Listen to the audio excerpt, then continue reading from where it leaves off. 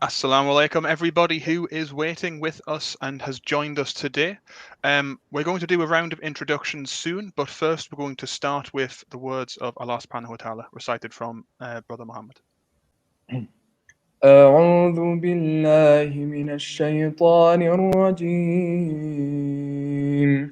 بسم الله الرحمن الرحيم وسيق الذين كفروا إلى جهنم زمرا حتى إذا جاءوها فتحت أبوابها وقال لهم خزنتها ألم يأتكم رسل منكم يتلون عليكم آيات ربكم وينذرونكم لقاء يومكم هذا قالوا بلى ولكن حقت كلمة العذاب على الكافرين قيل ادخلوا أبواب جهنم خالدين فيها فبئس. وسيق الذين اتقوا ربهم إلى الجنة زمرا حتى إذا جاءوها وفتحت أبوابها وقال لهم خزنتها سلام عليكم طبتم فادخلوها خالدين وقالوا الحمد لله الذي صدقنا وعده وأورثنا الأرض نتبوأ من الجنة حيث نشاء فنعم أجر العاملين وترى الملائكة حافين من حول العرش يسبحون بحمد ربهم وقضي بينهم بالحق وقيل الحمد لله رب العالمين. Thank you very, very much for that, Muhammad. Right. Okay, so if you guys unmute yourselves, we're going to start with a round of introductions. I'm going to pick on people at random. Tamim, who are you? For people who have not joined us yet. I'm Tamim. Number one, probably most importantly, I'm Tamim. I'm with Charity Week Qatar. I've been here for 4 years with the team. In terms of history, it's really just a personal interest of mine. And I guess some of the topics that are from history are things that interest me at certain stages, and I really get into them. But you know what I've realized yesterday is that I'm not at the level of the rest of you guys, mashallah, in terms of the depth of history. But yeah, that's me in a nutshell. Mashallah, thank you very much. You've also missed an introduction. You have a special guest, which is probably the most popular of all. If I'm being honest, probably the most popular of all the hosts we have. She will be making many appearances, I'm sure. She's quite relentless. Anytime I'm on a call or a video call, I think it's when I'm speaking that she thinks that something's going on. So she starts coming and interacting. And there's something about I actually read about this. So why is it that cats, if anyone has a cat, they always go on laptops? It's because they're trying to mirror our behavior. So they see us engaging with this thing and they want to do the same thing. That's the theory. So she's going to engage. You'll see her. That's absolutely mad. I didn't know that. So that's why cats love laptops. Yeah. Apparently.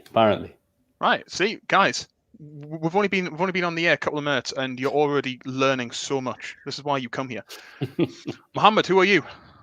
Assalamu alaikum rahmatullah, everyone. I am Muhammad. I am on the South Institution Support Team in the UK.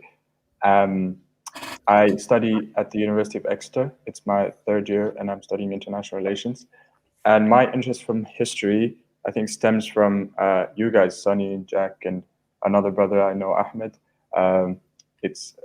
There's been an interest throughout my life. Obviously, you learn at school and everything. However, Islamic history, when it comes to Islamic history, it got deeper when I met these guys.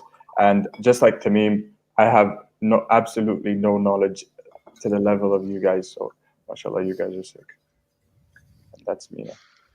Thank you very much, Mohammed. I feel like you guys are bigging us up much more than we actually are. No, We're trying to set you up to fail. That's Yeah, thank you. We really appreciate it. No problem. Sonny, who are you? After those instructions, I'm a nobody. I like how they both like, oh, we don't have that much historical knowledge, but Muhammad dropped off the whole biography of Imam Bukhari last night, and Tamim has a whole master's on Imam Ghazali. So in comparison to that, like we don't. Yeah, really Tamim, you much. actually have qualifications. Yeah, exactly. You've the paper proving it. Qualifying. So, Sonny, who are you? I myself, I'm Sunny. I'm part of the Charity Week International team, and I am a student at University of Exeter in the south of the UK. My interest in history comes from young age, just always being very, very interested in the different periods of history. Especially my main first drawing point was the Crusades, but I've expanded to all parts of history and, of course, the subcontinent, which I'm really excited about our first session. But yeah, that's me. Nice, very nice. Myself, I am Jack. I am from Newcastle in the sunny north of England. I've been part of the Charity Week Islamic Relief team for about 5 years now. And I'm just I'm an enthusiastic amateur history nerd. That's the best way to describe myself. No qualifications, no publication, nothing. Yeah. But yeah, anyways, thank you very much for joining us. And we are joined today by a special guest who will be hosting our first segment. Mr. Guest, can you, sorry, yes? I was going to say, can you introduce himself? Introduce the guest, then we'll go through the quick agenda for today. Yeah. Yes. So we're very excited because we have Sohail Hashim here. He's from Canada. He's grown up in Saudi, originally from India, but he also has an vested interest in history, specifically the history of Islam in India. And he's actually a step higher than all of us because he's actually written articles about history. And so he's actually a published historian in that sense, way more than we are. Assalamu alaikum, Sohail. Walaikum assalam wa rahmatullah. How are you doing this? Is it morning over there in Canada? Yes, it's 10 a.m. here. 10 a.m. Jazakallah for joining us straight Yeah. after breakfast and everything. Bismillah, let's hand it over to you, inshallah, and we can learn a little bit about Islam in South India. Bismillah ar-Rahman ar-Rahim. Thank you for that wonderful introduction. And so I'll just share the slide just to share screen.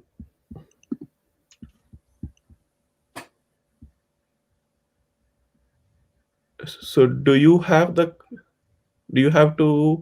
do that? Because Sonny, you need to grant our lovely guest permission, or like sort of shimmy the screens around. Because right now you've just zoomed in on your face. Well, Oh, if the screen is shared, then we can put it up on the stream. yeah, inshallah. guys, we promise we are professionals here. We have nothing. We are nothing but the best. Charity Week provides nothing but the best for all our lovely viewers today. You know, the more times we have to tell people that, the more professional. Yeah. It reinforces it, doesn't it? Like, it's like, the best way to just to provide a bit of context for the people watching us right now. Sonny, just to out you, but Sonny is currently frantically typing into the private chat. How do I do it? No. Sohail, you need to share your screen. Yeah. So if you click the share screen at the bottom, if you share the window for the presentation, Sonny can then put that full screen. Go. Oh, no, Sonny, that wasn't. That's his screen. Now, that is some psychedelic trip right there. What is that? But Brother Taylor, if you share the presentation Window. Yeah, if you share the specific window, not your entire screen. Yeah, just let me.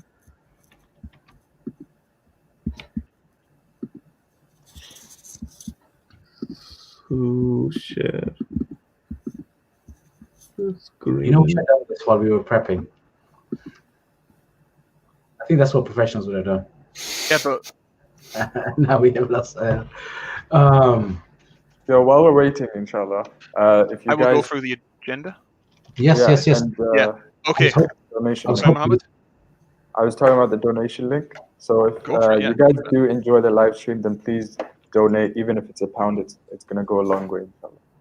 Also, if you don't enjoy the live stream, please donate, and your donations will Yeah. inspire us to do better in future. Okay, guys. So Just I'll before post. I bring Sir back, Jack, do you want to quickly run through today's schedule? That's what I'm about to do.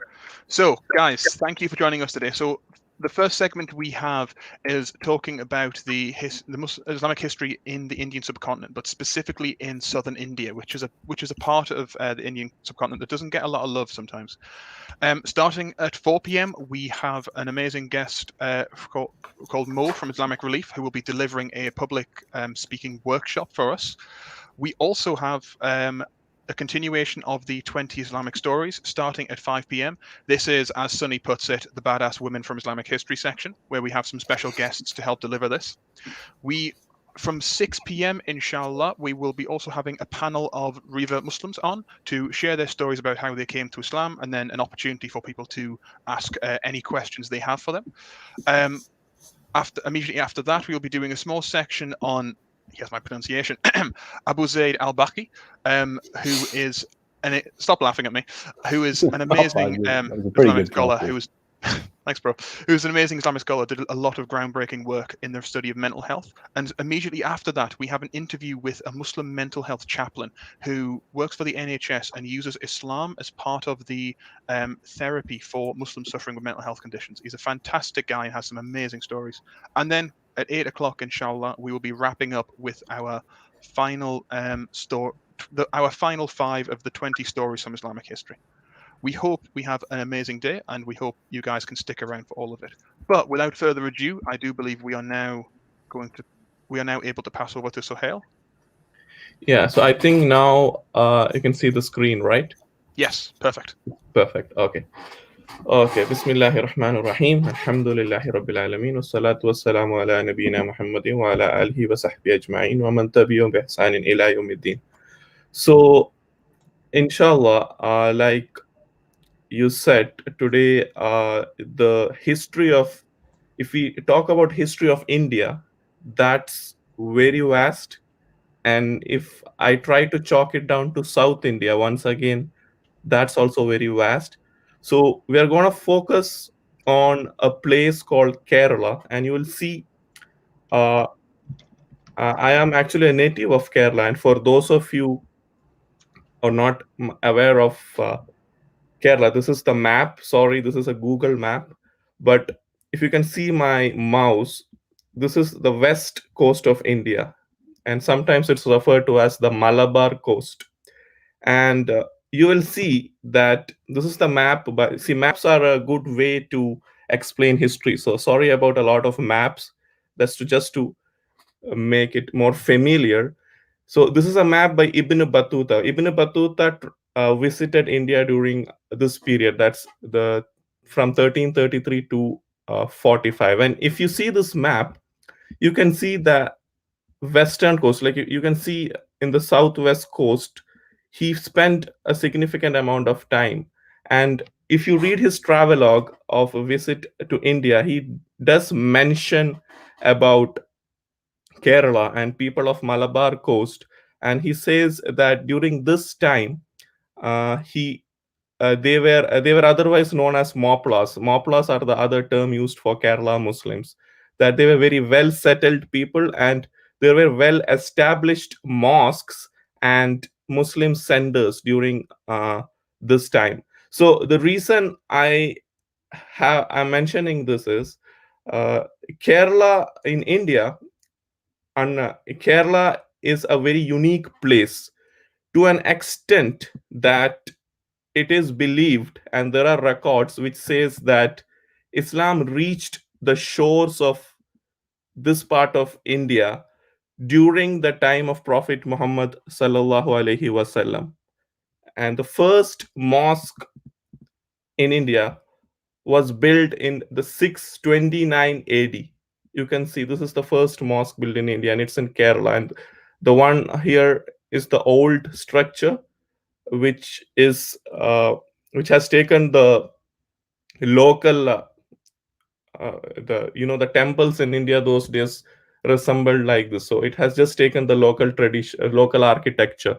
And the new picture is, this is how it will look if you visit it today. So they have just renovated it, and this was built in 629 AD. And there is documented evidence, because a lot of evidences, like one evidence is they have found the Kufa script. You must have heard of the Kufa script of Arabic, and this is the script used during those times. So there is a very interesting story which I'll come to, which I will narrate in a while. But one other difference, or what makes Kerala unique from Islam in rest of India, is if you know about the Islamic, the four schools of thought, India or the subcontinent predominantly follows the Hanafi school of thought. But here in Kerala, it is known as the Shafi strip of India. It's the only place in India which follows the Shafi school. What is the reason? So if you see the map here, you can see this part, Yemen and Oman. This used to be known as Hadar al Maut. So Islam reached the scholars from this part of uh, the world, traveled through the Indian Ocean, and you can see the connection. See, it's very easy. So unlike rest of India, like in the rest of India, Islam came in the 8th century, and it's his name. You might have heard of his name. Is Muhammad ibn Qasim, the conquest of Sindh, and that's why they have a Persian influence. But here in South India or in Kerala, it came from Yemen, Hadar al Maut region, and that's the reason they follow the Shafi school of thought. Now, Islam, the other interesting thing is Kerala had relationship with the Arabs. Once again, I'm going back to the map since the pre-Islamic times, because you can see this, and this part of India, the Malabar, which we call as the Malabar coast, they are very rich resources, and the trade happened through the Indian Ocean, and you can see the Indian Ocean, it connects to Arabia. So they had relations with Arabia before Islam, during the pre-Islamic times. And there is a possibility, even though there is no much academic evidence, that the name Kerala came from Khairullah, because Arabia was an arid land, and if you see Kerala, it's very green and they have a lot of resources.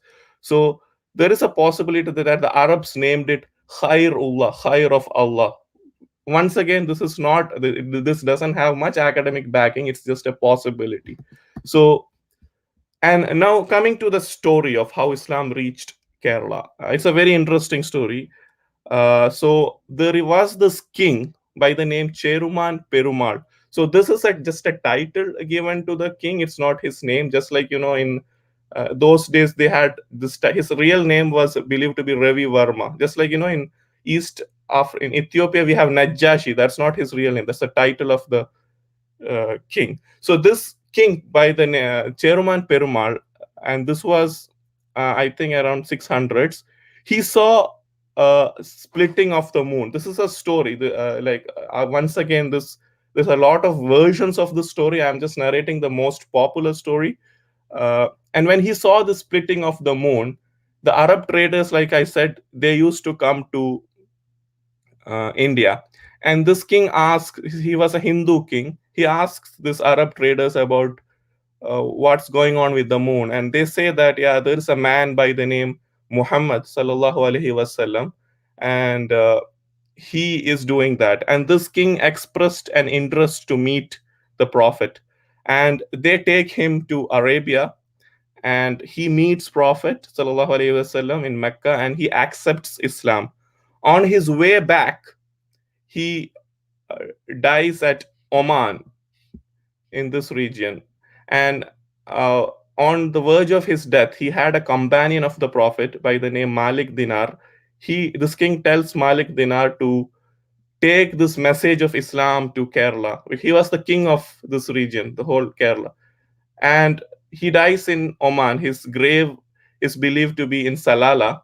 And the companion of the Prophet, Malik Dinar, comes to Kerala, and he spreads the message of Islam in Kerala. And this is happening in as early as 7th century, in the 600s. So during the time of Prophet Muhammad sallallahu alaihi wasallam. And this is, you can see the name of this mosque, Charaman Juma Masjid. So this first mosque in India is named after that king. So that is the story of how Islam initially reached the Malabar coast or Kerala. And uh, trade played an important role, because these Arab traders who used to come to Kerala, they used to bring the message of Islam too. And the Hindu rulers were so impressed with the character of these Arab Muslims that they gave away their daughters in marriage, and intermarriage happened.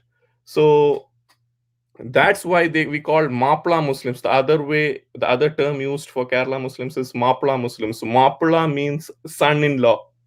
So once again, this is very vast, but I'm just giving a very superficial account. We can discuss more during the discussion if there is any areas which you guys feel needs more. So then the Portuguese, the Dutch, the French, and the British colonized India, and especially Kerala, because Kerala was very rich in resources and trade. And these Mapla Muslims, Kerala Muslims, who were very respected, they were globally known. They got deprived, as like even like if you read the book of Shashi Tharoor, the British colonization, the economy of India before the British came was 23%, and when they left, it was 3%. So a lot of a lot of looting happened, and the Muslims were the one who were most affected because they were very active in trade.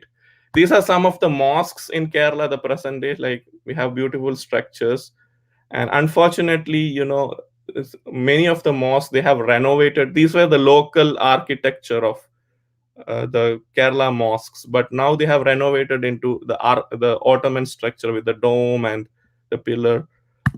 So Tipu Sultan, you might have heard of Tipu Sultan, and he is a very underrated king. He was a king who in South India. This is a picture I took from the British Museum when I visited London, and there's a very interesting story about Tipu Sultan when he came to Kerala. And in Kerala, among the Hindus, there was something known as the caste system. It's there in India, the whole over India, but in Kerala, what happened was the upper caste Hindus, they were the landlords, and they treated the lower caste Hindus very unjustly.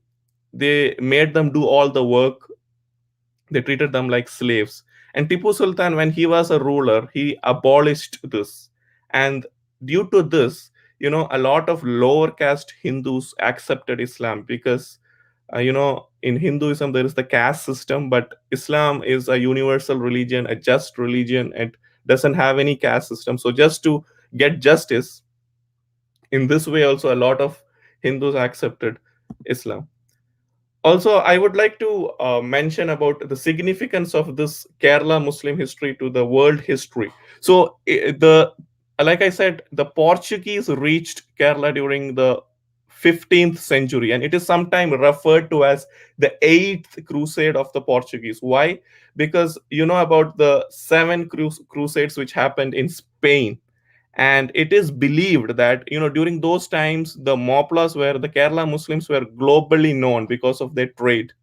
And the Portuguese, they came to know about this community, and they wanted to disrupt the trade and the economic power the Kerala Muslims had. And hence it is referred to as a continuation of the 7 crusades of Muslim Spain, and this is known as the 8th crusade. Then there is something known as the Malabar Rebellion of 1921, and this happened during the British. And what happened was, these Kerala Muslims, they had good relations with the Ottomans. Whenever the colonizers like the Portuguese or British came, they sought help of the Ottoman Sultan.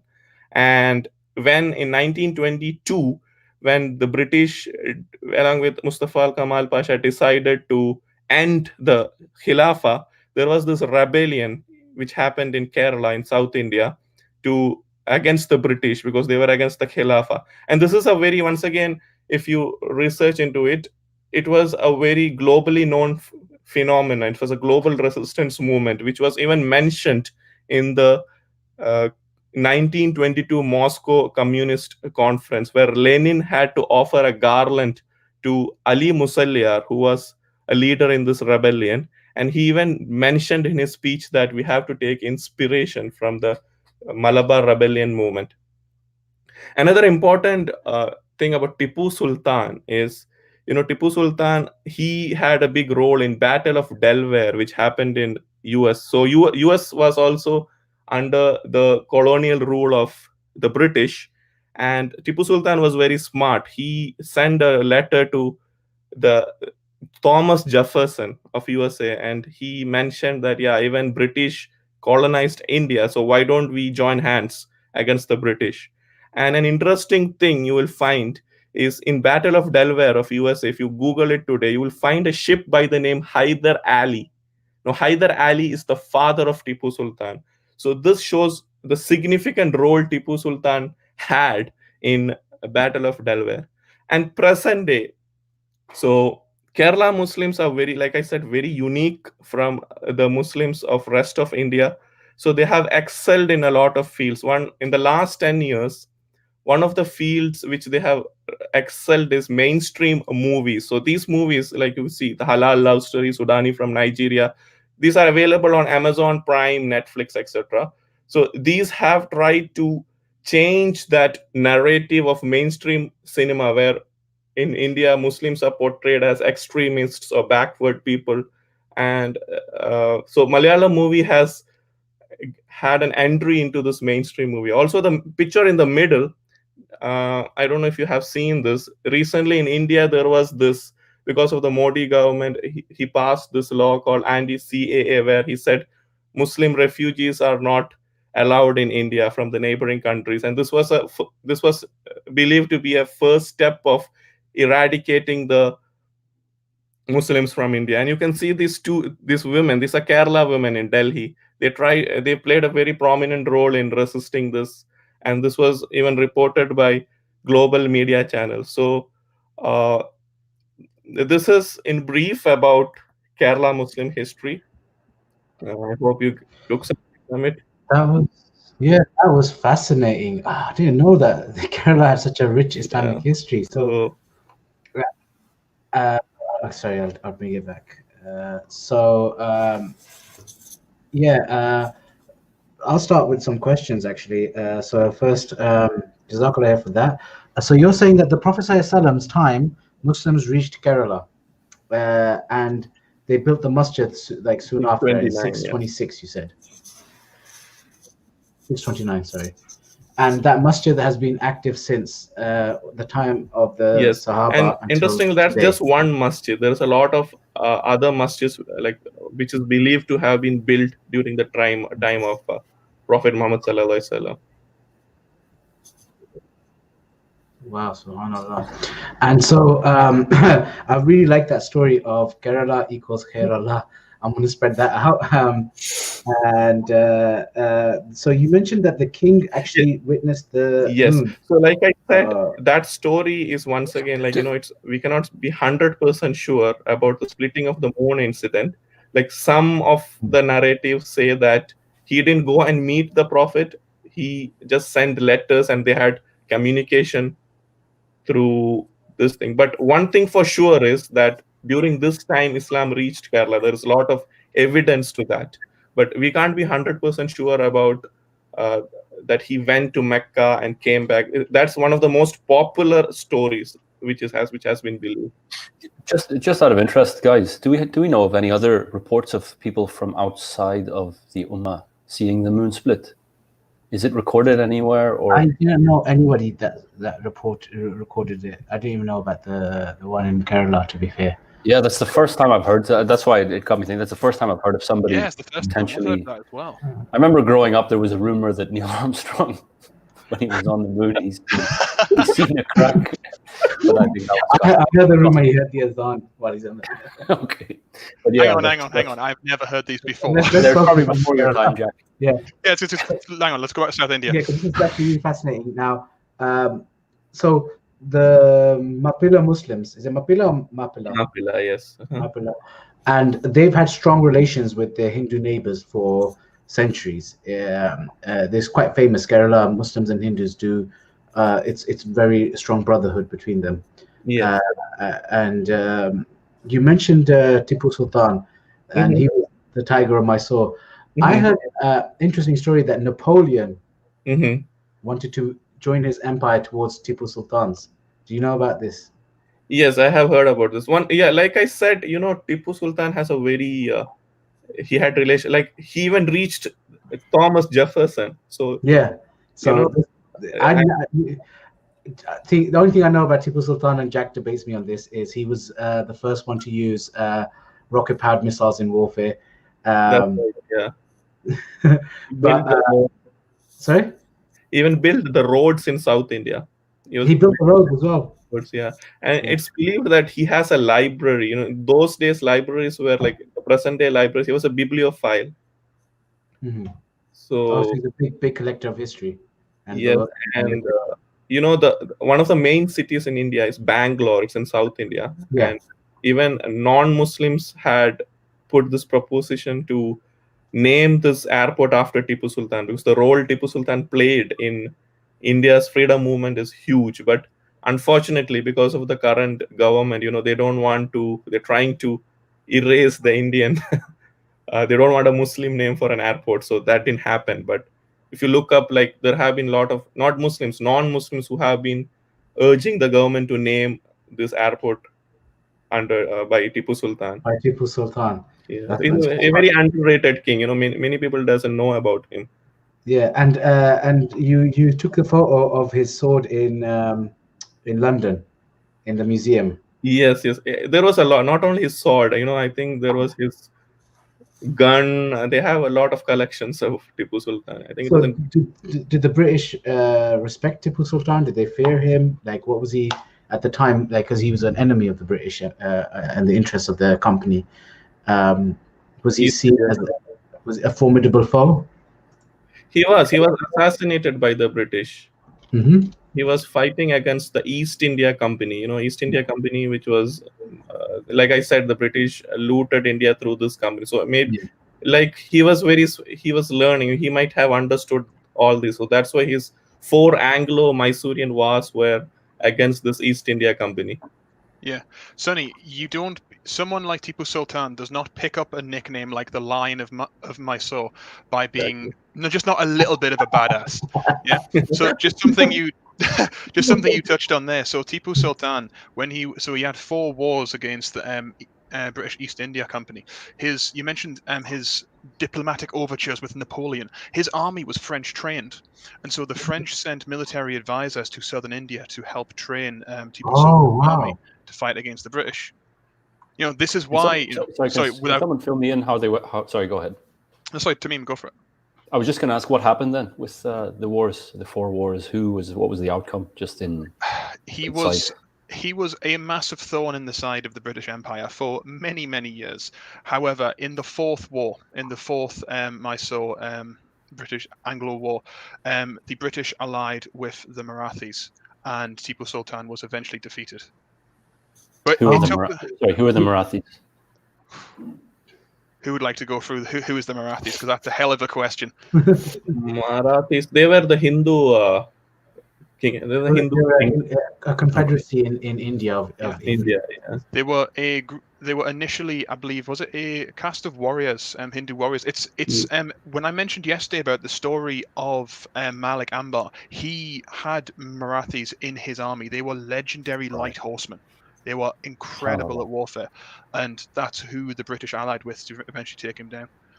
But he also had, like, so the British, being the British that they were incredibly powerful and good at divide and conquer. So the Hyderabadi Empire, which was also Muslim, joined the British to fight the Tipu Sultan. Yeah. in the Fourth Anglo War, and the Hyderabadi, and because India is such a vast land, you have different cultures and different attitudes. The Hyderabadis that fought against Tipu Sultan, their king, was very close with the British because he Mhm. profited a lot. Yes, and Just other interesting thing is, like, since you mentioned about the Marathis. So before colonization, not before British, like before the Portuguese came, the attitude of non-Muslims towards the Muslims were very positive, and they lived together. But after not only the British, even all these colonizers who came to India, Portuguese, French, they had this divide and rule. And you can see when the Portuguese came, the Hindus and Muslims were fighting together. They were united against. The But Portuguese. why the British came, the Hindus went to the British side. And so they played this divide and rule. Even in case of Tipu Sultan, that's how they divided the Marathas and the Muslim kingdoms just to weaken India. And that's That's not like a conspiracy theory. That's official policy of the East India Trade Company and the British intelligence was divide and rule. That's a recurring theme that we see in quite a lot of different. And the other recurring theme is, you mentioned Tipu Sultan established justice, and because he abolished the caste system, and he was loved by his people for it. Yes. And that's just reminiscent of the story yesterday of Umar ibn Abdul Aziz, who also was loved by his people because he established justice. Subhanallah. Oh, yeah. Just on that Sohail, you mentioned the point that people were converting from Hinduism to Islam to get away from the caste system. I remember hearing something that when the British came, then there was some kind of internalization among Indian Muslims of the caste system, or is that wrong? Is there any kind of hierarchy or caste system among British Muslims, Indian Muslims? There is, and so you're asking if whether the British tried to maintain it, like they promoted it? That it's sort of, so the way you're Yes. describing it wasn't Yes. really something that had influenced Muslims in India, but now I hear that it's not as pure as that now. It is. Even the current government, they are like very implicitly promoting it. But actually, this is some. Oh, sorry. Sorry, go ahead, Jack. I was going to say, Tamim, in short, so the caste system in India has gone through many different reformations and iterations from when it was initially put in place thousands of years ago. But something the British did when they began to colonize and capture India was they looked at the caste system and then they changed it and reformed it to suit their needs, and they massively reinforced it. So the modern caste system that we have today is Muslim community, and you can see things that are very common with the caste system even today in Pakistan, which is you'll see a caste system, and you can almost draw a line and see this is where they've taken it from the Hindus. So it's the current caste system that exists in India and Pakistan is one that was established by the British. It was based on the older caste system, but it's a legacy of British colonization. It both actually comes down to the profession of your ancestors. Yeah, it does. Yeah, it was a way without going too much of a tangent. The caste system was a way for rulers to contain power. So if you're loved it, they'd be like, "What an organized people!" Yeah, I know. British were like, "Yes, this is great. Let's do it more." Okay. Section of whole societies as occupations. It's such a I guess that's even in English names. There's the profession. A lot of English names. I know even my name Mubayyid, so it means whitening in Arabic. So some people say it means the people who used to whiten the pans, i.e. clean the pans. Other people say it was whitening in the sense of reproducing documents. So I think we talk about the caste system, and from my perspective, it's something that's quite foreign, the way it's spoken about. But I think maybe these things are more universal than we think. No, So caste systems were common the world over. They fell out of favor a good many hundreds of years ago in most of the world. But yeah, they were common everywhere. And also, without going on, sorry, Sonny. Sorry, I was going to go. Let's bring it back to Kerala again. I was going to do that. Yeah. Okay, sorry, go ahead. Oh, I was going to partially bring it back to Kerala. I was going to give you a fun history tidbit of still something related else. to Kerala. Yeah, it is. Yeah. So you mentioned Napoleon earlier and about the diplomatic overtures. So this is an example of how all history is interlinked with other history. History isn't one story. It's like a spider's web, okay, and it's all linked to everything else. In 1794, the French Republic invaded Egypt. They invaded what was then partially part of the Ottoman Empire. The reason Napoleon did this was because he wanted to link up with Tipu Sultan and attack the British in India. His plan was to invade through Egypt, push all the way through the Levant, through modern-day Iran, and then push into India to attack the East India Company there with Tipu Sultan. Like, it's everything in history is interlinked, and it's fascinating. No, that Yeah, is like I said, even the Kerala, they had relations with the Ottoman Empire. That's the reason in 1921 this rebellion happened. And do we know, sorry, go ahead. Do we know what happened to the Hyder Ali, Hyder Ali, the boat? Is it still around, the boat? Hang on, let's Google it. Yeah, if you Google it, if you just Google Battle of Delaware, and you will see that boat, Hyder Ali. That was one of the boats which participated, or ships which participated in the naval struggle. So you're telling me that the Muslims gave America its independence? Interesting. Not gave. We can say contributed. We should not hype up. No, I'm claiming it. I don't think it. Okay. So that's the other thing I want to talk about. Lenin and this Malabar rebellion. Mm-hmm. So you said that Lenin actually praised the rebellion of 1921. Yes. And for those that know, the communists, this is really a bit of tangent, but they had a lot of rebellions and revolutions in the early part of the 20th century. For them to, so what was it about the Malabar rebellion that he really that he thought, wow, these guys are someone that we need to learn from? Because like you said, the communists, they like this resistant movements. They were that's the way. So not only Lenin, even Che Guevara has written about this. And once again, really? You can this was one thing I felt that is why the Kerala history didn't come out much is most of the literature is in the local language.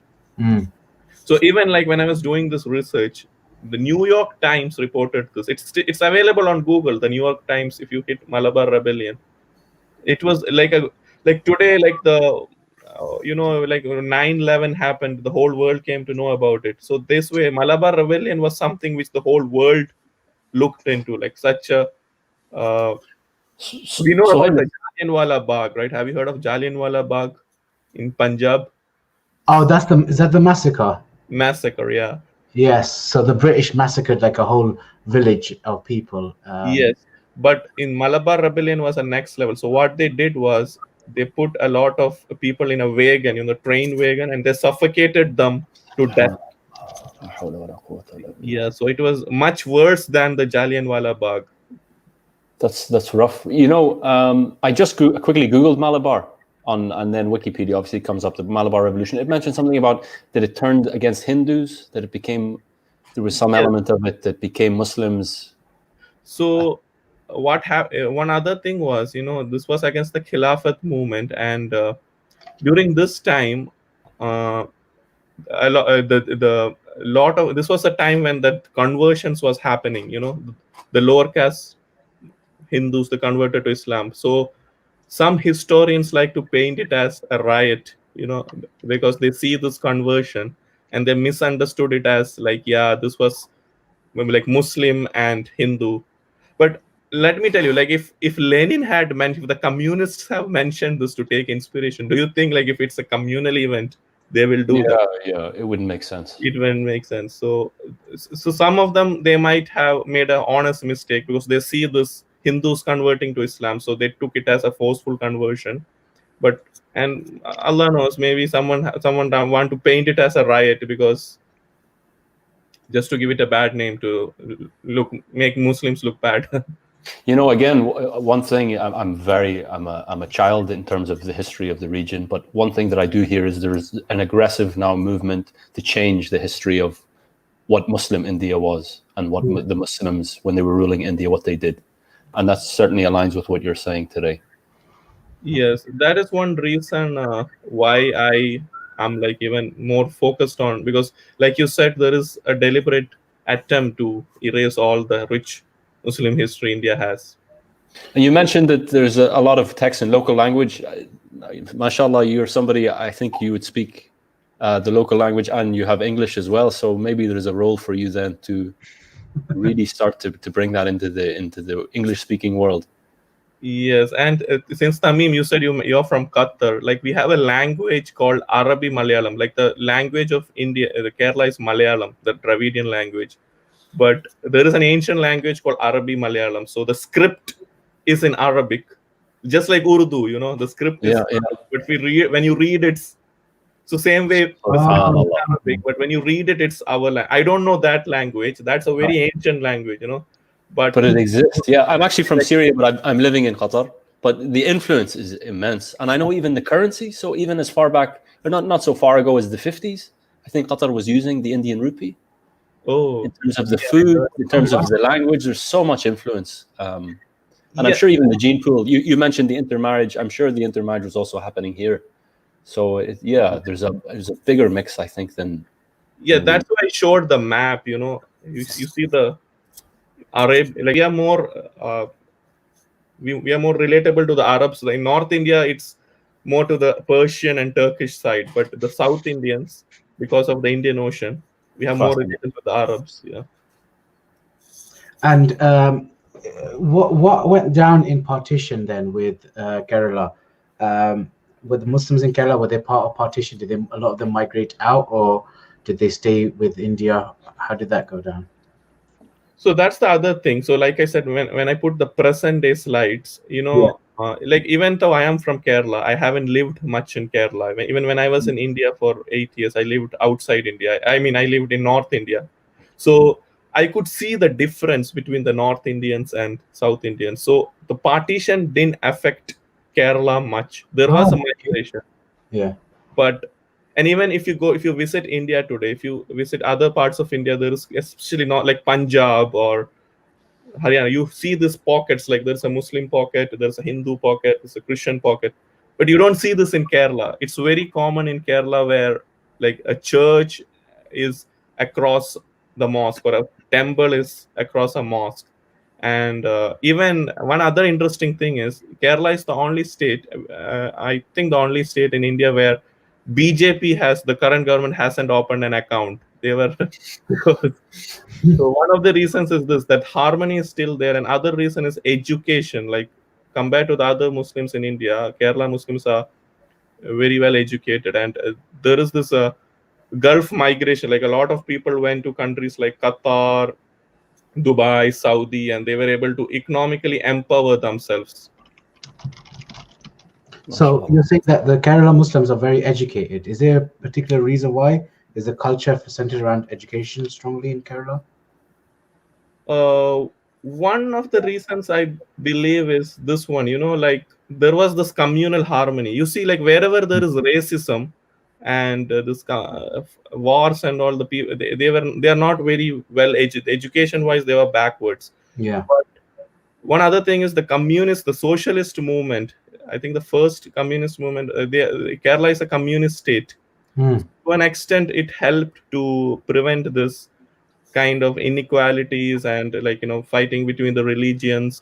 So they were able to focus on education. Like even when in North India, etc., there was clearly a bias. Like they deliberately kept the minority areas devoid of education, but in Kerala this was equally distributed, everything. So that's one, and it's the most literate state in India. It's 99% really. Wow, 99% literacy rate. I think it's higher than most parts of England. So yeah, that's fascinating. And do you know, I don't know if you do actually, do you know of any Islamic scholars that have come out of Kerala, or that Islamic scholars from in any of its history? I'm sure there are. I'm just asking. So here in Canada, we have a famous scholar. His name is Sheikh Ahmed Kuti. He's a global scholar. He runs a website. I think it's askislam.com. And how about historically wise, like in the past, do you know of any scholars that have come? I'm sure there are. There's something I'm going to look into. There are contemporary Western scholars. One of them is Roland Miller. Okay. Roland Miller, Stephen Dale. Yes. And if somebody wants to learn about Islam in Kerala and the history, is there any literature or anything that you really recommend, like a good book or a website or even an author that? Yes, so there is this publication house by the name Other Books Publication. It's based in Calicut. Mhm. Yeah, they publish books on Kerala Muslim history. I can share a video of them. I don't know, is it possible to share a YouTube link? How long is the video? It's a short video, 2-minute video. Yeah, if you share your screen, we can put it on.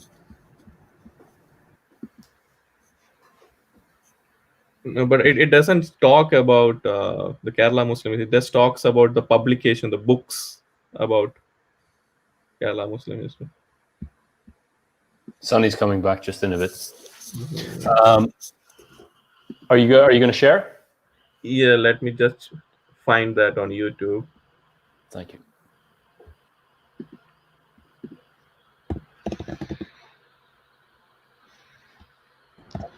Actually, what you do is once you find the link, just drop it into the chat, and we can drop it in. And anybody wants to see it, they can go over. Inshallah. Yeah. Any last questions for Sohail about Islam in Kerala? I would just really recommend him to look into that potential project of finding local text languages and really getting them out there. And I know it's a shame that, to engage with the English-speaking world is something that you kind of have to do to get ideas out there today. But I think that's just the way it is. Yep. No, definitely. I think there's a niche there, so that we need to know more about the history of the revolutionaries, the warriors, the scholars, and the religion of Islam in Kerala. If it's been around since the time of the Prophet ﷺ, there's much to learn. Definitely. Guys, I've just posted the link to the video that Sohail was just talking about in the chat, so people can go and watch that themselves, inshallah. Brilliant. Okay, fantastic. Thank you. And so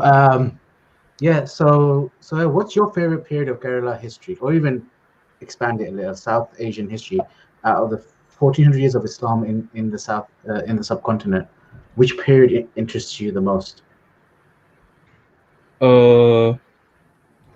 Which period? I think it is this, like the Portuguese, that's still the medieval period. Like I mentioned about the 8th Crusade, like. So the 8th Crusade of the Portuguese and how they tried to they colonized South India. If you ask me about Islamic history in general, the most favorite period is the Ottoman period, I see a lot of, my thing is like, even when I became a nurse, I want to do something which no one is doing, Mm-hmm. Like male nurse used to be a very rare thing. So same way, like Ottoman history, I see a lot of people are studying about it. So yes, it's very popular. That's my favorite. So this is something like the Kerala Muslim history is something like very ignored. So yeah, definitely. So that's why. Jazakallah khair for joining us. So that was incredibly fascinating. I learned a lot about the history of Islam in India, and it's amazing to listen to.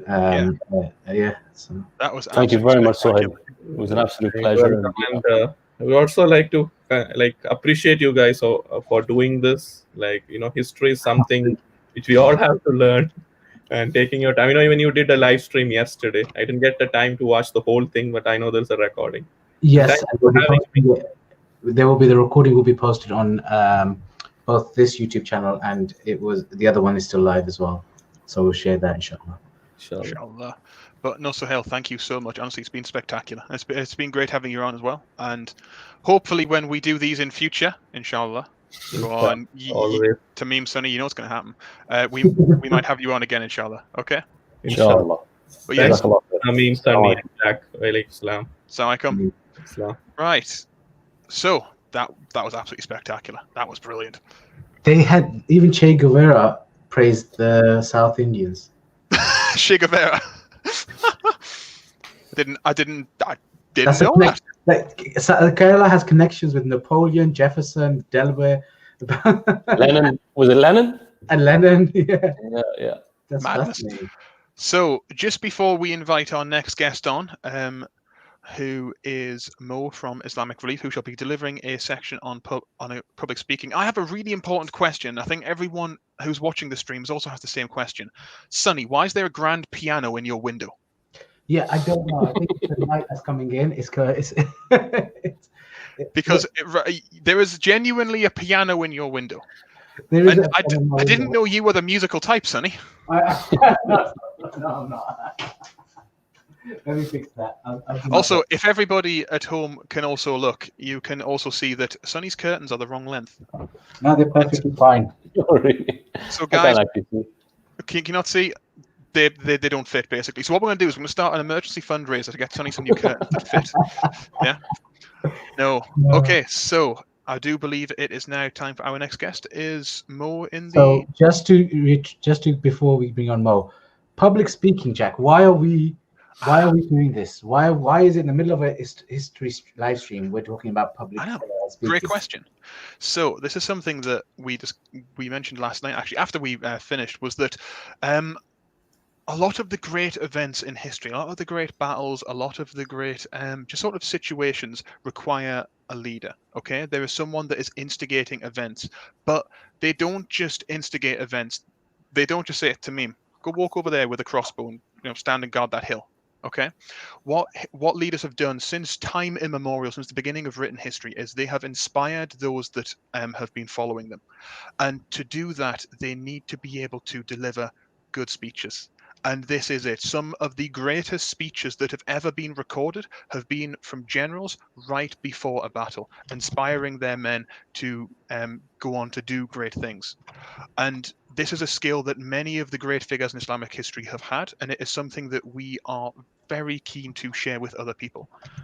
So that is the long and short of it. And we are very, very, very, very, very happy to have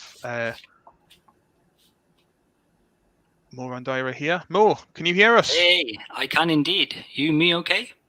Alhamdulillah, yes, we can see you. We can see you. Hi, lovely to see you all. I'm loving the hair. Oh, You look very different, you, bro. especially, guys. Mo, it's a lockdown. Where did you get that haircut? I'm a bit suspicious. Okay. It's not a fresh cut. I got it in just before lockdown kicked in. That's the honest truth. Although the same guy is doing like mobile hairdressing or barbering. Are you by any Is that legal chance- right now? Is that okay to do? Okay, I'm going to make a guess here. Are you near Birmingham by any chance? Yeah, indeed. Yeah. And Sonny, how did you guess that? Yeah, that's a bit of a giveaway. Only Birmingham has barbers that are willing to break lockdown. There's a few that I've got fined. I'm certainly well aware of those as well. Yes. Just to clarify, we fully encourage people to follow all the relevant lockdown guidelines. Yeah, of course. Yes, we do. Always be Yes. safe. As Muslims, protect other people. Absolutely. There we go. There's your warning, people. Don't get haircuts. Tamim, I know you're very tempted. It's looking I haven't had a desperate for a haircut. barber's right now. 10 years, maybe. Alhamdulillah. Just hold on, yeah, you can do it. But yeah, Mo, it is a privilege to have you on here today. And It's a pleasure. would you be able to give us a brief introduction of who you are, what you do, and what has led you to this incredible moment of your life? Yeah, absolutely. Okay, so my name's Mo. Let's see if I can move that over. So my name's Mo, and I'm working for Islamic Relief Worldwide, but also within the Humanitarian Academy for Development. And within there, I'm responsible for learning and development function. And so today, how I've got here to this fantastic moment is quite honestly Jack reaching out and say, Mo, would you be kind enough to do a session? And for me to oblige, and here I am. So really looking forward to this opportunity, hopefully sharing some tips, some public speaking tips, ones that you can take with you, so you can use now in the future, something that you can refer to in various walks of life. Jack, are you able to stop or switch my camera off so then I can assist or load my PowerPoint? Your PowerPoint is currently being shared. Okay, all right, excellent. So let's just do this. Yeah, it's fine. Okay. What might be If you Go would on. like, you can share just the PowerPoint window, or you could share your whole screen and just put it full screen. It's entirely up to you. All right, that's fine. So let's do this and continue sharing. And can you just click hide on your screen? So at the bottom where it says stop At the sharing, bottom, is that hide. bothering people, is it? Yeah, just the Okay, hide bit. all right, so here we are. What we've got here, hopefully 10 tips around public speaking. So let me begin by asking you all a question. If you were tasked with delivering a presentation, which one of these categories would you put yourself into? And this falls under the first tip, which is belief. So take some time to think about which one of the 4 areas you'd put yourself under. Would you consider yourself to be an avoider, an acceptor, a resistor, or a seeker? Let's give you a little bit more context to that. So go on, 10 seconds to possibly see where you'd place yourself. Are you one of those that really goes for it? Wherever there's an opportunity, you'll take it? Or quite happy to sit at the back and hope that the finger is pointed at somebody else within the team or your colleagues, and for them to take the center stage? Okay. So now I ask why. Why did you decide to place yourself where you did? Is it because you don't enjoy it? You get nervous? Or you wouldn't know what to do? Or to the point where you're thinking, how could anybody enjoy being up at the front and presenting or speaking in public? But I've got a second barrel question to you. And that's, I bet if you told one of your friends or colleagues about where you'd place yourself, that would actually surprise them. Surprise them to the point where they would no doubt place you elsewhere. And I'll tell you why that is. It's because as humans, we have a really good ability to kind of hide our emotions. So even when we're asked of something that's outside of our reach or really putting us out of our comfort zone, we manage to pluck up that courage. Again, going back to believing in ourselves to do something, even though we don't really want to. And that's really interesting. I've undertaken a few exercises doing exactly that, and the reflection points that come out of it are amazing. People don't necessarily show their nerve when up at the front or speaking to others. They manage to control themselves, and we'll talk more about that in a little bit more detail. These few pictures here.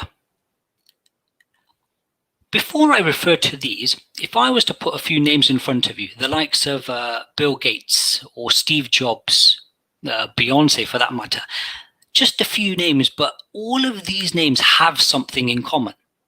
And yeah, they're successful, they've made it, depending on what you refer to, what your criteria is around making it. But essentially, they've achieved. And in order to achieve, the first step is belief, self-belief. They would have all, if you've looked at their backstory, and if you haven't, feel free to do so, but looking at their backstory, they've all encountered some stumbling. But their ability to pick themselves up, knowing that they have, or confident, knowing and having that belief that they have something to offer, has driven them. And that's the beauty of it. You've got to start with yourself, knowing that you want to and can achieve it. Similar to these images that are up on the screen now, cycling, cooking, learning to play a musical instrument, or even a language. It's none of these things are traits or skills that we're born with. There is a journey of when you decide to take up one of these things or any of these things, in that, you will fall down. Something that you may have cooked may not have turned out as well as you'd hoped it to. But ultimately, it's then for you to decide whether you try again, whether you've got the belief in yourself to continue with that skill or with that attempt. And the only difference in me, yourself, Jack, or anybody else that's out there is the duration of that journey. And that's why there's always this question that comes around, which is it nature or is it nurture? Are we born with it? Is it genetic? or is it environmental? So what do you guys think? What are people's thoughts around this? The interesting thing is, a study which took place showed that yes, the majority of it is genetic, but ultimately nothing is out of anybody's reach. As long as you put the time, the commitment, and the effort into it, you can achieve and be where you want to be. That duration I spoke about earlier will just mean that you reach it a little bit quicker than others. So you may have that natural ability that will come to light. And so ultimately, I want to finish before I move on to step 2 or tip 2 with this quotation, which is ultimately saying that always strive to achieve. Don't let go of that vision. You may stumble, you may fall, but it's how you pick yourself up again. Number 2 is going into confidence. And yeah, you're probably thinking, how is this any different to belief? So let me break it down. Belief was more about your inner self-awareness. And confidence is what you do with it, the action as a result of that, self-belief. And so the confidence, often you hear people say, you can fake it till you make it, which is true. You can. Like we mentioned earlier, people can channel their emotion not to show their nerves. This image here, if I was to ask you, what do you think when you see this image? And naturally, just like myself, you'd say the lady coming out of the car, whether it's a limousine, would be somebody with some sort of power, some authority, potentially some wealth, some respect. And I'd agree, and I'm sure you would too. But are you aware of the inner self? Are you aware of her thoughts, her feelings? And that's the difference. It could be a very different picture playing out inside. There could be issues, marital issues. There could be some sort of business challenges that she's going to address. But the picture itself can't and will never display such a thing. So, self-confidence. There are so many examples out there, and good or bad. I can, turn myself blue in the face saying, look, this is really good, or that's really bad. Don't do this, don't do that. But you've got examples, celebrities that I've spoken about earlier, but those also in the papers, in the public profile. You to the point where you would have even seen them at work. People that have presented or articulated with confidence, those sessions, presentations, or public speakers that you thought, they've not done so well. And this is where you take that opportunity to take what you can from the good and really practice to not embrace those negative experiences that you've had. And it's a challenge. It doesn't happen overnight. But again, it's linked to the belief and the confidence. Taking us naturally on to step 3, which I think is quite an important step and one that everybody can relate to. And that is nerves. Let's be honest, we've all been there. We've had sweaty palms, we're shaking, that adrenaline that's pumping. Yeah, some of us may be facing it now. I sure am. But rather than convince you otherwise, let me put a quotation up on the screen that will do the justification for you. Mark Twain is a very well-known professor, or was. And he says it beautifully. There are only 2 types of speakers in the world, the nervous and the liars. So what is he trying to say there? I guess no matter who you are, let's put it into your court. Have you ever come across, do you know somebody who is confident? Whether it's somebody in the family, or whether it's a colleague, or somebody you met recently. Why do you think they're confident? Is it the way they address themselves, the way they compose themselves, or the way they articulate? Now, I can again guarantee that this person, although they come across confident, strong, and articulate well, deep down, there will have always been an element of nerves. And there's no disputing that. They may deny it, but again, as Mark Twain says, everybody has nerves. If they dispute it, they're lying. To further reinforce this little, let's go forward.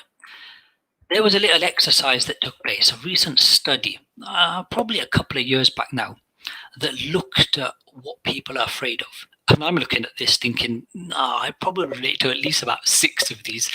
And you can clearly tell that an Asian or enough of an Asian audience wasn't asked the question, because if I am sure dogs would be a lot higher up than where it is now.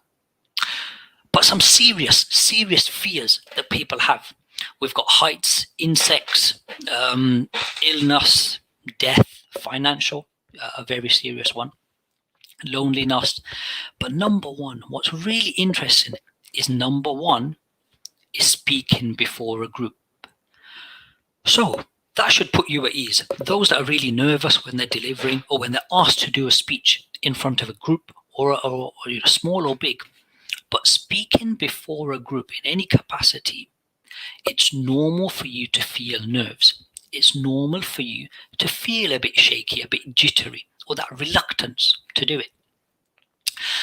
And then you generally have what's known as butterflies in your stomach.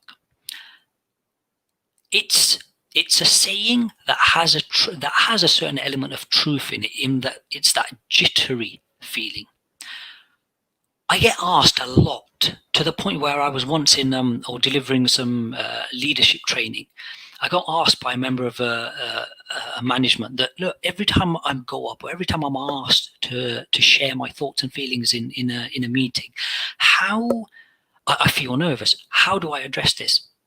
Now, the answer to this isn't that how do you get rid of these butterflies, but it's more about how you control them.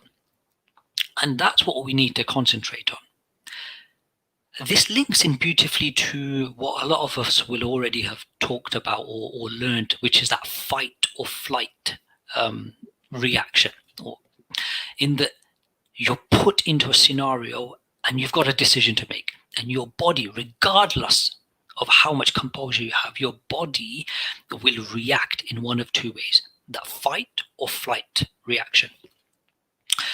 And so naturally your adrenaline is pumping, your heart, your oxygen, your breathing. But what do you do about it? Rather than worry about how to eliminate it, it's more about what you do to control it. So that's where I'm going to take this opportunity and share a few techniques coming up on your screen now. So these are just a few, and there's many more out there.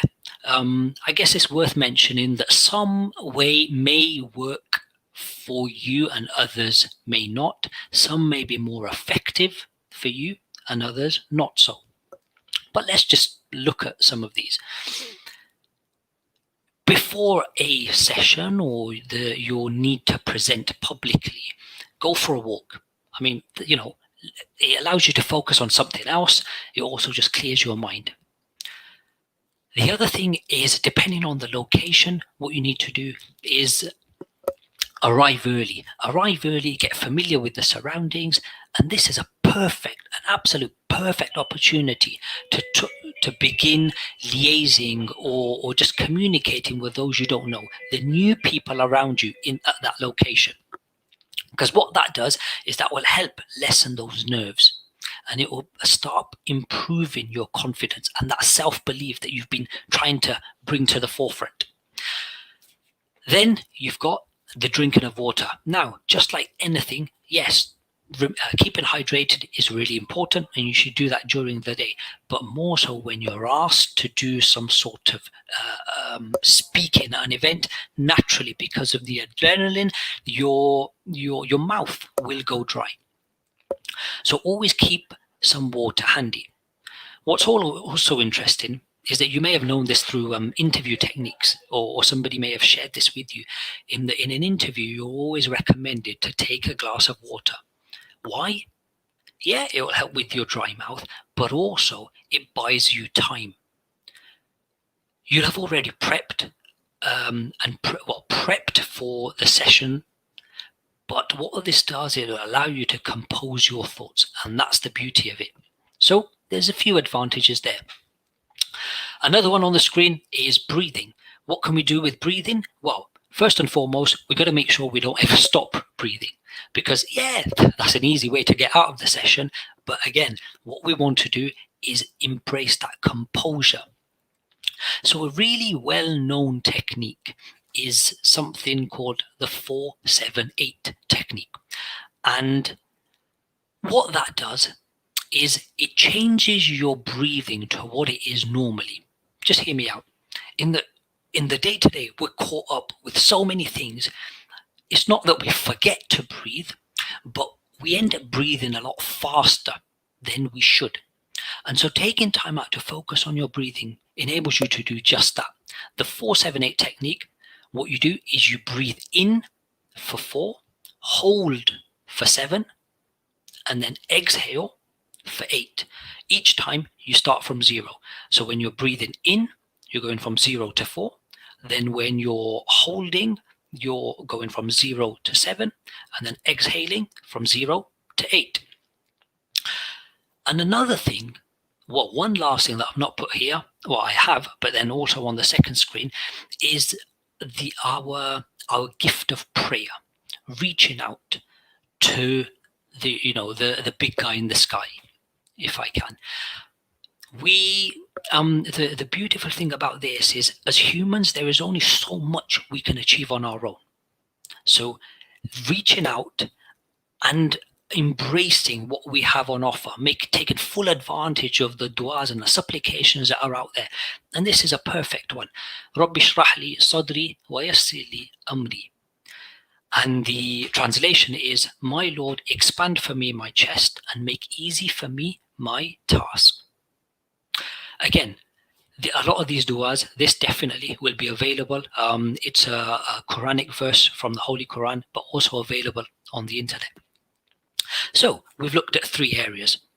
What could the 4th be?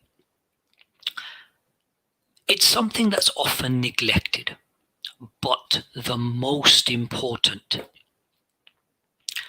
body language. We've spoken about self-belief, confidence, and nerves. But body language is probably just as high up in the importance of top tips when it comes to public speaking. Why? Because public speaking assumes that there's an element of face-to-face interaction, just like now, albeit digital. But when there's face-to-face interaction, there's something there's body language that's engaged that can't be recreated in other areas. Let me tell you a little bit more about this. There was a professor known as Albert Mahrabian, a professor who undertook a study looking at communication, and he came up with this communication model, ultimately saying that body language is the most important communication channel when it comes to face-to-face communication. Do you agree? So let's think this through. Think of when you last met somebody, but for the first time. So when you met somebody for the first time, even before they approached you, even before they said hi or anything verbal came out of their mouth, whether you thought it or not, you were already forming an impression of this individual. Are they friendly? Are they good looking? Are they connecting with you in terms of eye contact? Is there a bounce in their walk? What does that say about people? What's their dress code or their dress attire say about them? All of these things are helping you formulate your thoughts about an individual, which, let's be honest, isn't really fair, because even before they've had a chance to really introduce themselves genuinely, you've already formed an impression. So here, case in point, in that body language is something that's often neglected, but it is one of the most important parts of public speaking. And I'm going to leave you with a little rhetorical question, in that when have you ever looked and scrutinized your body language? Have you ever recorded yourself to then look back at what your body language says about you? Having been in a lot of interviews, I guess what I can say here is that not one rule fits all. And that's the scary thing about body language. So there may be, I know when it comes to body language, there's this general assumption that those people that have their arms folded, are very closed and not or disinterested and disengaged. But in actual fact, I've come across many people who, as a comfort or as a natural stance, fold their arms. So you've got to be very careful about how you interpret body language. It's a very interesting topic. It's definitely something that's neglected to the point where it leads on to various other areas around emotional intelligence, mirroring, to the point where actually mirroring is you get mirroring or body language coaches that do exactly that, and they're employed by the likes of these presidents or the royal family or people of high profile to really ensure that when they're in the public eye, their body language aligns with the message that they're sharing. And a few really good high profile examples you'll find on the internet. Okay, so let's move on. A body language example that I just want to show you in action. And this addresses only one part, because specifically what I've done here is not to change their action or their pose, but merely their clothing. So when you look at this individual here, it goes without saying that there's unfortunately a stigma attached to those with tattoos, or an association.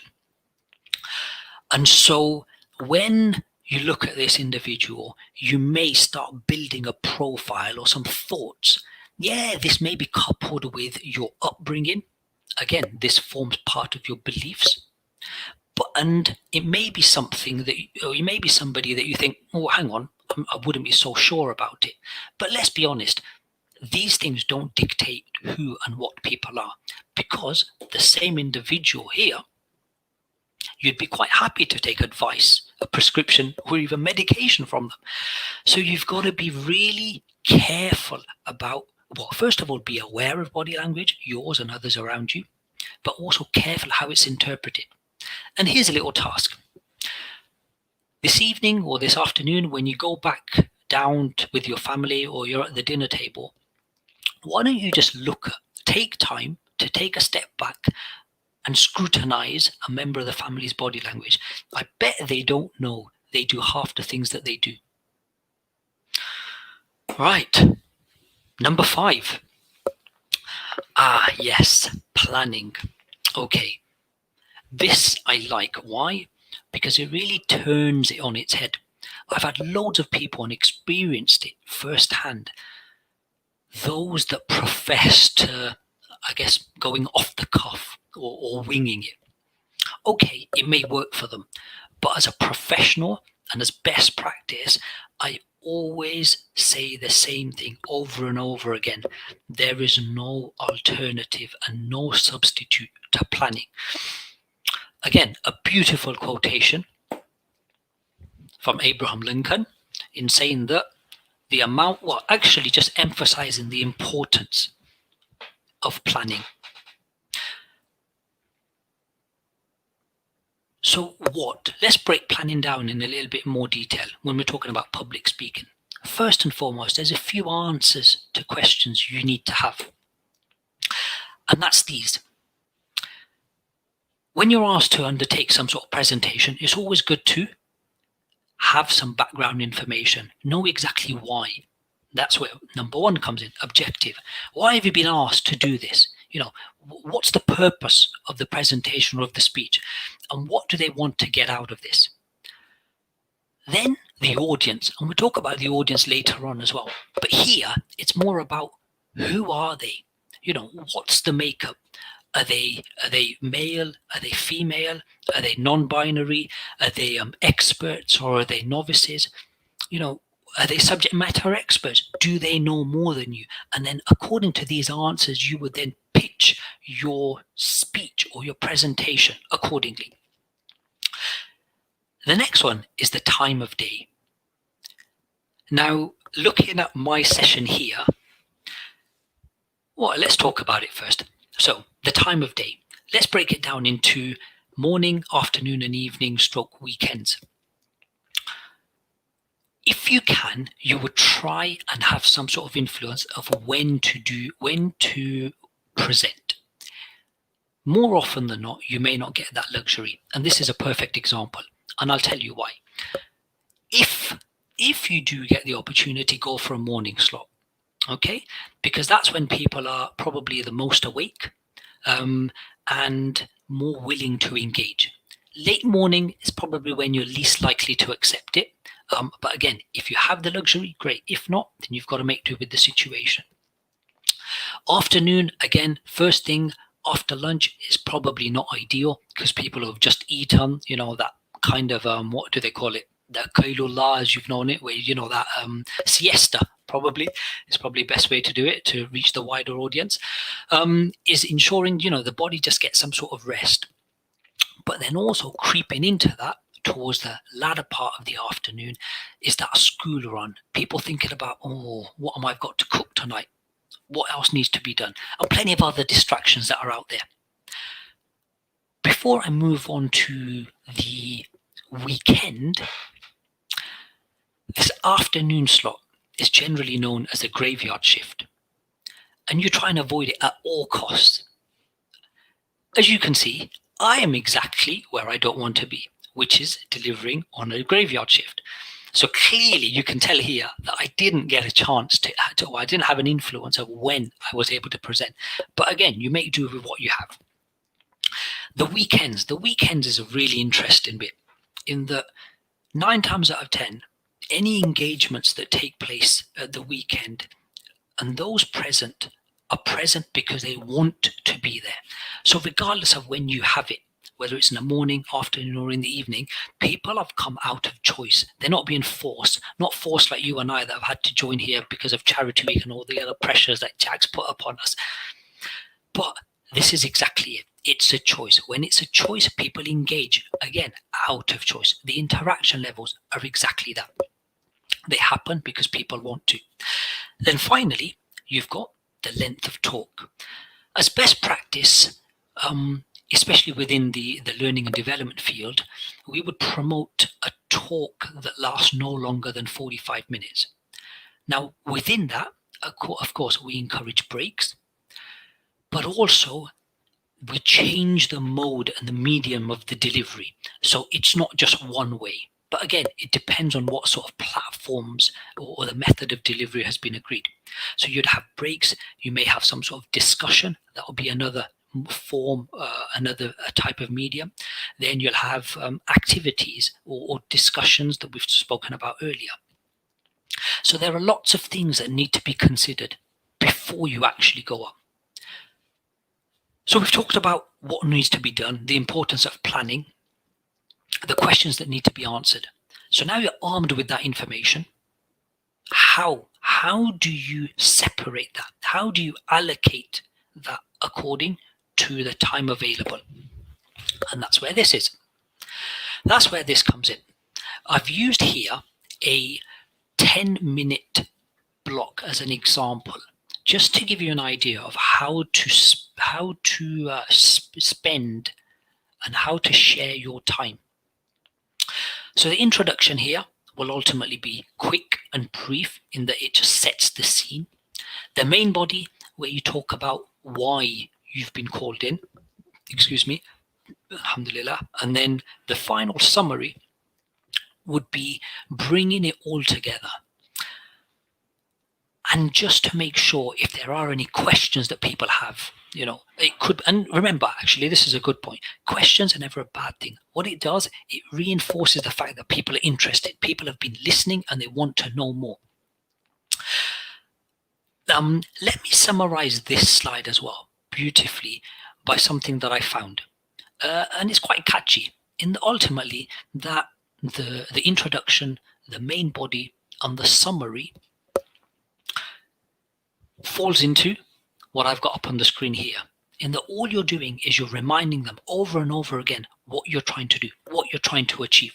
You tell them what you're going to tell them, and then tell them what you've just told them. Really reinforcing the same message, but in various ways, so to ensure that they've got the message. Okay, fantastic. And then, just to finish on the planning side of things, it's when we were talking about winging it, I would always recommend that if you don't rehearse in front of others, then you record yourself and watch yourself back, because you want to get as much practice in as possible before the big day. There is nothing else out there. There is no, again, substitute for this planning, for this preparation, and for the rehearsal. What the recording allows you to do is at your own leisure, really scrutinize, because at the end of the day, you're your best critique, or your worst critique for that matter. And ultimately, what you will do is you will watch it back, stop, and look at where you can improve. At the same time, you're not just able to analyze your content, but also your body language and all the other various topics that we've talked about and we will talk about. Okay, so what are we on? That's the end of 5. Moving on to language, which is 6. Language. So this was touched upon when we spoke about Albert Maharabian in that circle of face-to-face communication. But here, language is a lot broader than that. I want to start by talking about words, because the language we use says a lot about us, how we perceive certain things, our attitudes towards something, and all of this is influenced by our upbringing, by what's been surrounding us as we grow up. So once you've drafted the language in your script or for your script, the next step would be how you deliver it, taking into consideration that tone, that pitch. Here's a little interesting example. I'm going to read this out. There was a professor at a university who asked one of his students to come up and write a sentence on the board. So the guy went up and wrote the following sentence. A woman without her man is nothing. Okay, bear with me. A woman without her man is nothing. There was absolute silence in the room from all the women, but then an applause from all the guys. He was brave, right? But shortly after, one of the women got up and made their way over, put a line through it, and rewrote the sentence. A woman without her man is nothing. And naturally, the other side applauded.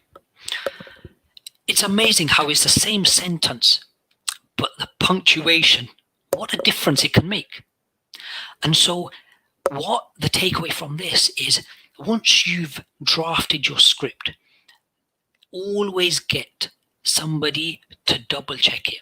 A second glance at it is only beneficial for you, because it could be that things have been written that may be interpreted in a different way. So to get it sense checked is something I would always recommend.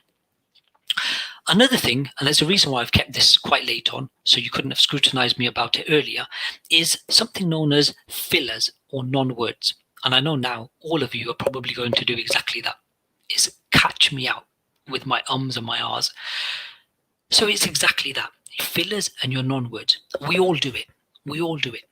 where we spoke about not being, well, there you go, not being on top of it when it comes to body language, this is another area that's neglected so often because we just don't know we're doing it.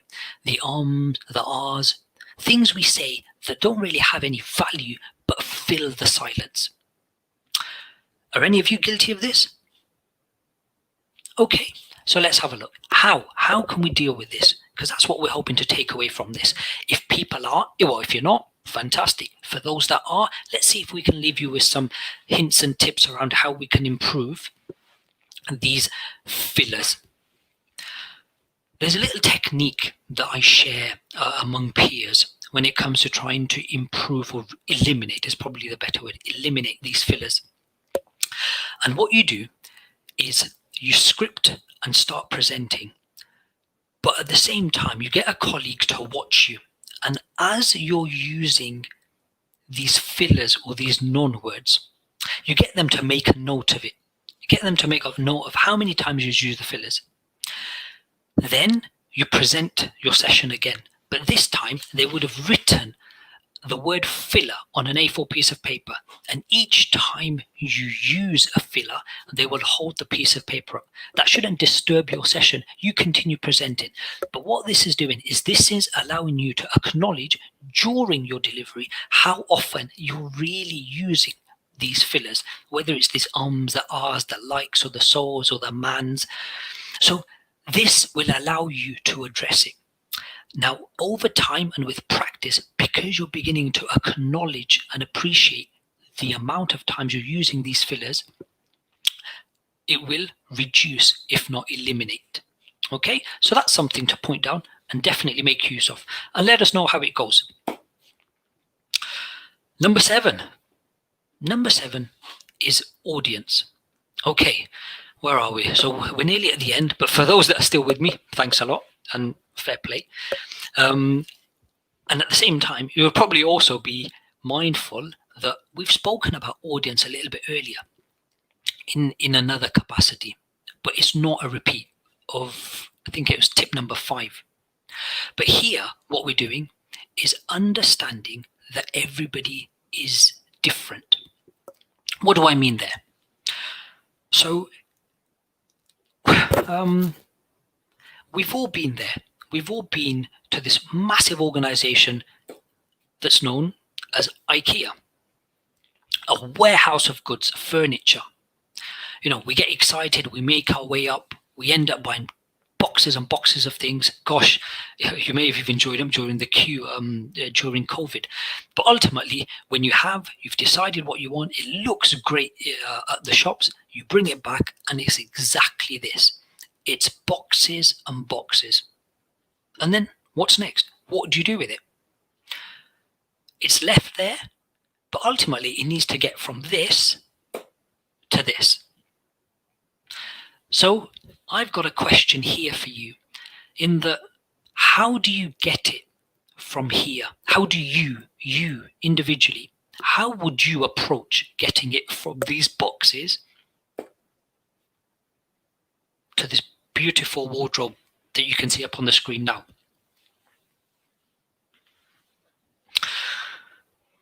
All right.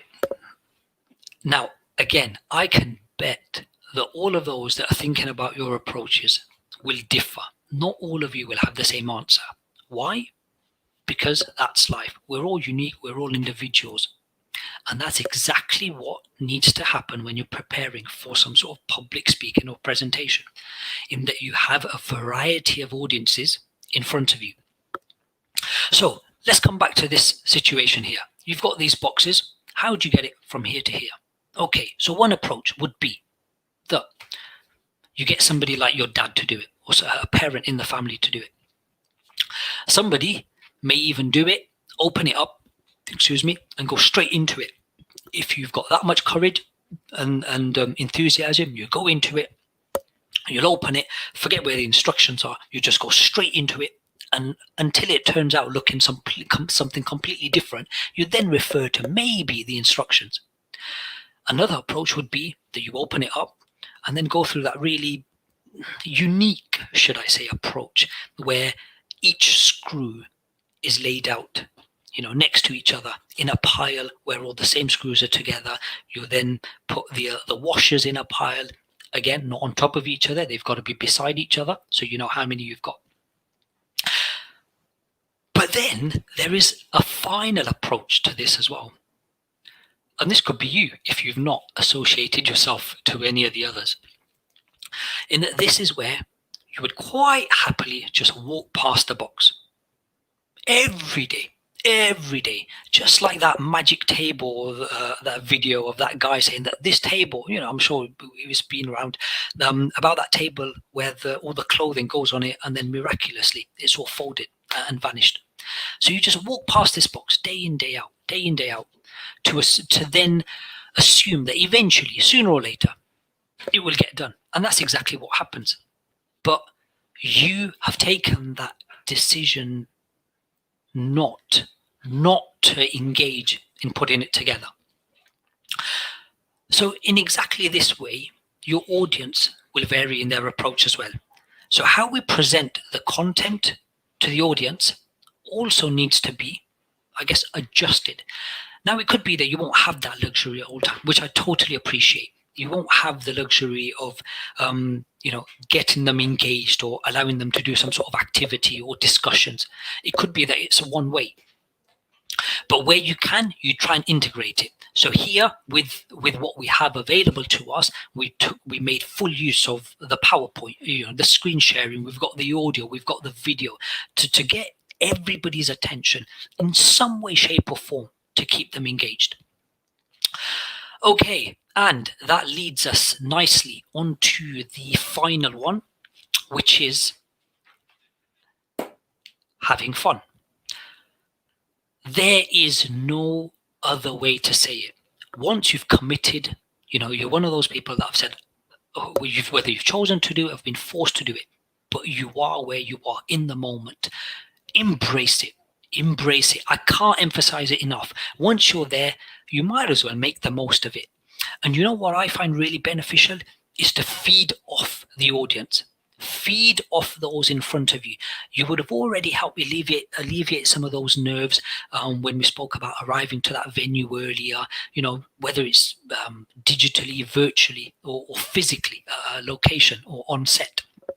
But just getting to know others that you haven't already previously engaged with, just to comfort your nerves. So embrace it, have fun. Humor, yeah, I would recommend it. But again, it's one of those questions where you should really have considered from the outset. But there's a few nevers when it comes to humor, and that's religion. So never engage with religion, politics, and okay, those are probably the two main areas that you really need to avoid, unless specifically they've been allowed or people are happy to embrace. So that leaves me with giving you the 8 tips around public speaking, hoping they're beneficial to you. And if you can make use of them in any way, shape, or form, then great. This will be the first step in just moving you towards improving your delivery style. Remember, it begins with self-belief. So even before you move on to steps 2 to 8, and there are various others out there with more details available online, it's all about belief, wanting to and believing that you can achieve. Right, back to you guys.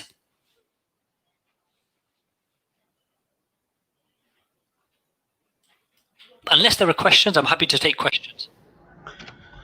Jazakallah here. Wow. That was amazing. I mean, I was noting everything down and some really, really great tips.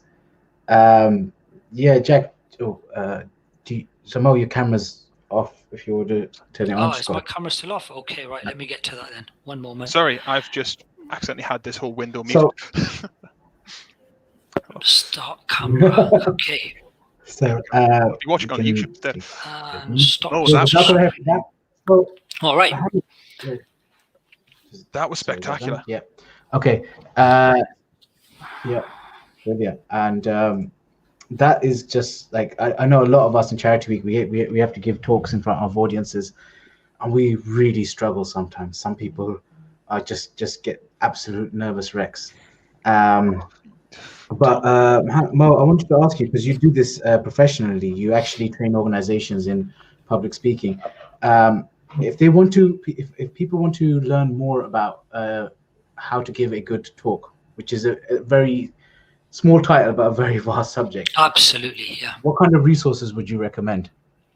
Okay, so for those that are really serious about improving their public speaking or their confidence in their ability to engage, I know Birmingham, you know, I'm from Birmingham now. I know Birmingham has a Toastmasters, and I'm sure there are various other, well, I know for a fact, I'm just not sure exactly where, but there are various other locations where Toastmasters engage, and they do exactly that.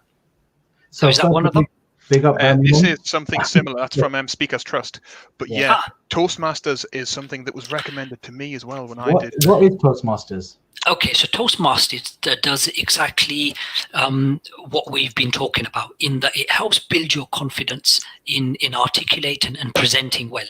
There's a really excellent, and every year, I think annually, they have a competition of those that have enrolled, is probably the best word, enrolled on Toastmasters, to then have a competition, and somebody is crowned number one. And what they do, they try and engage the audience, they play with your emotions, they tell you a really powerful story in the matter of 7 minutes, 6 minutes, and they will take you through these roller coaster rides. And the closest thing I can connect it to, which I'm sorry it may not hit everybody's notes here, but is a Bollywood movie where, all right, it takes a little bit longer, it takes about 3 hours, but boy, what it does, it takes you through a roller coaster of emotions, and it's exactly that. So you said a Bollywood movie in 7 minutes. No. That, I haven't seen clearly you Bollywood weren't in 10 listening. years, right? But I'm pretty sure they were a little longer than 7 minutes. No. So the Toastmaster competition scenarios, or the presentations that they do, are 7 minutes. But what I likened it to was something a tad longer, which is a Bollywood movie. Slightly all right. longer. So unfortunately, I'm so disconnected from the Bollywood arena at the moment because of COVID. I don't think anything's launching at the moment, so I can't even plug any new titles. But my point is, it's the roller coaster of emotions that it takes you through. Yeah, and it's incredible. It's incredible how they do it. There's a really good example of Toastmasters. I can't for the life of Jahdain. I'll have to come back to you. Okay, all right. Look at this, brave soul. Went to one Toastmaster meeting at university, then chickened out. all right, come on. So there was belief there. We started with point number one.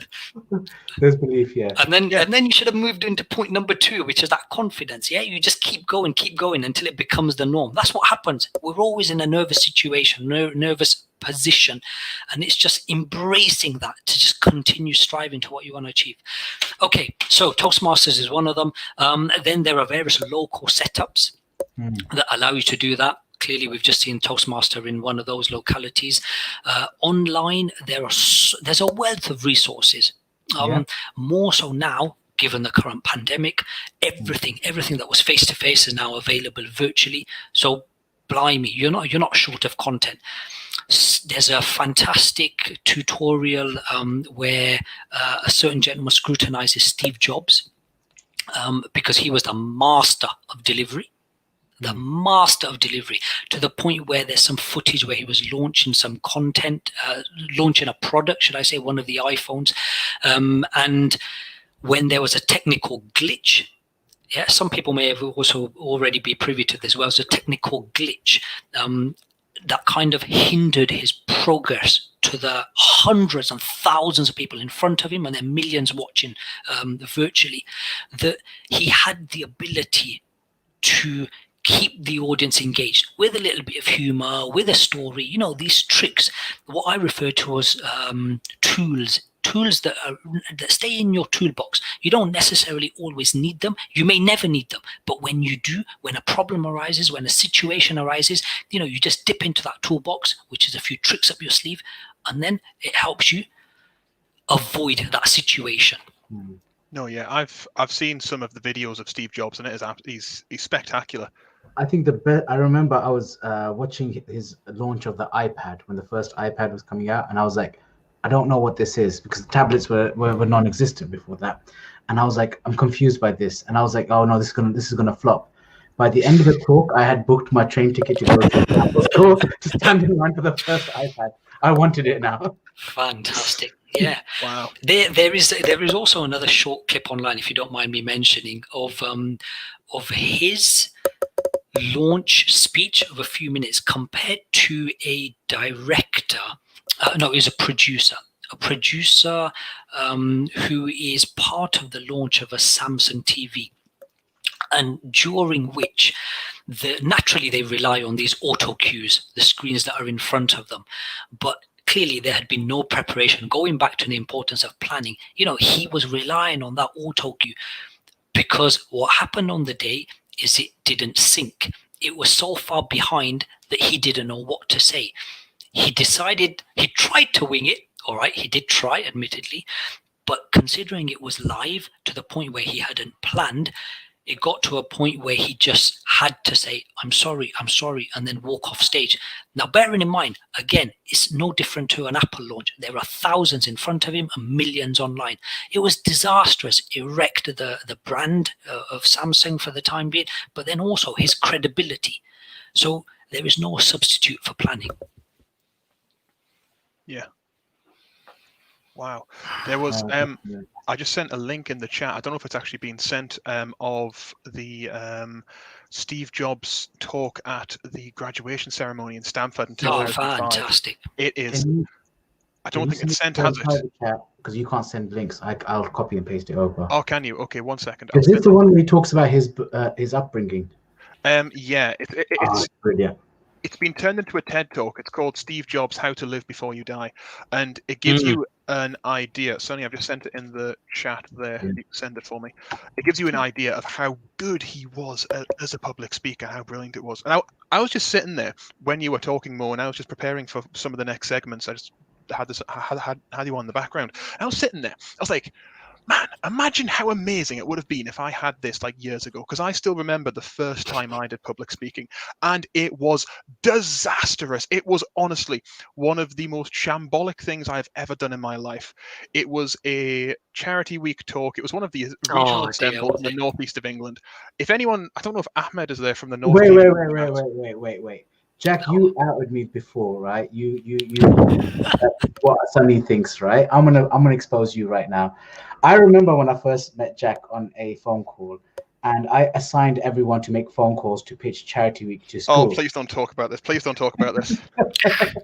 Jack had to go pitch Charity Week to a school in Newcastle. And Jack, you're thinking he's quite a confident speaker. What could possibly go wrong? Jack phones him. He gives his salam alaikum. He panics, and then he hangs up the phone. Oh dear. Okay, hang on. Okay. Yes. I've got no defense for that. Yeah. So I used to be an incredibly unconfident speaker, and the first time I was hosting an event was a small assemble event up in the northeast of England, and Ahmed was there. If he's in the chat, he might be. It was just disastrous. It was shambolic. I was like shaking, stuttering every other word. It was one of the worst experiences. So it's, alhamdulillah, it's amazing that we're able to share these tips now with people. So, they can actually learn from the things that some of us have made many mistakes with in the past, because it's absolutely brilliant. But also if a person can practice public speaking skills and they can get a bit more confident at it, it's a skill that stays with you for life. Absolutely. And you know what? Where if I can just come in here, it's a life skill. And I don't think people value it enough, in that, we use it in our day-to-day lives, we have to, it's inevitable. But then more importantly, when you're at interviews, goodness me, when we've spoken about the importance of body language, that says so much about you. And recruiters know that. Recruiters know exactly that. And they may not say it, but that plays a massive part. I spoke about a spin-off, which was emotional intelligence and mirroring. Then you've also got an element of unconscious bias, where without you knowing, you form an affirmation for certain type of people. Yeah, those that share traits like you or may look like you. Scary things, but the reality is it's out there. So how you can address it or use it to your advantage, goodness me, why not? Yeah. And I've just seen all the conversation that was taking place during my delivery. You know what, guys? Sorry, I didn't even know that bit existed. But thank you for. I can see I'm catching up now. So somebody said avoider. Yeah, that would have been right at the beginning. And I flight. So yeah, thank you for that. I really appreciate it. Thanks for engaging. And so just one last question more. With the current pandemic and everything's going on, I'm assuming it is, but what is the difference when it comes to when it comes to delivering virtually or going through like a Zoom meeting or even on YouTube versus delivering live? Okay, so the honest truth about that is it's completely different. Face to face, in person, you really get to feed off people. If you've got the luxury of video like we have here, then we can do the same. But on occasion, and increasingly now, you have people that aren't willing to switch on the camera, or for circumstances, the video isn't on. And so when you've got a blank screen in front of you, knowing that there's 20 people there, but they're not there, it's like you're just talking to a screen.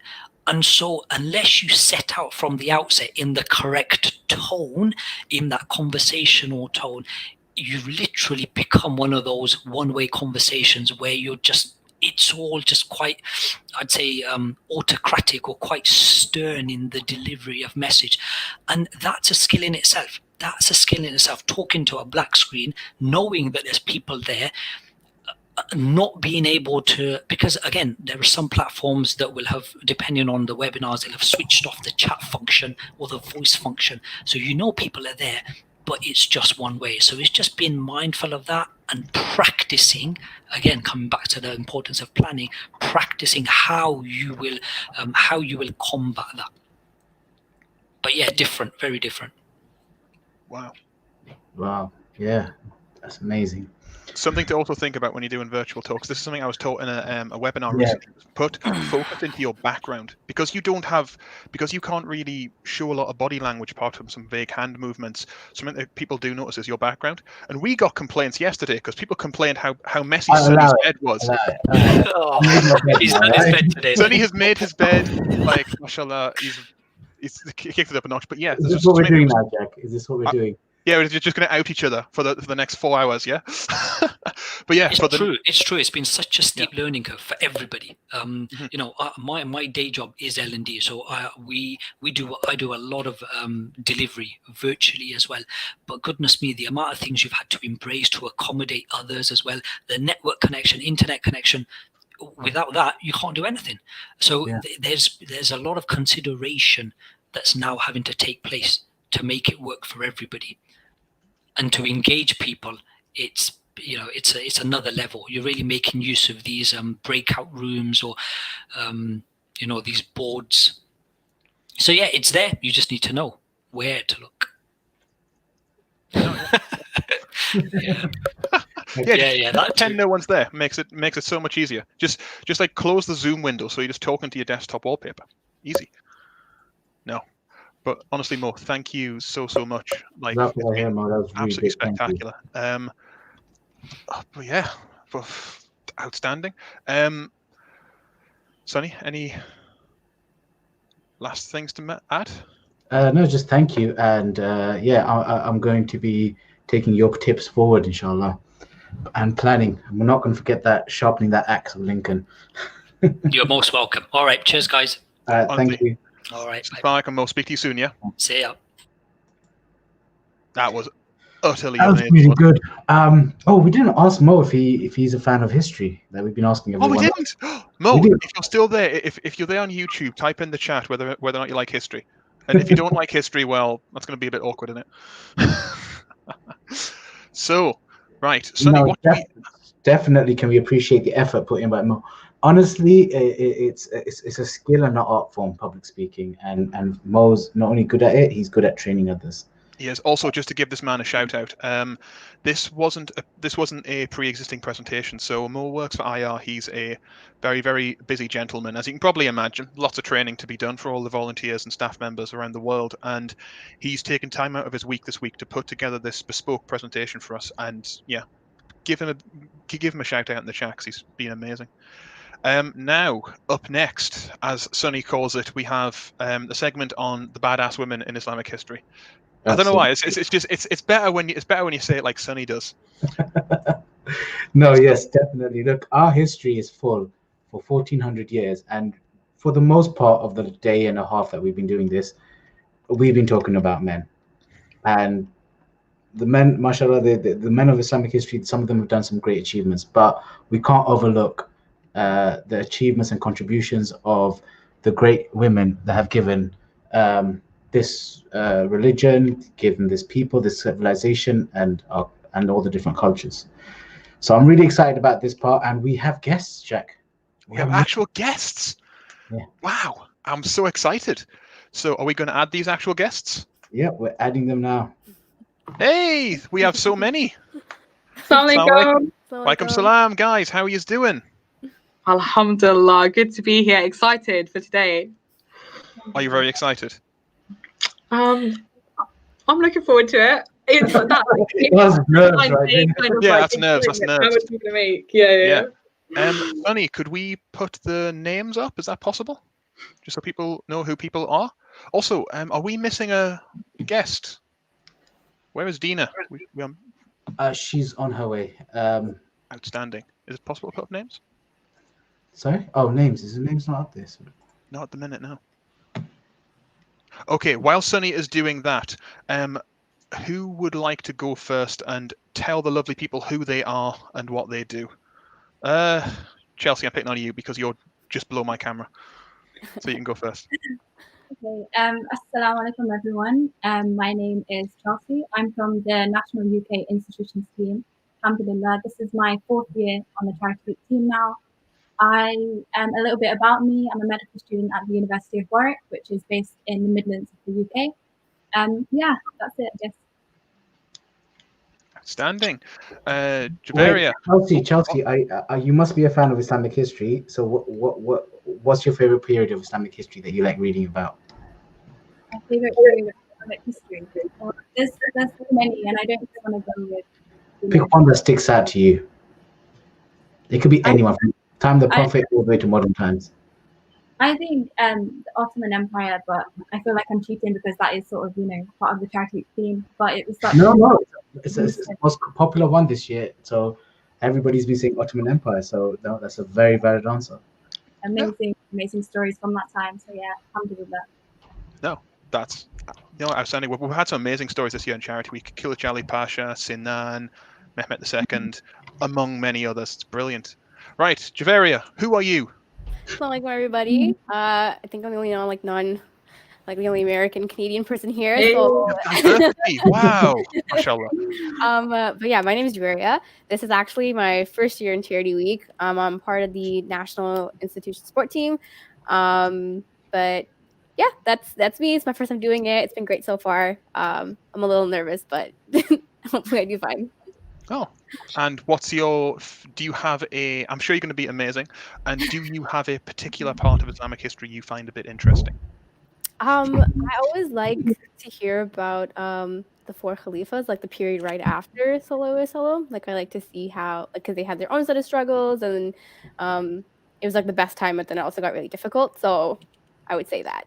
Other than the Ottoman Empire, but like I didn't want to cheat. So I didn't want to copy Chelsea's answer. Yeah.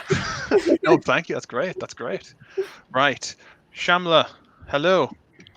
Assalamu alaikum everyone. Hi, good to be here. So I'm Shamla. I'm from the International Institutions team, alhamdulillah. and I've been in Charity Week team for 3 years. And before you guys ask me, I guess my favorite period in Islamic history would be the Golden Age of Islam. So particularly focused on Al-Andalus. It's a very incredible era, one of the most amazing times for Muslims. And inshallah, it's something that we can work towards, but even better in the future, inshallah. Inshallah. No, very well said. Very well said. Okay, and last but not least, we come from someone from a dead city called London. Wow. I'm from the north, Jack, so yeah, well, you can be from the north all you want, but you're now currently in London. So projecting your insecurities on us, okay? London are amazing. I'm sure you are. In fairness, you guys do have a lot of halal Chinese food, which is something we do not get up here, and that is very, very sad. So, Iman, tell us about yourself. So, assalamu alaikum, everyone. My name is Iman. I am from the Charity Week London team. I'm the Charity Week London rep. I've been on the London team for 3 years. I feel like this is my 5th Charity Week, and yeah, excited to be here. Also, my favourite segment from Islamic history. I can't say it's my favourite because I feel like I can appreciate every different segment of Islamic history. And also, there's so much to learn that I haven't learned yet. And every time I learn something new, like you like even yesterday, I said subhanAllah so many times because it just amazes me. But I will say I really enjoyed learning about the Mughals just because it's so interesting learning about how probably my ancestors became Muslim and how Islam spread to, East Asia, but not just like that whole region, The Mughals covered such a large area. And it's just really interesting learning about them. So I would say that. Iman, did you catch the beginning of today's live stream? No. Why? What were you talking about? We were talking about the first set of Muslims in India. Ah. And the Muslims came from the time of the Prophet ﷺ in a state called Kerala. And we heard an interesting local legend on how the name Kerala came. Wow. It came from Kerala because they had such strong links with the Arabs. Wow, I see. And they've got masjids from the 7th century, 629. Kerala is just one of those places that just looks absolutely beautiful. It just looks like a heaven on this earth, mashallah. But yeah, would be interesting learning more about that. I'm excited to see you too. Well, you can learn more about that when you watch through the entire live stream from your YouTube channel, won't you? Won't you, Iman? Of course. Alhamdulillah. Okay, Jack, we don't expose other guests, okay? We just expose ourselves. No, it's fine. I won't expose the guests, don't worry. So, you guys are here to talk to us about some pretty incredible women from Islamic history. Now, do we have a particular order of who would like to go first? By the way, just before we start, sorry, I apologize for this. We are waiting on one final special guest. We are waiting on Medina from Charity Week South. However, she's running just a couple of minutes late, but she will be joining us very soon, inshallah. While we wait, Medina's here. Oh, she's here? Yep. I'm going to, I think it's... Oh, Sunny's been improved. Hey, Dina, how are you doing? Alhamdulillah, how are you guys? Sorry I'm late. No, it's okay. It's fine. It's fine. You've just joined us in the nick of time. We're just doing introductions. By the way, for those wondering where Sunny has disappeared to, we are limited to 6 people at a time on the stream, so we just had to sub Sunny out for a tiny bit. Dina, do you want to introduce yourself and what you do and who you are? Assalamu alaikum everyone. My name is Medina. I currently study engineering at the University of Exeter, so I am a student. Hey. Very nice, very nice. And what is your favorite? If you have a personal favorite, what's your personal interest in Islamic history? What kind of time period? Please don't just say the Ottomans again. I mean, you can if you really want to. You know what? I did like the Moorish era. Like I feel like the art and like the culture that came from that was pretty interesting to be fair. No, very John, nice. what about you, by the way? Oh, what about me? Yeah.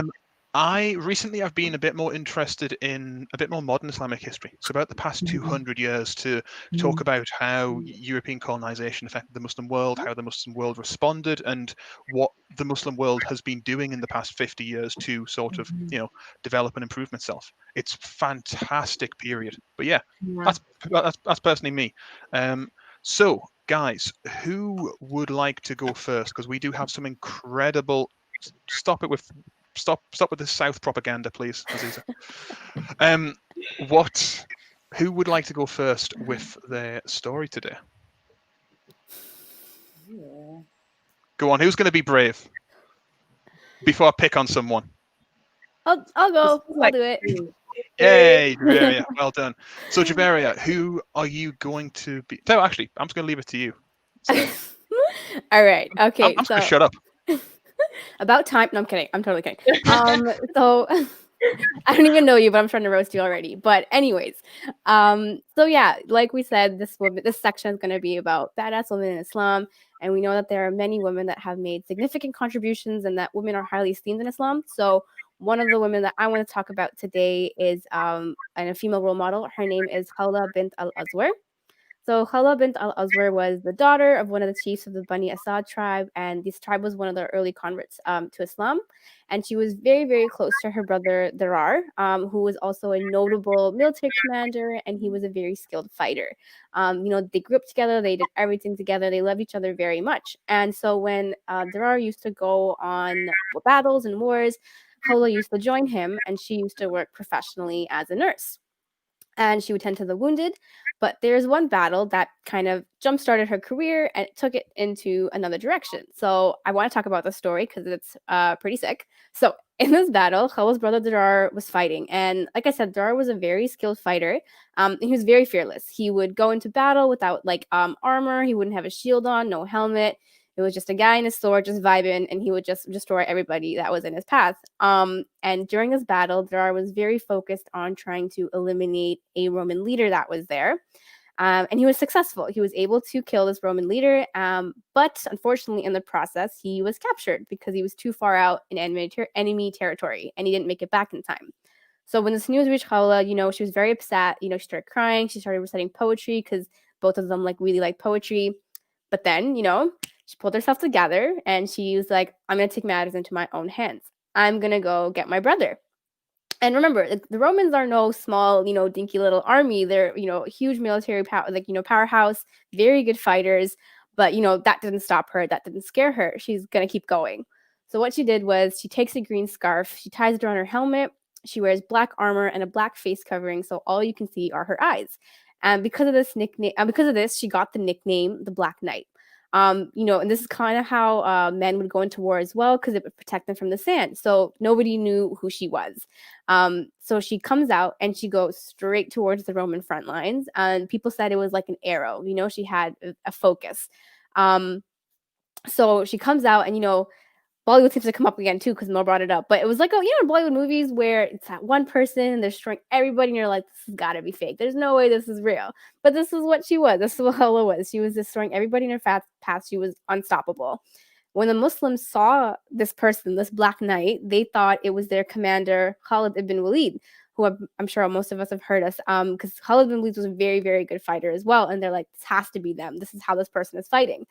But then Khalid appears next to the army, and everybody was like, we thought that was you, man. And he was like, nah, that ain't me. Who is that?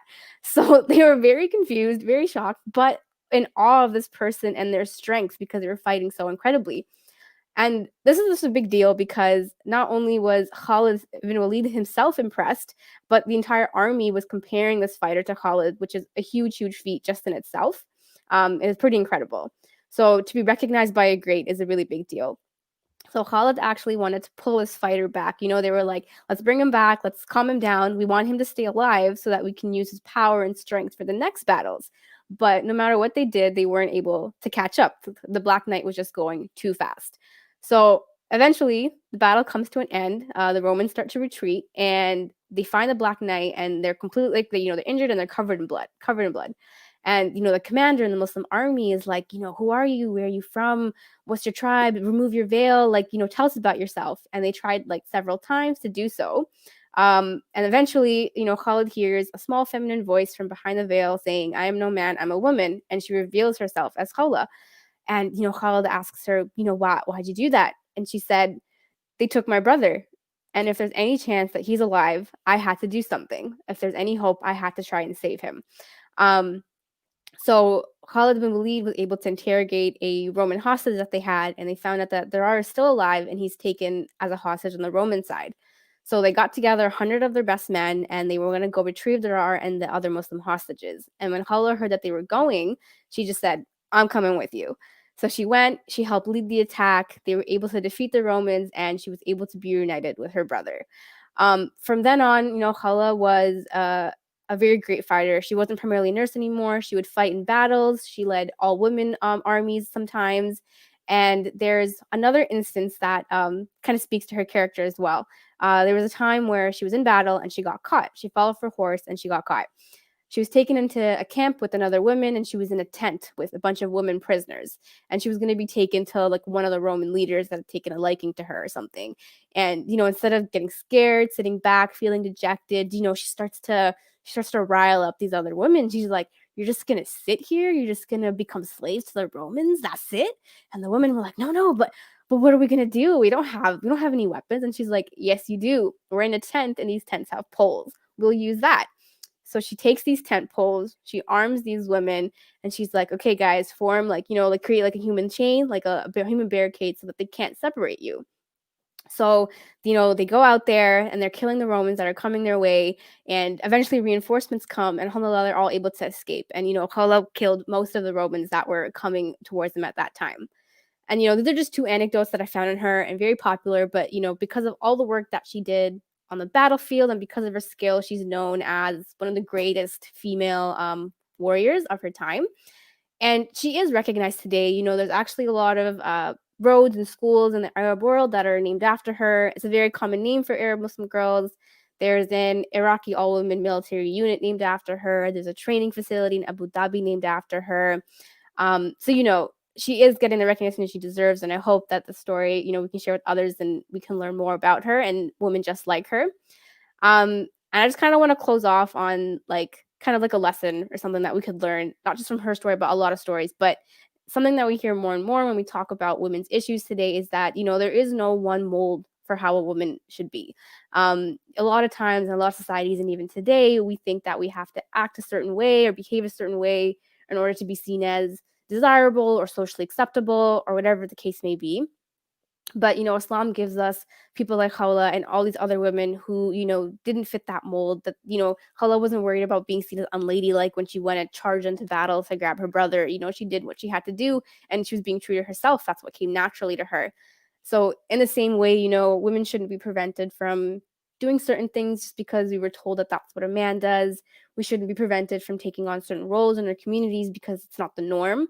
In the end, we always want to attain the pleasure of Allah, and women are capable of having a lot of accomplishments outside of traditional roles should they choose that that's what they want to do.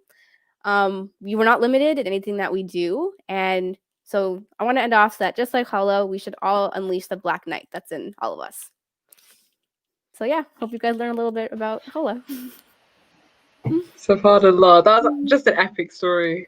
It's like real life Mulan almost, Right? Yes, actually perfect. Wow.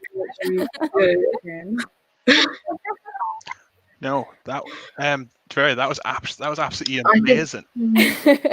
I know, I was reading it and I was like, she is so sick. Like, I had no idea. And my mom heard about her, and my mom was like, "Oh my God, yeah, she's so cool. She's telling me about all these things she's heard." And I was like, I definitely have to share this story for sure.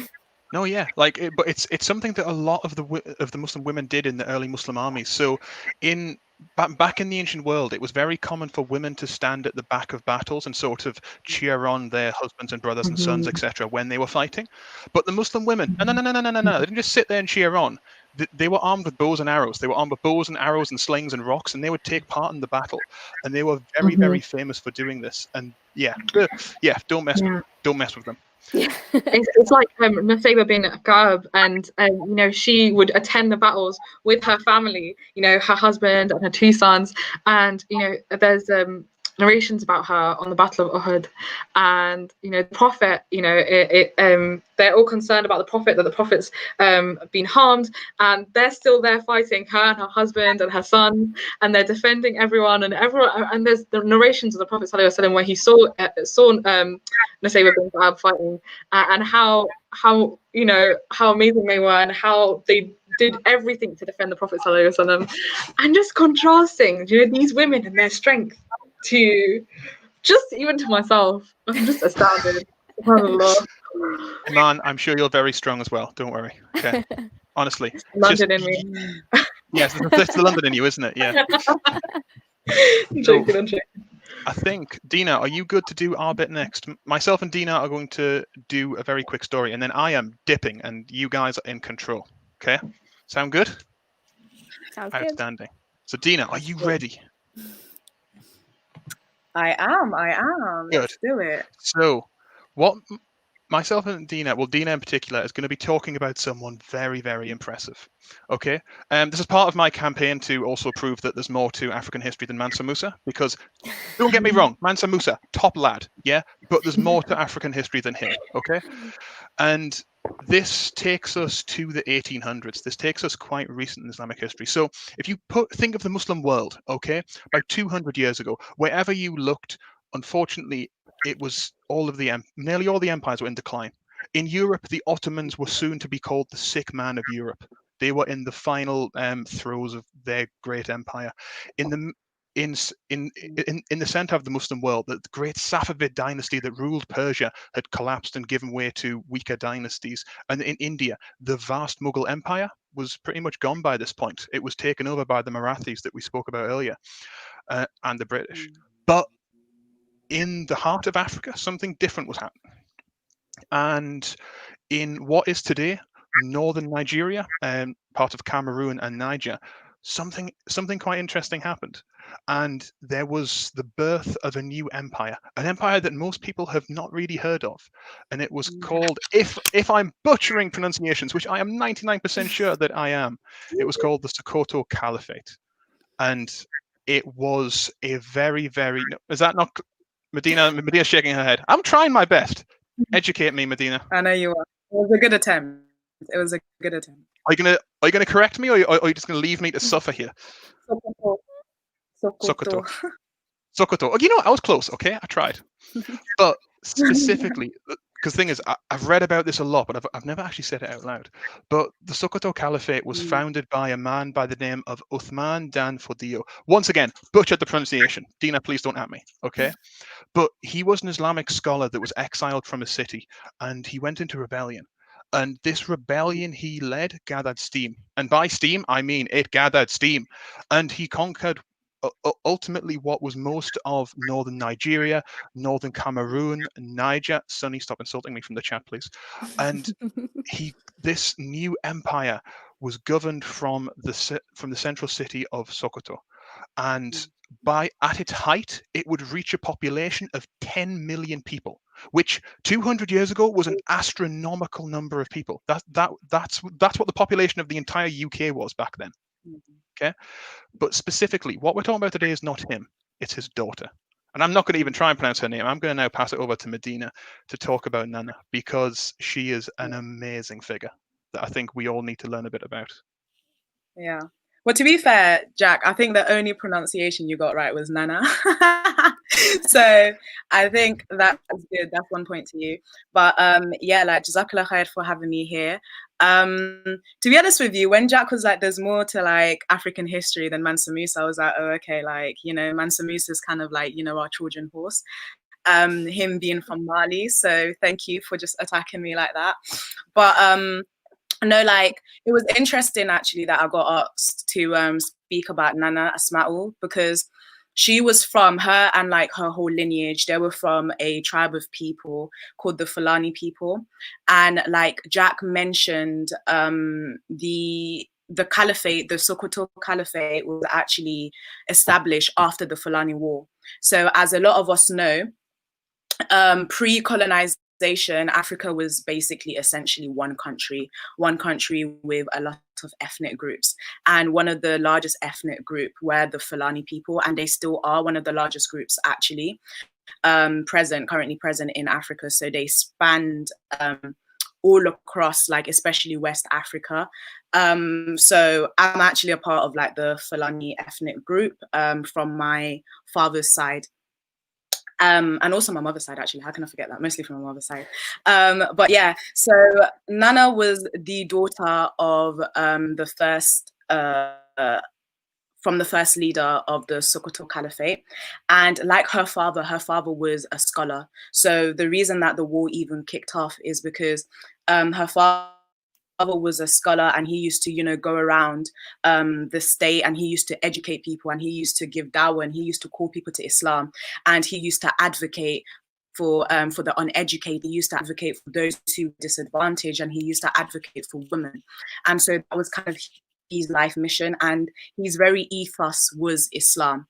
And so off the back of that, one of his students actually, when he then became the leader of like the new state, that was the new state, he decided to exile Nana's father. So off the back of that exile, people, you know, like we always have this saying that there's barakah in unity, and you know, people follow well and truly, like a good leader, people will follow a good leader blindly.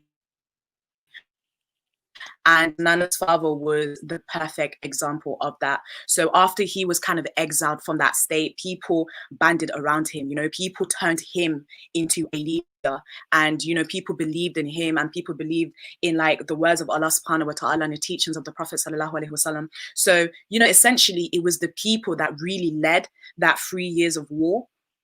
So anyways, after the third year of war, the caliphate was kind of established. And again, as his very ethos, when he did establish the caliphate, he was all about education, all about advocating for women's rights. And so naturally, when his daughter was born, who was a twin, by the way, so she had a twin brother by the name of Hassan. When that daughter was born, everything that was instilled in him was also instilled in this little girl. So a part of the Sokoto Caliphate, their main language was actually Arabic. So their main language was Arabic, and then it was followed by Fulani, and then I can't quite remember the third language. But as with many African countries, there's loads of like vernaculars in one place. But Arabic always took center. Why? Because he made it his life's mission to make sure that that caliphate really did have an Islamic ethos. So from a very young age, Nana went to Islamic school, and she was taught classical Arabic, and she was taught Arabic. And if you actually read her work, so she became a scholar and she started writing poetry. So if you read her work is actually in Arabic.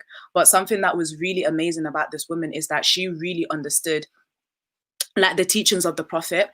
We all know like the hadiths where, you know, when the Prophet was leading Salah, if he would look at the crowd, if there were like old women and vulnerable people, he would choose to like have short surahs, whereas if there was like more able people, then, you know, he would perhaps go for like the longer surahs and stuff. And so Nana really understood the message of Islam, and she really understood like the seerah of the Prophet and the teachings of the Nabi sallallahu alaihi wasallam. So that reflected in her work as well. So if you look at some of her work, some of her poetry, some of her ideas, and you will see that some of them are written in Arabic. However, if you look at some other words as well, so for example, there's a piece of work that she actually produced when she was first educating women on Islam, and it was basically a text that in somewhat summarize like the Quran to just make it digestible for people who weren't educated in everything Islamic. So she really did tailor to her audience as well. But anyways, so moving on with that, kind of like as she was growing up, she really well and truly, for me as well, so most of the stories that I know about Nana was passed down by my grandmother, who was like such a big fan of hers. And my grandmother always used to like draw parallels in like their life, and you know how she was born in a time and place, even though the caliphate that she was born into, they were about advocating for the right of women. The flip side was there was a lot of uneducated women in a society.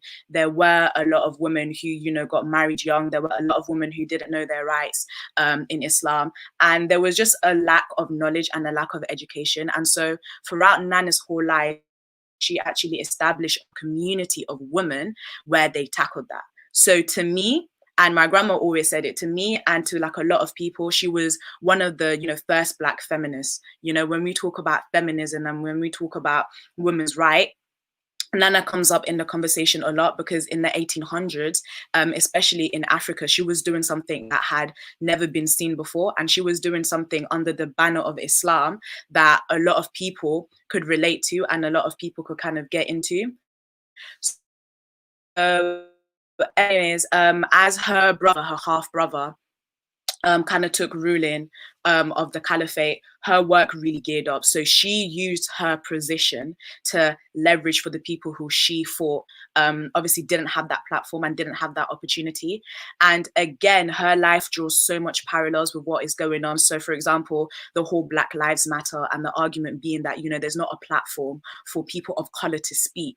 So she realized her position of privilege, you know, being in like where there was a difference in class and not necessarily race.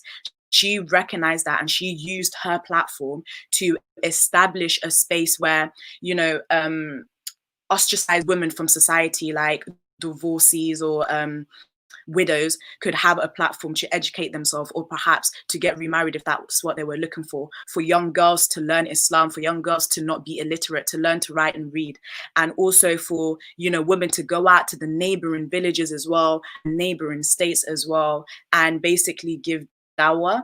And something that was really, really like amazing about her work was that it wasn't just the Islamic side that she focused on. She also focused on, like, you know, maths and literature and poetry and expression, and, you know, really allowing people to be the best versions of themselves.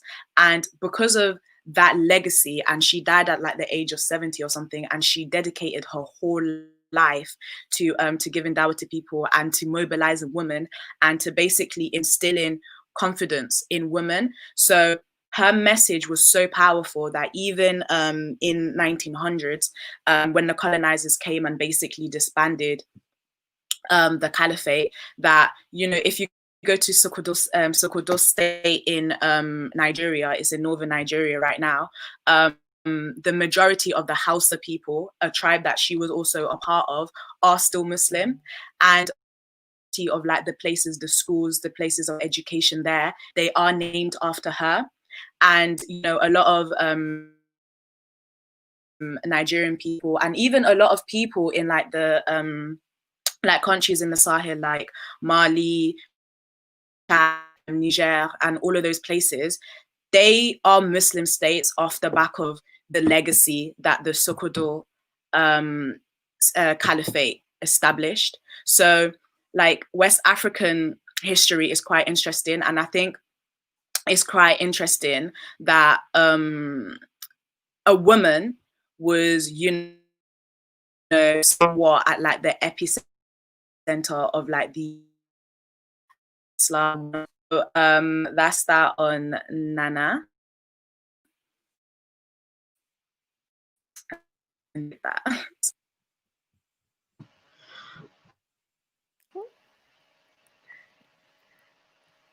Ooh. Wow, mashallah. Again, just inspiration after inspiration. But I think kind of the one thing that I took away from, you know, this individual, and, you know, I've never heard of Nana myself, so I feel like I need to, you know, just this whole live stream yesterday just shows how much I need to educate myself. But I think one thing I took away from this is, subhanAllah, like, she was empowered from a young age. She was given that education. She was given kind of the right you know, environment to grow, and then she used her platform to empower those around her.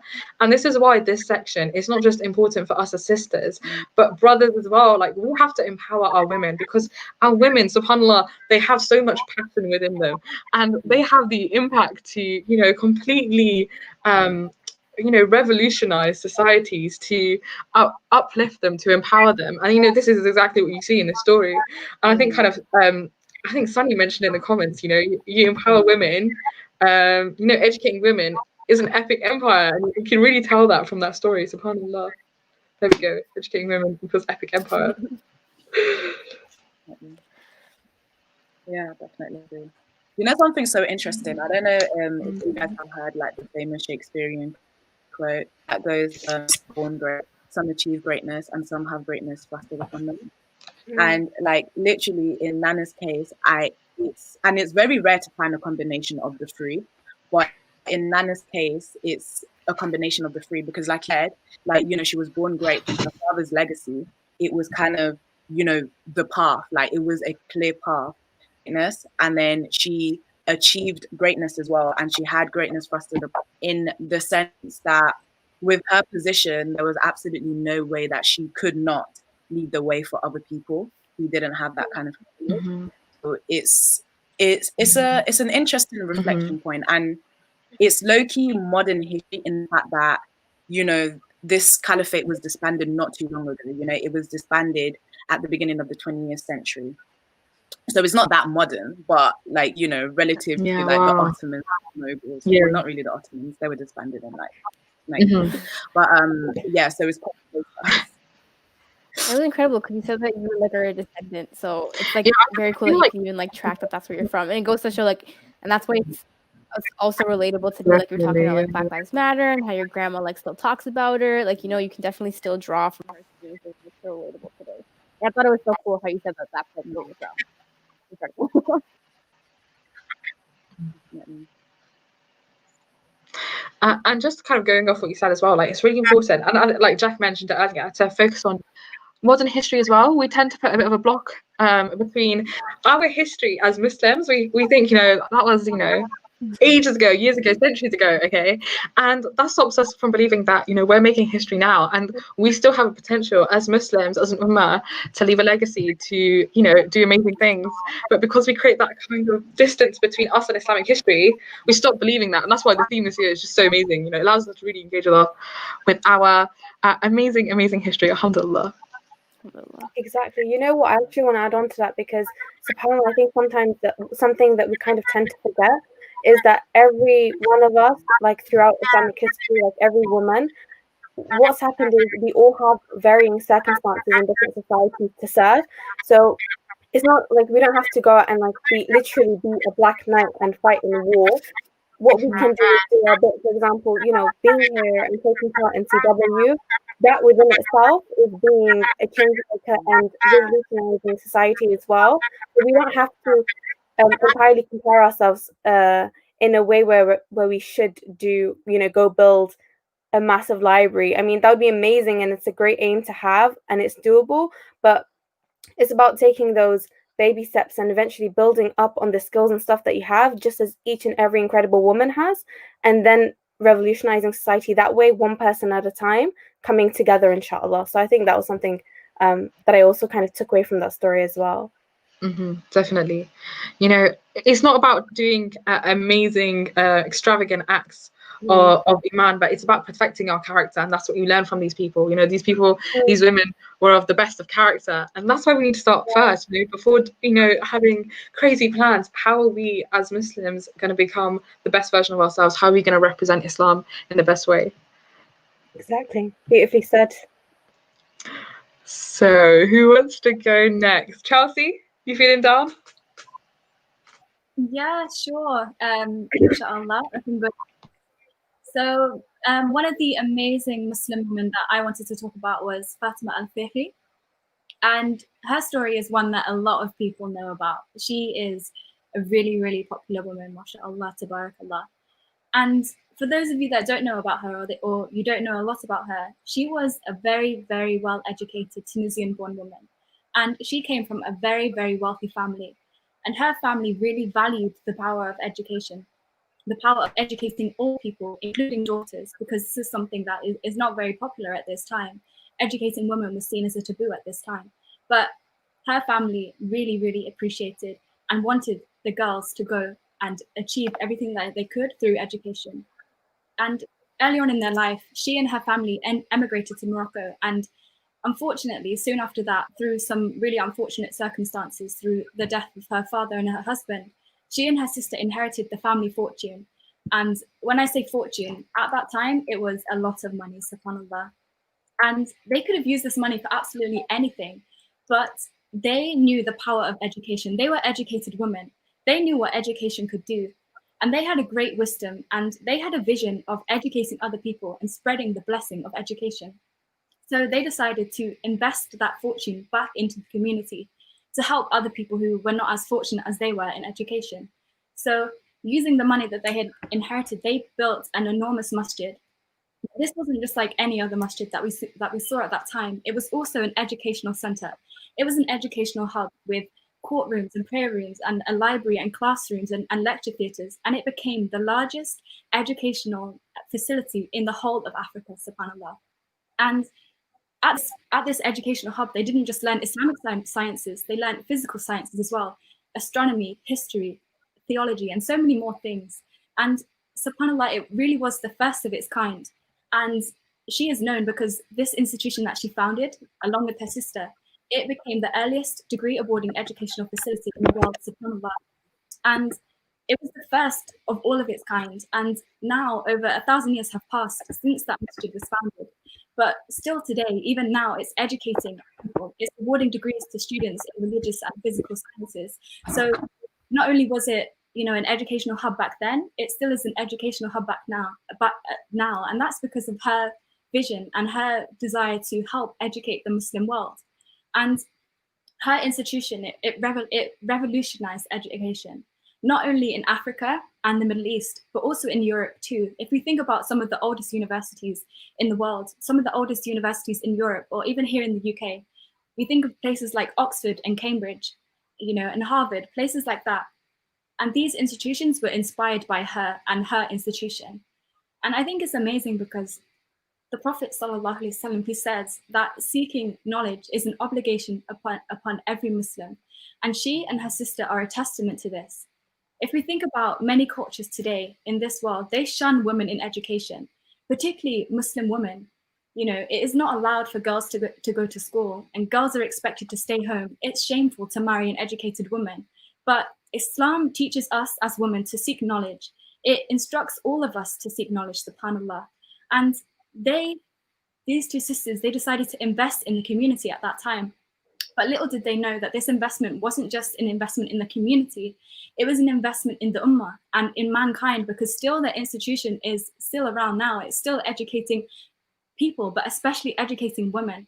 And as we've discussed so many times today, the education of women is key, because women can educate their families, their children, their communities.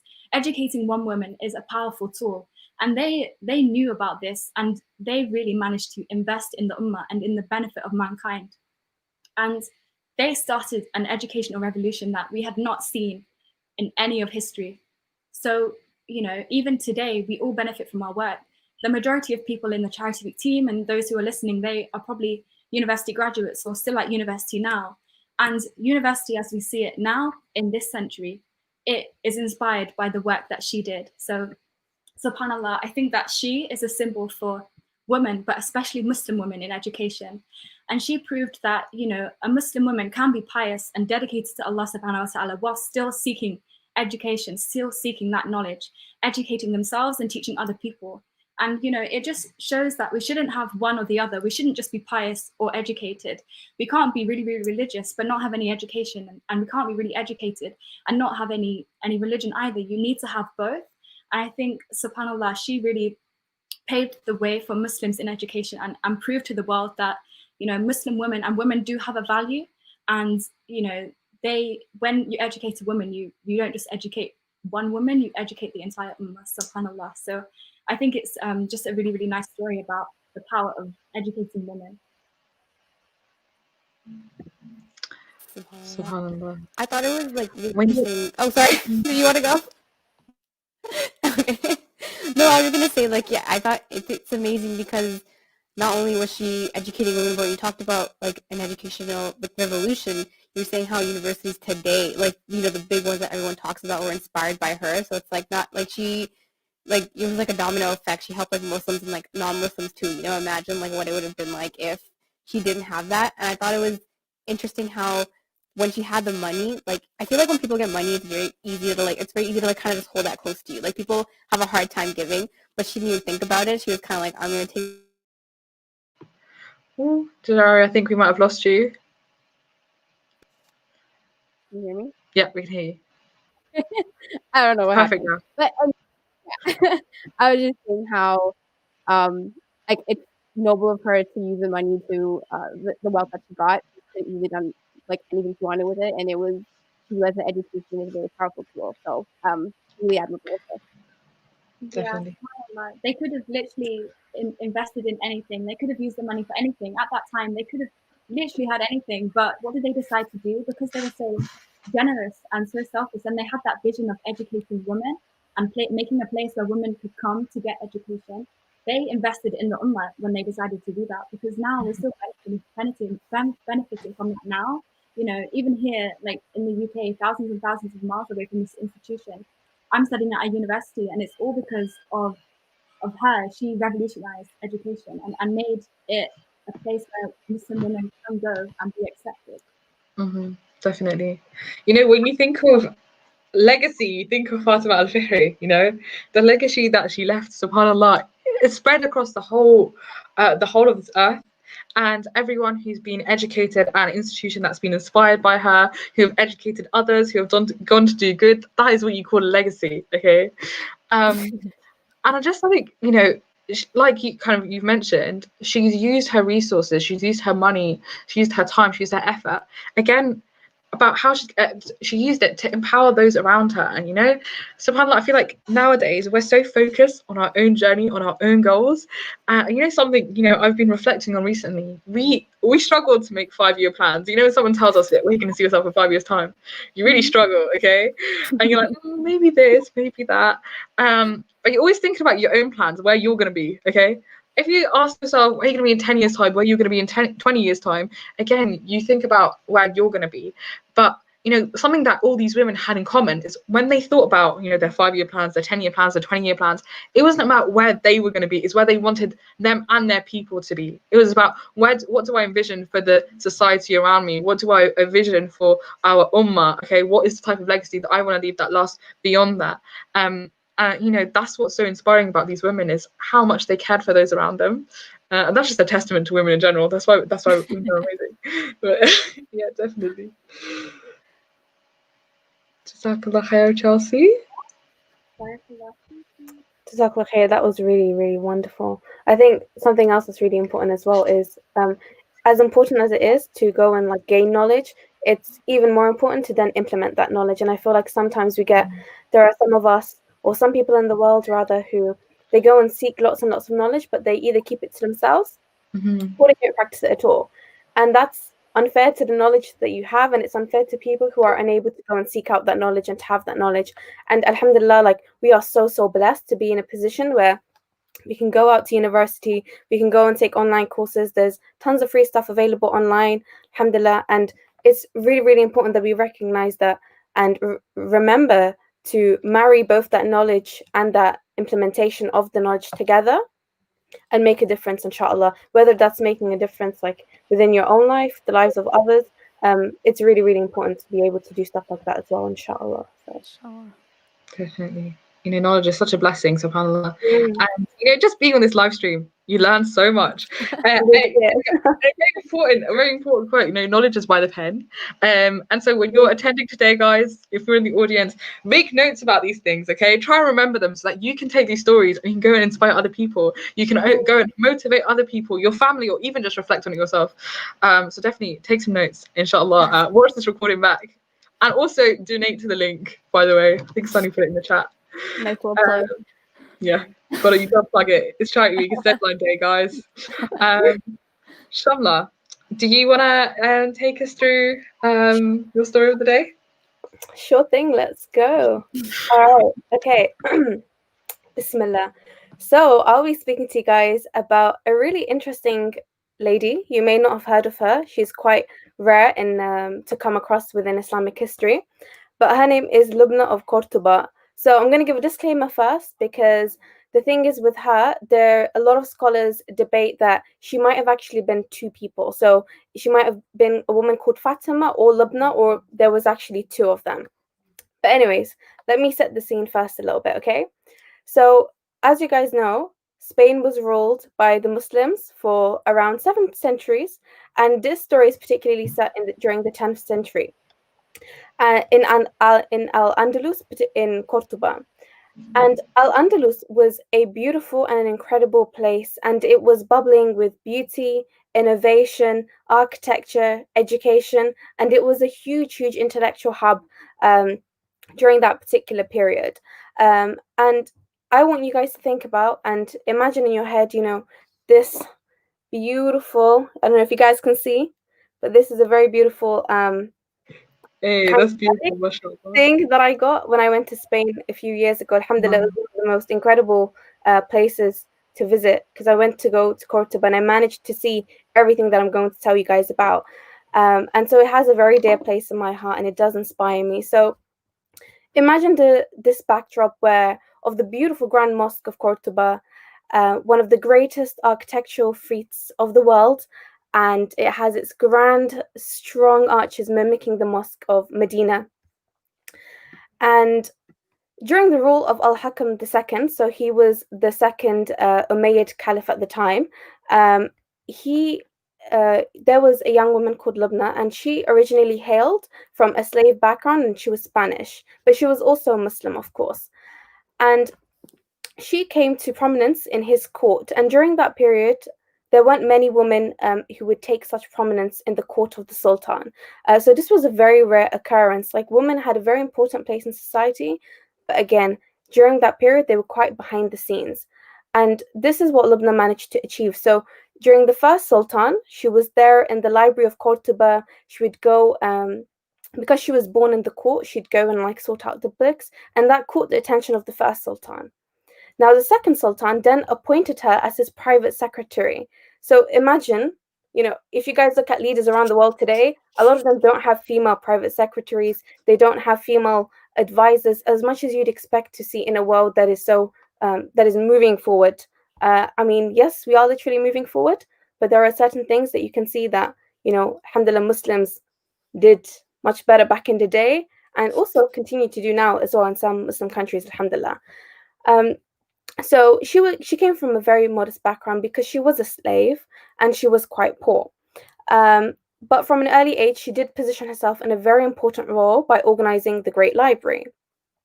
So essentially, Lubna of Cordoba, she's known for many, many different things. And she's an incredible example of a self-made woman, and very much so ahead of her time. And she's a great example for all of us here to learn from. So I want to actually start off with a quote by this historian called Ibn Bashkal. He described her in a really beautiful manner. And he said that she excelled in writing, grammar, and poetry. Her knowledge of mathematics was also immense, and she was proficient in other sciences as well. There were none in the Umayyad palace as noble as her. And a lot of scholars actually laugh at this because they're like, oh, so isn't the Sultan noble? Or is she the most noble of them all? Like, that was the kind of status she had within the palace. She was very well known. Everybody loved and respected and admired her and her status.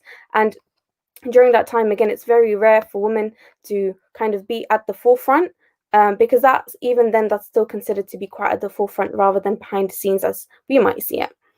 And she wasn't the only female in the court, but she was one of the few, and again, one of the most noble. And she was a very strong, self-reliant lady with an angle of experience that could rival any politician or governing body today. So as I mentioned earlier, you honestly wouldn't be able to find a woman like her in today's day and age. And if you do try to look, you're going to have to try very, very hard. So she was a skilled mathematician. She was famous for her poetry, her calligraphy, and her knowledge of grammar and translation. Now, imagine coming from such a poor background and using what you have, and being self-sufficient and resourceful, using the people, the contacts around you, like what we call nowadays as networking, right? She essentially started to network from a young age and chase her passion, which was books and literature, and she made something of herself. And So she had many awards, and by awards I mean positions that she was awarded by the Sultan, whereby she was looking after the royal court of Cordoba, and she was also the royal library's acquisitions expert. Now, to be the library's acquisitions expert, it means that your job is essentially to go around and find incredible books that may be missing from the library, or that will be a new collection to the library, and you have to go search for that and bring that in. And what she did, she's also known as one of the most, she's known as one of the first solo female travelers.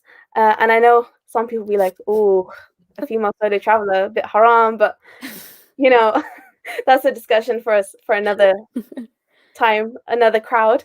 But you know, the Sultan would send her. So the Sultan, who was Al-Hakam II, and he would go and send her she'd go to Damascus, she'd go to Baghdad, and over there she would go and get all these collections of books and then bring it back to the Sultan and put it in the library. So people within the city can use it, inshallah. Well, inshallah, I mean, they already did use it.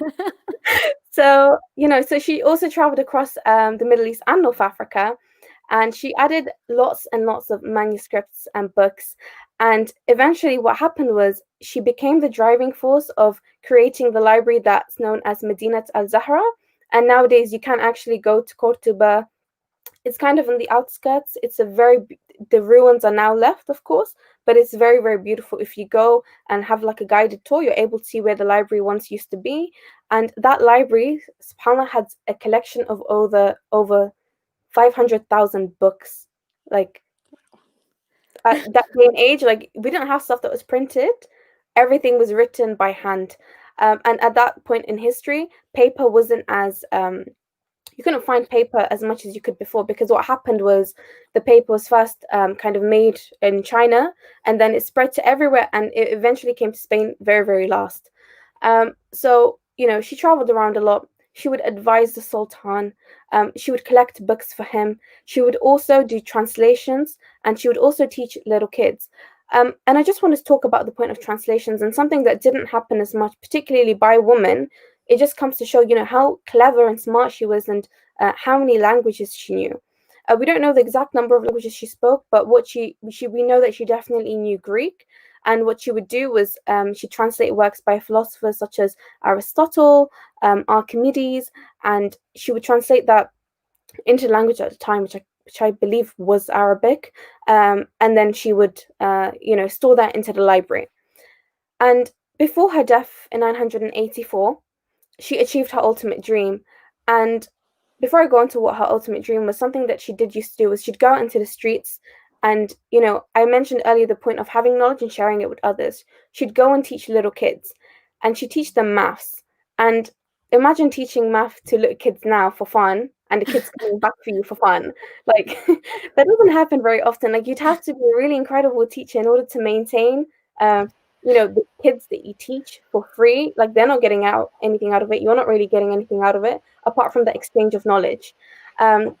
So these children would come to her time and time again, but they couldn't go behind the palace walls.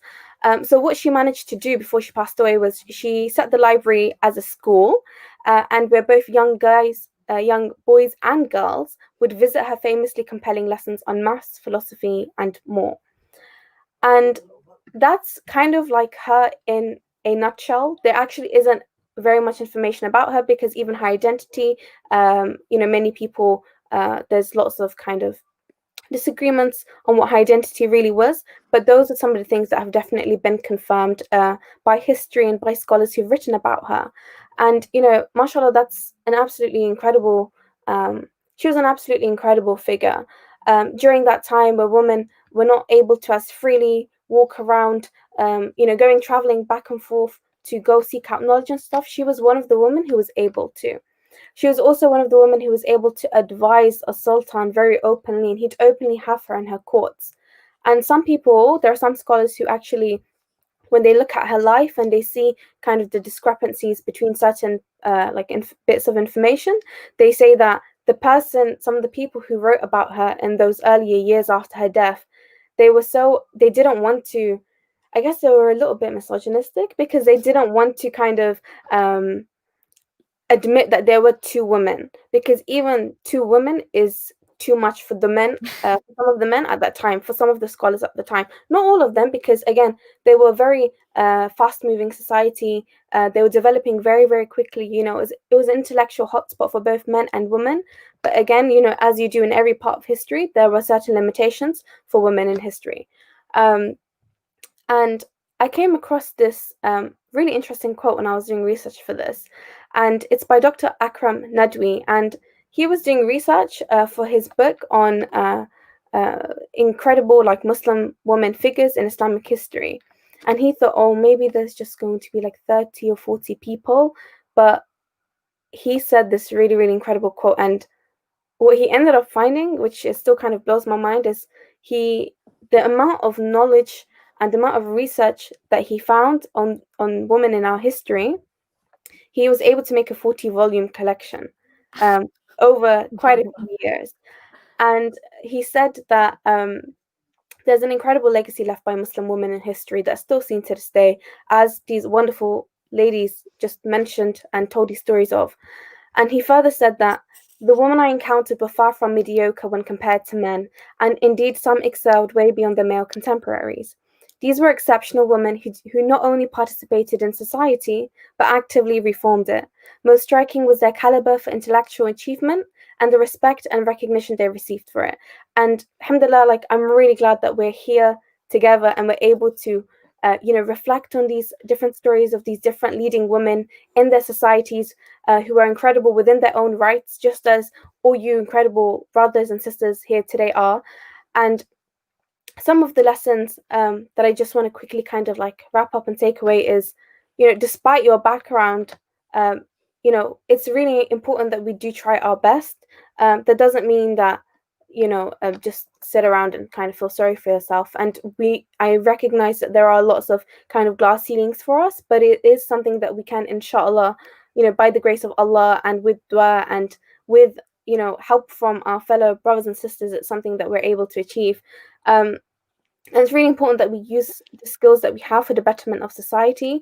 Each and every one of us has a particular skill or a particular thing that makes us stand out from someone else. I might be good at something that someone else isn't, or someone else might be good at something that I'm not. But that doesn't mean that I'm any less than them or they're any less than me. Again, within our own right, we have our own skills and advantages that we can put to use, inshallah. And yeah, there's so much, honestly, we could really take away. And, by using our faith and by using, especially in this day and age, faith-inspired activism is something that also this lady of Cordoba did, Lubna of Cordoba did. Mm-hmm. Her form of activism was enabling education for young girls and boys, because even boys at the time, if you're poor, you have that class kind of glass ceiling where you're not able to go and get the education. But she left her legacy, and she was able to create this incredible library in school for these kids, and they were able to have an education. And from there on onwards, that kind of spread in the region and it became normalized. So inshallah, I pray that we are also able to leave our own kind of legacy, whether it's in Charity Week or elsewhere in our lives or with our families or our co-workers. Yeah, inshallah. It's amazing stuff, man. That's amazing. So me and my family, we also got to go to Cordoba, and I just remember when we had the guide, they were, they were giving examples, and they were talking about how the Muslims got defeated. And I remember we were so cheesed. We're like, man, they did the Muslims so dirty, even though it was so long ago. But it was amazing, all the stuff that they set up and the library and stuff that you were talking about. But moving on to Lubna, it's I like how the past 3 stories, the common theme has been education, and they educate women, and they always educate people who are less fortunate, because, and it's just anytime you do that, you always see the rewards very near in the future. When you educate people who didn't have the opportunity before, they always appreciate it more, and they always give it back. They always pay it forward. So just Islam has always been doing that, and then we talk about a lot of even the benefits, Islam's been doing it first. Even you talk about benefits of fasting and dates are really good for your health. We're yeah, we know, it's and people Lubna and all the stuff that you see in the Quran, we've always been doing it. So it's always nice to hear about these people and what they did. Mm-hmm. Definitely. And I think, something that all these women have in common is education. And that's why education is such a blessing, such a tool that we can use to, make a positive impact on this world. And subhanAllah, what an amazing woman, okay? She strove for excellence, it seems like, in everything that she did, okay? And, that's, what ihsan is interpreted to be, excellence, striving for excellence. And one of the, core principles of our deen. And subhanAllah, she seemed like she went above and beyond in everything that she did. And, just quickly commenting on this day and age, okay, subhanAllah, a lot of us, here are within education. We have, maybe strived for academic success, but in so many parts of the world, in so many cultures, and I'm not even talking about in other countries, I'm talking about in our own cultures, in our own communities in this country, we see a lot of the time that there is this mentality that sisters shouldn't be so striving for academic success.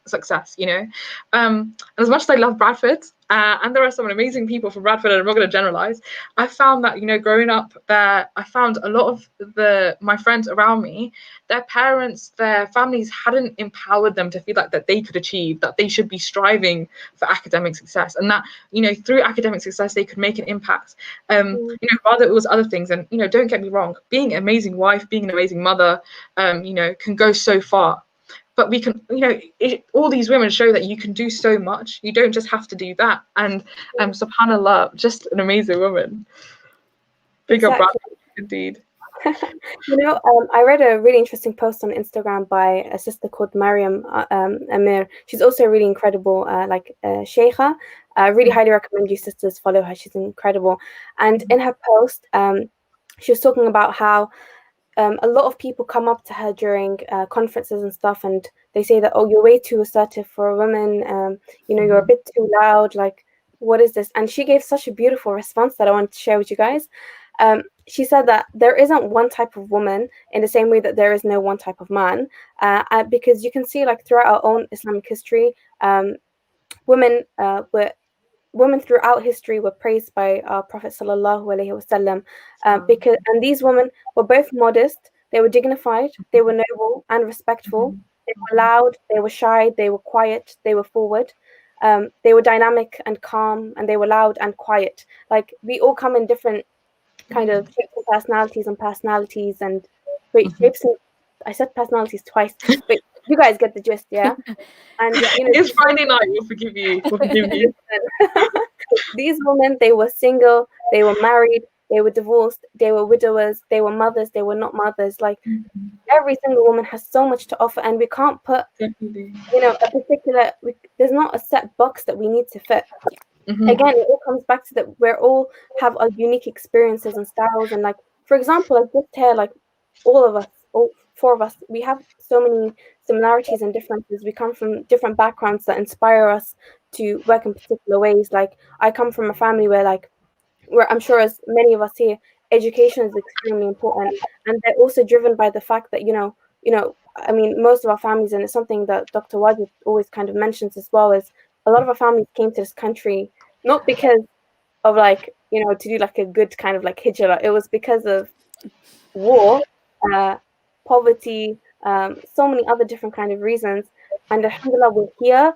Our parents and our families brought us here so that we're able to then become educated, be a beacon in our society, be a beacon of guidance, of hope, and also comes back to using our knowledge and our experiences and these stories to motivate and inspire others around us. So I think that's also something very crucial as well, that a lot of us kind of bring into CW and also to different aspects of our lives. SubhanAllah, it's been amazing. I'm going to say amazing like 100 times in the next minute, to hear about such powerful, wonderful women. I was about to say amazing women, but I didn't say wonderful women. And I think, sisters, sometimes we need that reminder that we are capable of doing amazing things. We are capable of bringing around, change, not just within our own circles, but on a worldwide scale, almost. And I find, sisters, sometimes we tend to invalidate our strengths. We tend to invalidate our potential, okay? And we let that hold us back. And I see it so much in the sisters around me, okay? That they feel like they can't go for this role, or they can't do this opportunity, or they don't have what it takes. And I was applying for a job once. Wow, I'm about to go on a real detour, guys. I was applying for a job once, and it was a job to like work as a researcher at my university. And the vice principal of my university was like the one who was running this like research project. And she said to me, "Why don't you go for the job?" And I said, "Oh, I don't know if I can. Like, I don't know if I've got the skills for it." And she was like, it just something completely unrelated, but like, you know, guys will apply for jobs if they hit 20% of the criteria that you need. Okay, 100% to feel the courage that they can apply for that job. Okay, and as women, we need to start believing in ourselves, believing in our abilities, and feeling like, you know, we have the potential to be leaders. Leaders don't have to be brothers all the time. Okay, and you know, we can use our, you know, our femininity, our caring souls, our emotional intelligence, our spiritual intelligence, to bring around such goodness in this world. So yeah, Jazakallah khair, Shamla. And just a quick other note as well. You mentioned that she had some names that people called her. I can't remember what you said. Fatima and Lubna. I know, as in like nicknames that they would call her, or like what they would know her as the most noble, I think it was. Most noble, yeah. And subhanAllah, I was meant to be talking today about Khadija radiallahu anhum, but we're a bit short of time. But something I was reflecting on as well today is our legacy isn't, again, just, you know, big acts, but it can also just be the impression that we leave on those around us.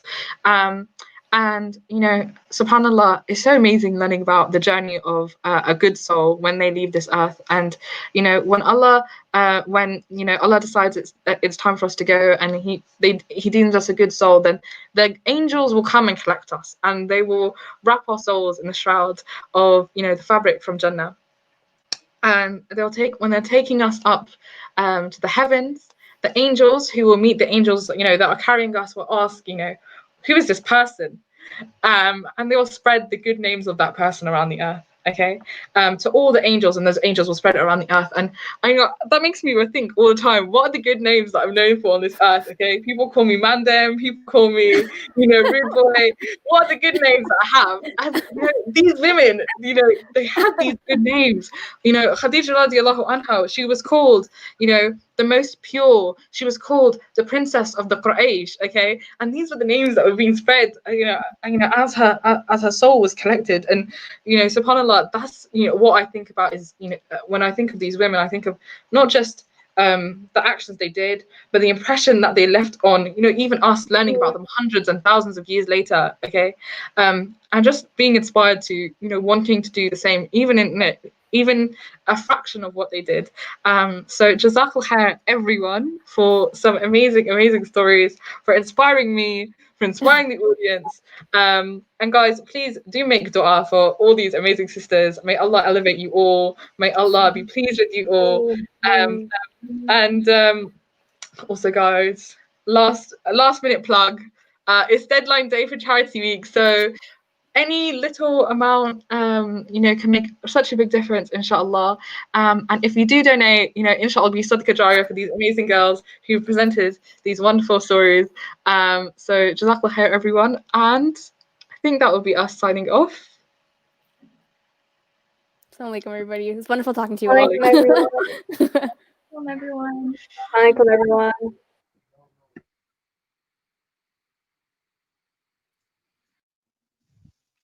Oh. We good? Salams, guys. That was an absolutely spectacular segment. That was amazing. That was so good. That was so inspirational. I learned so much. Yo, that was sick, mashallah. We learned about the first. Good thing we planned that. Honestly, we learned about someone who built a university. Yeah, I would like to say a massive thank you to all 5 of our amazing speakers we had there. They have done an absolutely cracking job. Tamim, can you please stop insulting us? At a very short notice, you could not tell that these guys were called in last minute, and they were so good at telling those stories. Honestly, it was amazing to hear, and Jazakallah here. Okay, moving on to our next section. I'm excited about this one. Are you really? I am very excited. Do we have our guests ready for this one? Are they? Yeah, our guests are waiting there. for Ready? She's back. Salams, guys. So, just to give a brief introduction of what we're going to be doing now. So now it is time for our reverts panel, in which we are going to be having a chat with some reverts to Islam, specifically where people are going to be sharing stories, and then people are going to be sharing stories and then maybe fielding some questions from the audience and or hosts too, inshallah. So let's start with some introductions. Who do we have here? Chelsea, we might have had some new people join us. Do you want to reintroduce yourself? Yeah. Hello, everyone. My name is Chelsea. I'm from the National UK Institutions team. I've been on the Chartered team now for 4 years, alhamdulillah. I'm currently a medical student at the University of Warwick, which is in the Midlands of the UK. Very, very nice, very nice. Mr. Sanjay, tell us about yourself. Assalamu alaikum wa rahmatullahi wa barakatuh. My name is Sanjay. I am on the Charity Week Institutional Support New York City team. Alhamdulillah. So I'm all the way in America. And I'm a revert to Islam. I work in IT, and I am also pursuing Islamic studies. Alhamdulillah. Alhamdulillah. Very nice, very nice. Okay, Sunny, how do we want to start this? Bismillah. It's usually the best way to start. But no, firstly, feel free to share as much or as little as you want of your story. But the point of this was to kind of give you guys the space to talk and want to hear about your journey and how you came to this beautiful theme. And we can go in no particular order. We can start with Jack. Oh, okay. Yeah. Starting it. Okay. Keeping it not too long and a bit brief. So I myself, I was born into what I'm going to call a culturally Christian family in the UK. So it's by this I mean my family are Christian, like for sorry, no, not Christian for large events, but as in they only regularly practice Christianity at large events, so weddings, funerals, christenings, okay, which is very typical of British families in the UK. But when I was born, my parents didn't have me baptized. They wanted me to make my own decisions about religion when I was older. As I got into secondary school, I can't exactly remember what sparked it, but I know that I just got very, very religious and I became very interested in Christianity. And so, of my own free will, I was baptized when I was about 13. And I got really, really into Christianity for a few years. And then by the time I got to around sixth form, which roughly for non-England, non-UK people is around about the age of 16, 17, 18, I had lost touch with Christianity, and I was more drifting as an agnostic, sort of believed in maybe a higher power, but did not have an organized faith to follow, or didn't have a strong set of beliefs, so to speak. It was mostly because I found, although Christianity is a great faith and I have a lot of respect for it, for myself it's very, very centered on belief, not actions. And so when you're someone like myself that likes I value actions over just talking sometimes, it was a bit, I don't want to say disengaging, but maybe a bit disengaging. And I was about 16, 17, and I was in sixth form. And I come from, excuse the maybe politically incorrect language, a very white part of the country. I come from the northeast of England, and specifically the town I come from is very, very unethnically diverse. And the vast majority of Muslims in the UK are not white. So I'd never met one until I was in sixth form. And I made my first Muslim friend, who was a sister, who was doing A-level chemistry and biology with me. And we were out on a field trip one day. We were out on a very, very hot and sweaty day. For anyone not coming who hasn't been to the UK before, hitting 30 degrees, or like, I don't know what's that, roughly 100 Fahrenheit for you Yankees out there, ish. Like, that is very rare. It doesn't happen in this country at all, but it happened on this particular day, and we were in this hot and sweaty chemistry lab for hours on end, and it was intolerable. It was awful in full PPE. It was a shambles. So we went out for lunch, me and my friend, and I offered to get her something to eat, something to drink. She turned around and told me that she wasn't eating or drinking. And I thought this girl was nuts.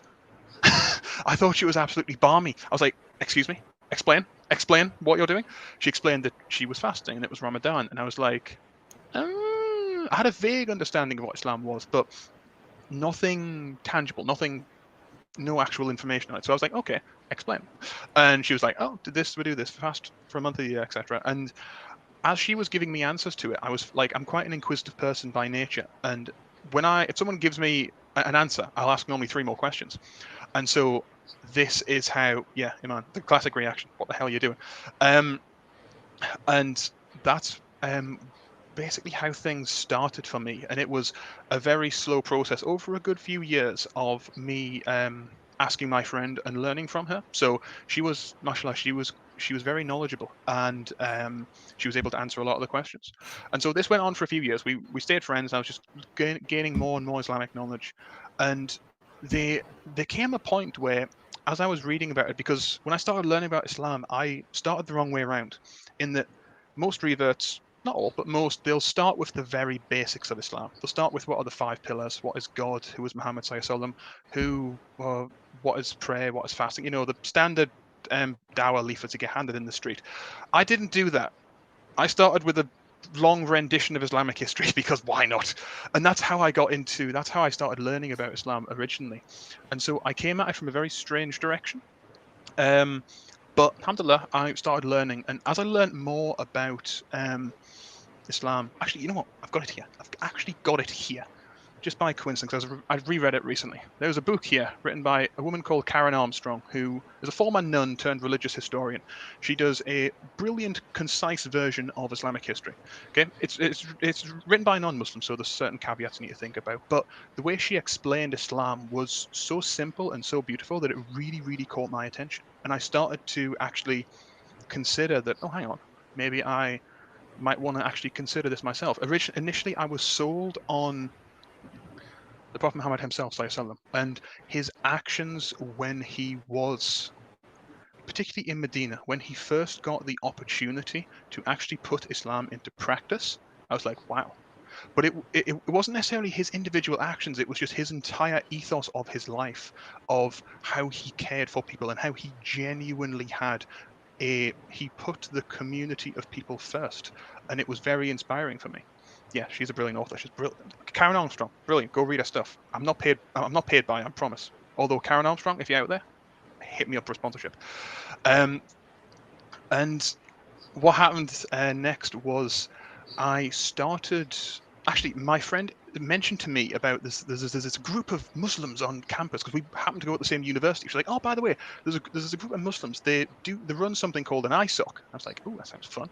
And she pointed me in their direction, and I had a chat with what was then the head brother / president of the ISOC. It was mostly there so I could meet more Muslims and gain more knowledge.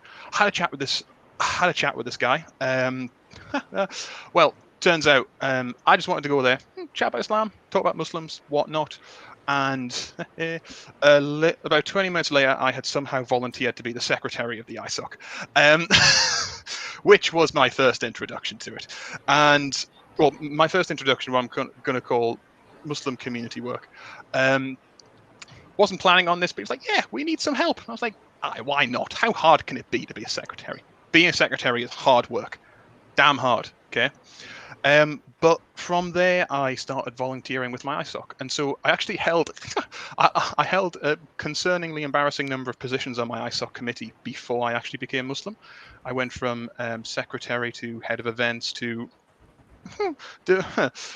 essentially de facto head brother while still being a non-Muslim, which was an interesting experience to say the least. I stopped. Wait, you were head brother of the de facto. De facto head brother, yes, while being a non-Muslim. Sunderland's a brilliant place. You should try it. Yeah, so very normal, as you do, as all ISOCs do. But in this time, what really set me properly on the road to becoming Muslim was I met the university chaplain, the university imam, and thankfully for me, that this chaplain of the university, he's an actual scholar. Like, he had spent years studying in Bury and in Kidderminster. He's still my teacher now, actually. And so we would sit down for hours on end. We go to Starbucks, actually. We go to Starbucks at the university campus, and we'd just sit there for about 3 hours at a time, and I just throw at him any and all questions I had about everything from Islamic history to philosophy to law to theology. And sometimes we sat there for so long, he'd get calls and texts from his wife asking, "Where are you? Why are you out so late?" And he was sitting with me in Starbucks. And it was around about this time where I thought, hang on. As I learned more about the actual practicalities of Islam, because I was never really a big guy for theology, I started to think, oh, hang on.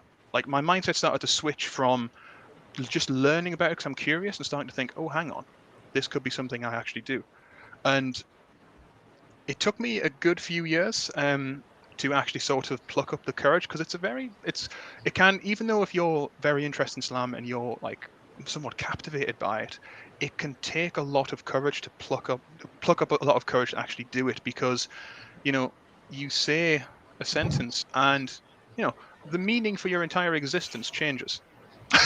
It can be a little bit daunting sometimes, and so it took me about after this point, it took me about a year to actually pluck up the courage. And I was actually in the library one day, and I'd been stalling, if I'm being honest, for a while. So I was like, oh, hang on, I just need to research this a little bit. I just need to just remove this little bit of doubt.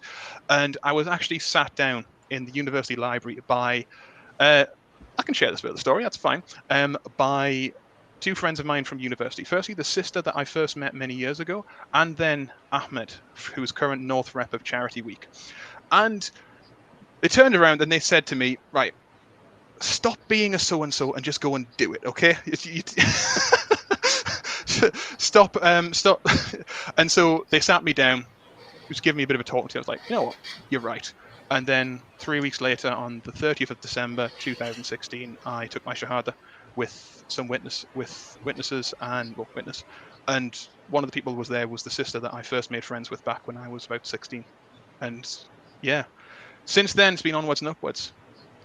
I did miss out a part of that, actually. I joined Charity Week before that. Oh, hang on. Actually, I'm going to give a shout out for this. So I joined Charity Week as a non-Muslim before I was actually Muslim, and it was for me. It was very, very important in my journey to becoming a Muslim, because something that a lot of non-Muslims look for is having things on paper, having things in a book or said by imams is one thing. Having it actually carried out is quite another. And when I joined Charity Week, I got to actually see in person Islam manifest, specifically in the character of the individuals. And that's one of the things that sold me. It was meeting Muslims that were genuinely incredible people. And so for my first year on the Charity Week team, I wasn't a Muslim. I took my Shahada a little bit after the IAD in 2016. And joining Charity Week and meeting these Muslims was instrumental in me becoming Muslim. It was fantastic. But yeah, that's the gist of it. So it's IID 2016, and when was your first IID? That was 26. Actually, my first IAD was 2015. That was the day that the North tent blew over, and the IAD in Manchester was just chaos. That was good. That was a good year. But I was just a guest there. Let me get this straight. You came to an Islamic event. The tent that it was hosted in collapsed, and you thought, yeah, this is what I want to join. One of the highlights I remember from that was just our table from Sunderland University. We just kept going up to the dessert buffet and just taking cakes. Yeah, that was it. They have the best food. They honestly do. But my two first IEDs were not as a Muslim, and honestly, it was absolutely fantastic. Yeah. Oh wow, Miriam, I completely forgot about that. That has just unlocked the memory. Yeah, that also happened. Can't remember exactly how, but something happened. Oh yeah, the mountain climb. That was it. Oh, that was a cracking memory. That was great. Okay, we're gonna. Sorry. Okay, moving on. Next, inshallah, Chelsea. Assalamu alaikum, Chelsea. Walaikum salam. Okay, inshallah. SubhanAllah, my story is actually quite similar to Jack's in how everything started. But yeah, it was back when I was in sixth form as well. So I was in college, 16, 17 years of age. And throughout that time, I felt really lost spiritually. So I was brought up in a Christian family, but as Jack said, most British Christians aren't really Christian apart from at Christmas. So I wasn't really exposed to a lot of religion throughout my childhood. The most that I was exposed to was when I was younger, I went to a Sunday school, which was actually on Tuesday. So it was a Tuesday school, but it was a Sunday school as well.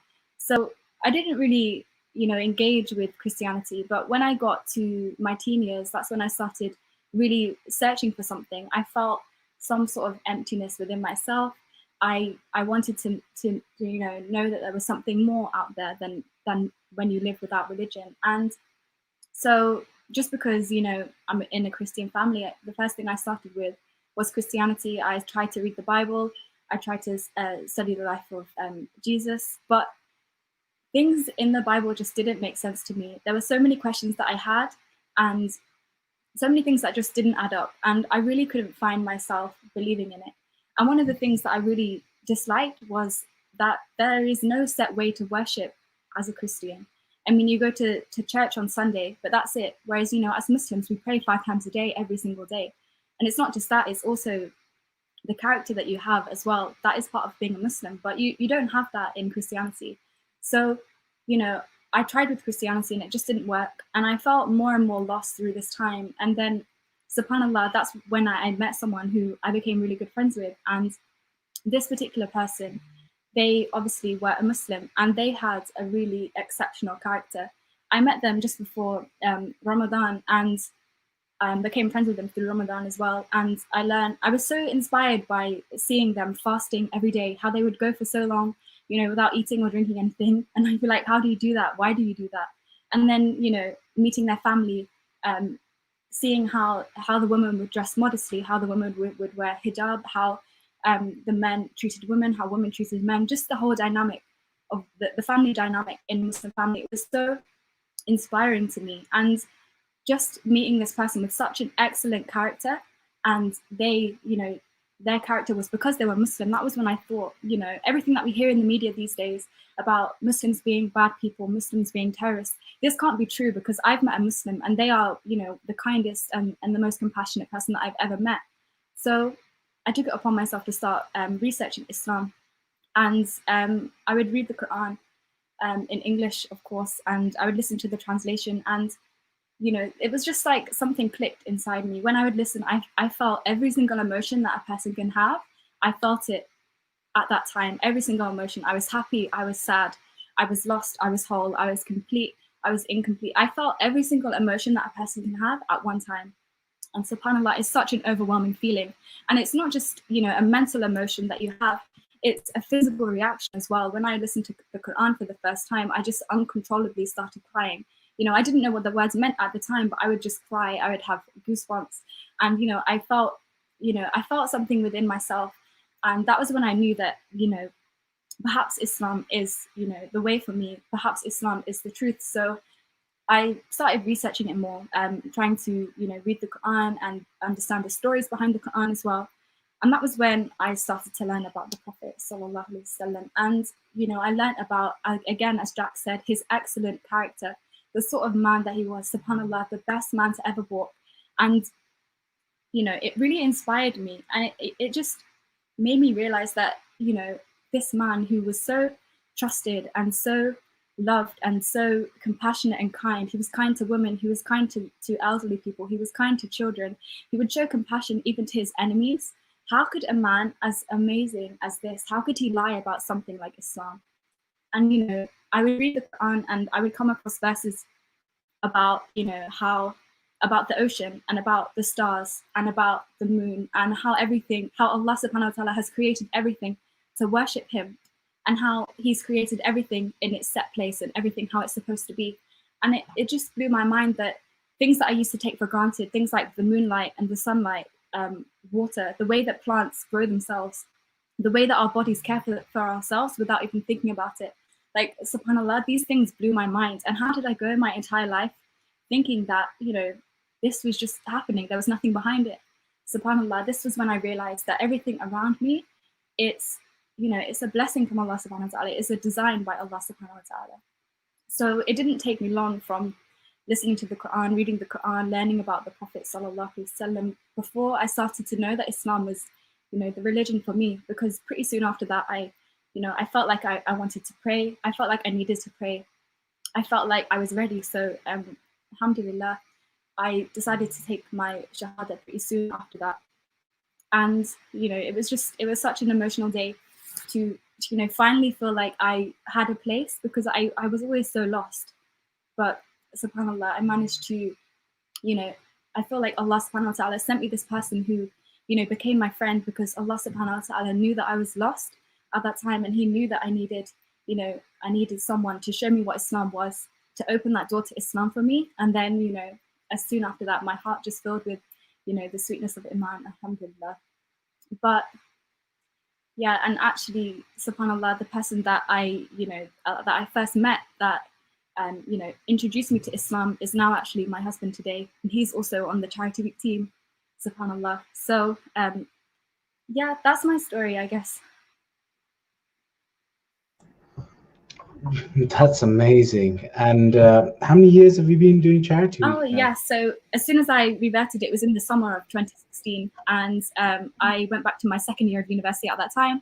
And the first thing I did was join the ISOC, and pretty soon after that, I was drafted into the Charity Week team. So yeah, I've been doing Charity Week now for 4 years, alhamdulillah. And like Jack said as well, when the people, my closest friends are people on the Charity Week team. Like a lot of the sisters on the Charity Week team, all of the sisters on the team, they're, subhanallah, they're so amazing. And some of them are my closest friends in this world. And the only reason why I know them is because, because I joined Charity Week, and I'm so inspired by all of the things that the sisters do, and also the brothers as well. It's such an amazing community that we have here at Charity Week that's taught me so much about myself, and it's given me so many opportunities. I mean, just to be here on this podcast today, to be part of leading the Charity Week national team, and even being on the Tarbiyah team as well this year. SubhanAllah, so many opportunities that have come from Charity Week. And had I not joined my ISOC or my Charity Week back in 2016, I would have been, so lost. But it's because of you guys here at Charity Week, the sisters especially, who have supported me throughout this journey. It's because of you guys that, alhamdulillah, I'm so happy now, and I found like the place where I'm supposed to be. So jazakallah khair, any of the sisters who are listening. It's interesting you say lost, because we know Allah subhanahu wa ta'ala guides who he wills, and mashallah, that was an amazing story. Honestly, it was really beautiful. Yeah, everyone's showing love to Chelsea from in the chat. Farah just said beautiful story, Chelsea. Jazakallah here for sharing.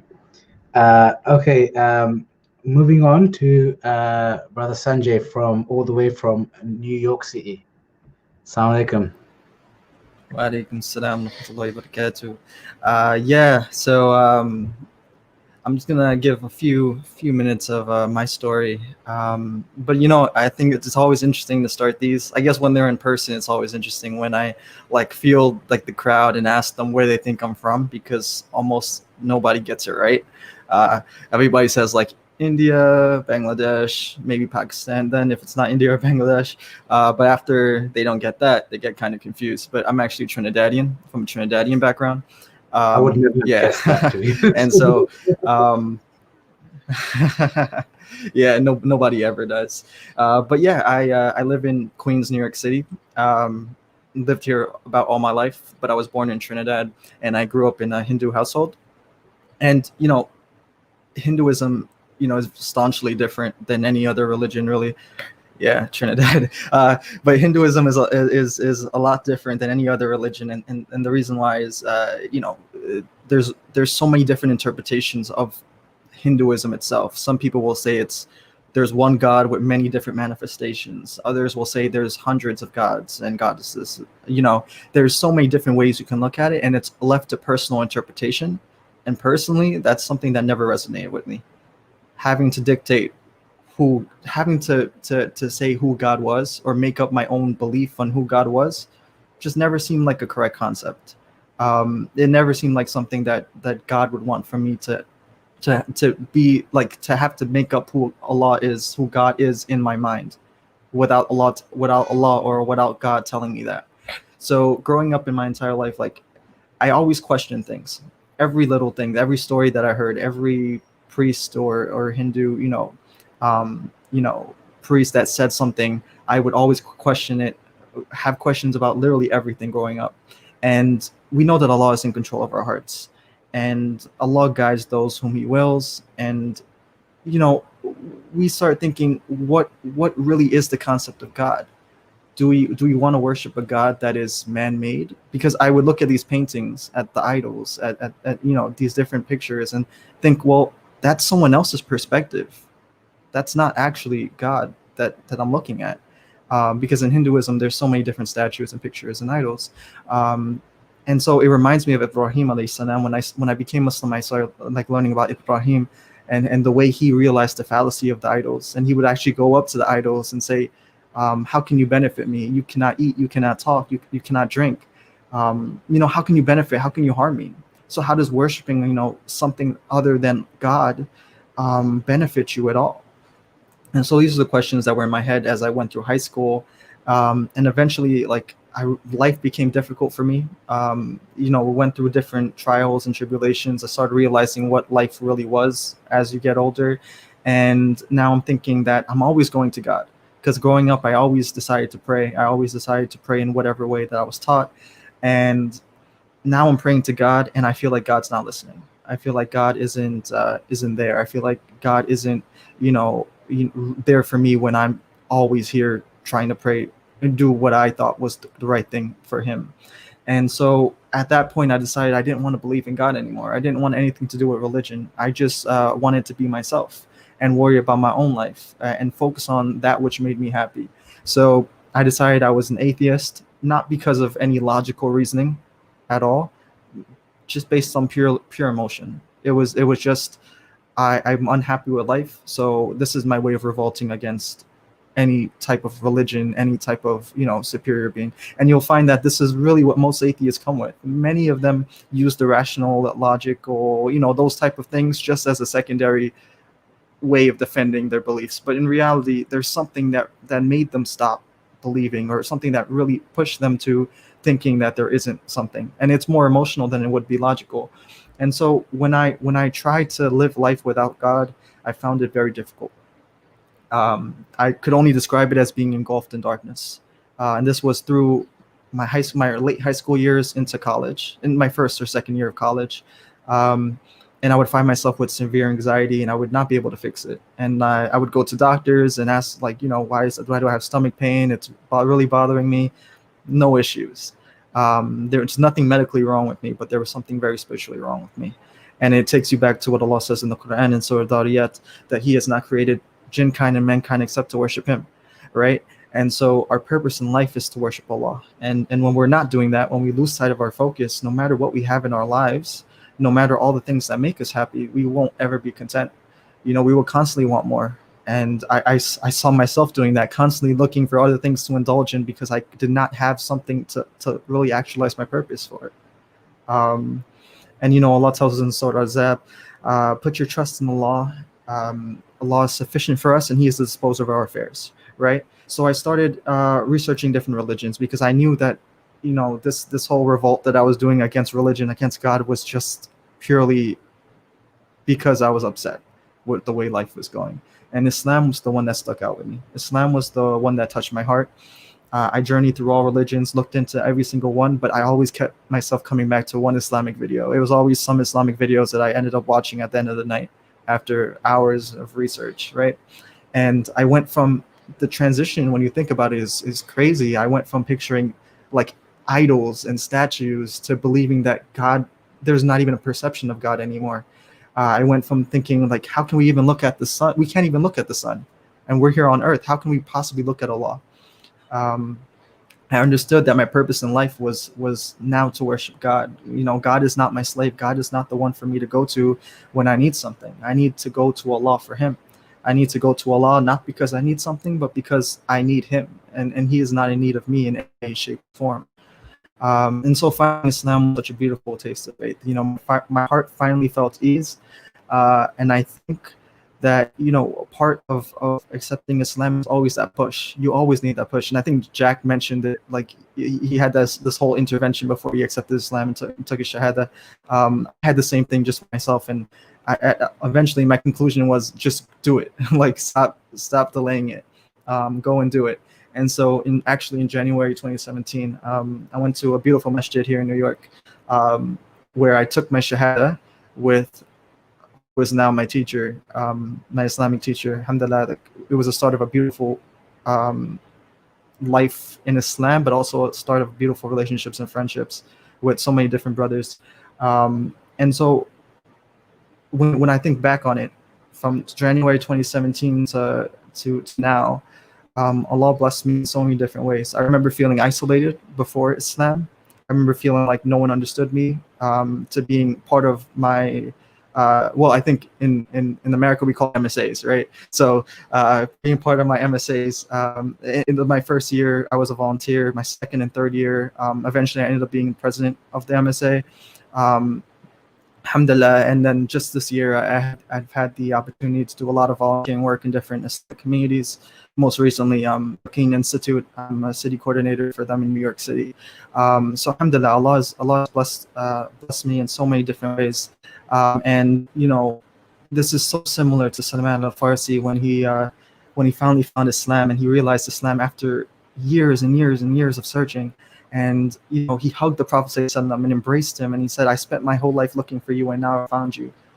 And the Prophet ﷺ just you know stopped and said, "What is your story? What led you here?" And Salman would tell all the companions about the struggles he faced and being enslaved and then fighting tooth and nail to reach the truth. And that is what being a convert to Islam is. It means finding Allah. It means being pleased with the Messenger Sallallahu Alaihi Wasallam. And we all have our own journeys. You know, we all have something that makes us unique. We all have some reason why we're practicing. And if we really key into that, you know, it would be a means of us staying upon the straight path. And may Allah keep us upon the straight path. Jazakallah khair. Ameen, Ameen. That was really, really deep, bro. Like you showed about your difficulties as well and your journey. Jazakallah for sharing. Honestly, it means a lot. So somebody shouted out Hunter MSA. Was that your MSA? For those that don't know, MSA is ISOX in North America. Yeah, we have our whole different version. But yeah, that's my MSA, Hunter MSA. Yeah. Okay. And now you're on the charity week team. How, is this your first year? This is my first year on the charity week team. Did you take part in charity week in Hunters? Yeah. Last year, alhamdulillah, we raised alhamdulillah a lot of money, and it felt good because I felt really involved in that. Yeah. Hunter takes charity week quite seriously in New York. Yep, definitely. They definitely do. Okay. Somebody goes, Hunter are the ones that beef QC, right? Okay. Somebody said, so people are saying Jazakallah khair for sharing. Now we have some questions that people have thrown in, and you can feel free to answer whichever ones you want. If you don't have an answer, it's fine. Before we go for that list, do you want to ask the yeah, I've been asking in the chat to drop any questions, so I've been adding them. Yeah, guys, if you guys have questions, please. By the way, I don't know. I can only speak for myself, but I can imagine Chelsea and Sanjay are also okay with this. Feel free to ask anything as well.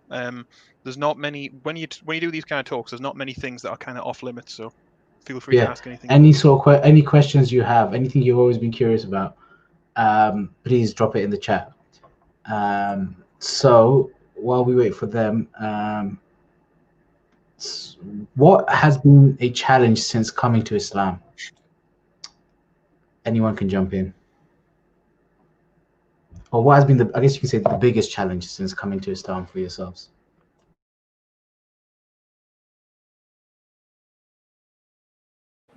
So I guess I'll go ahead. I actually wrote a research paper on this.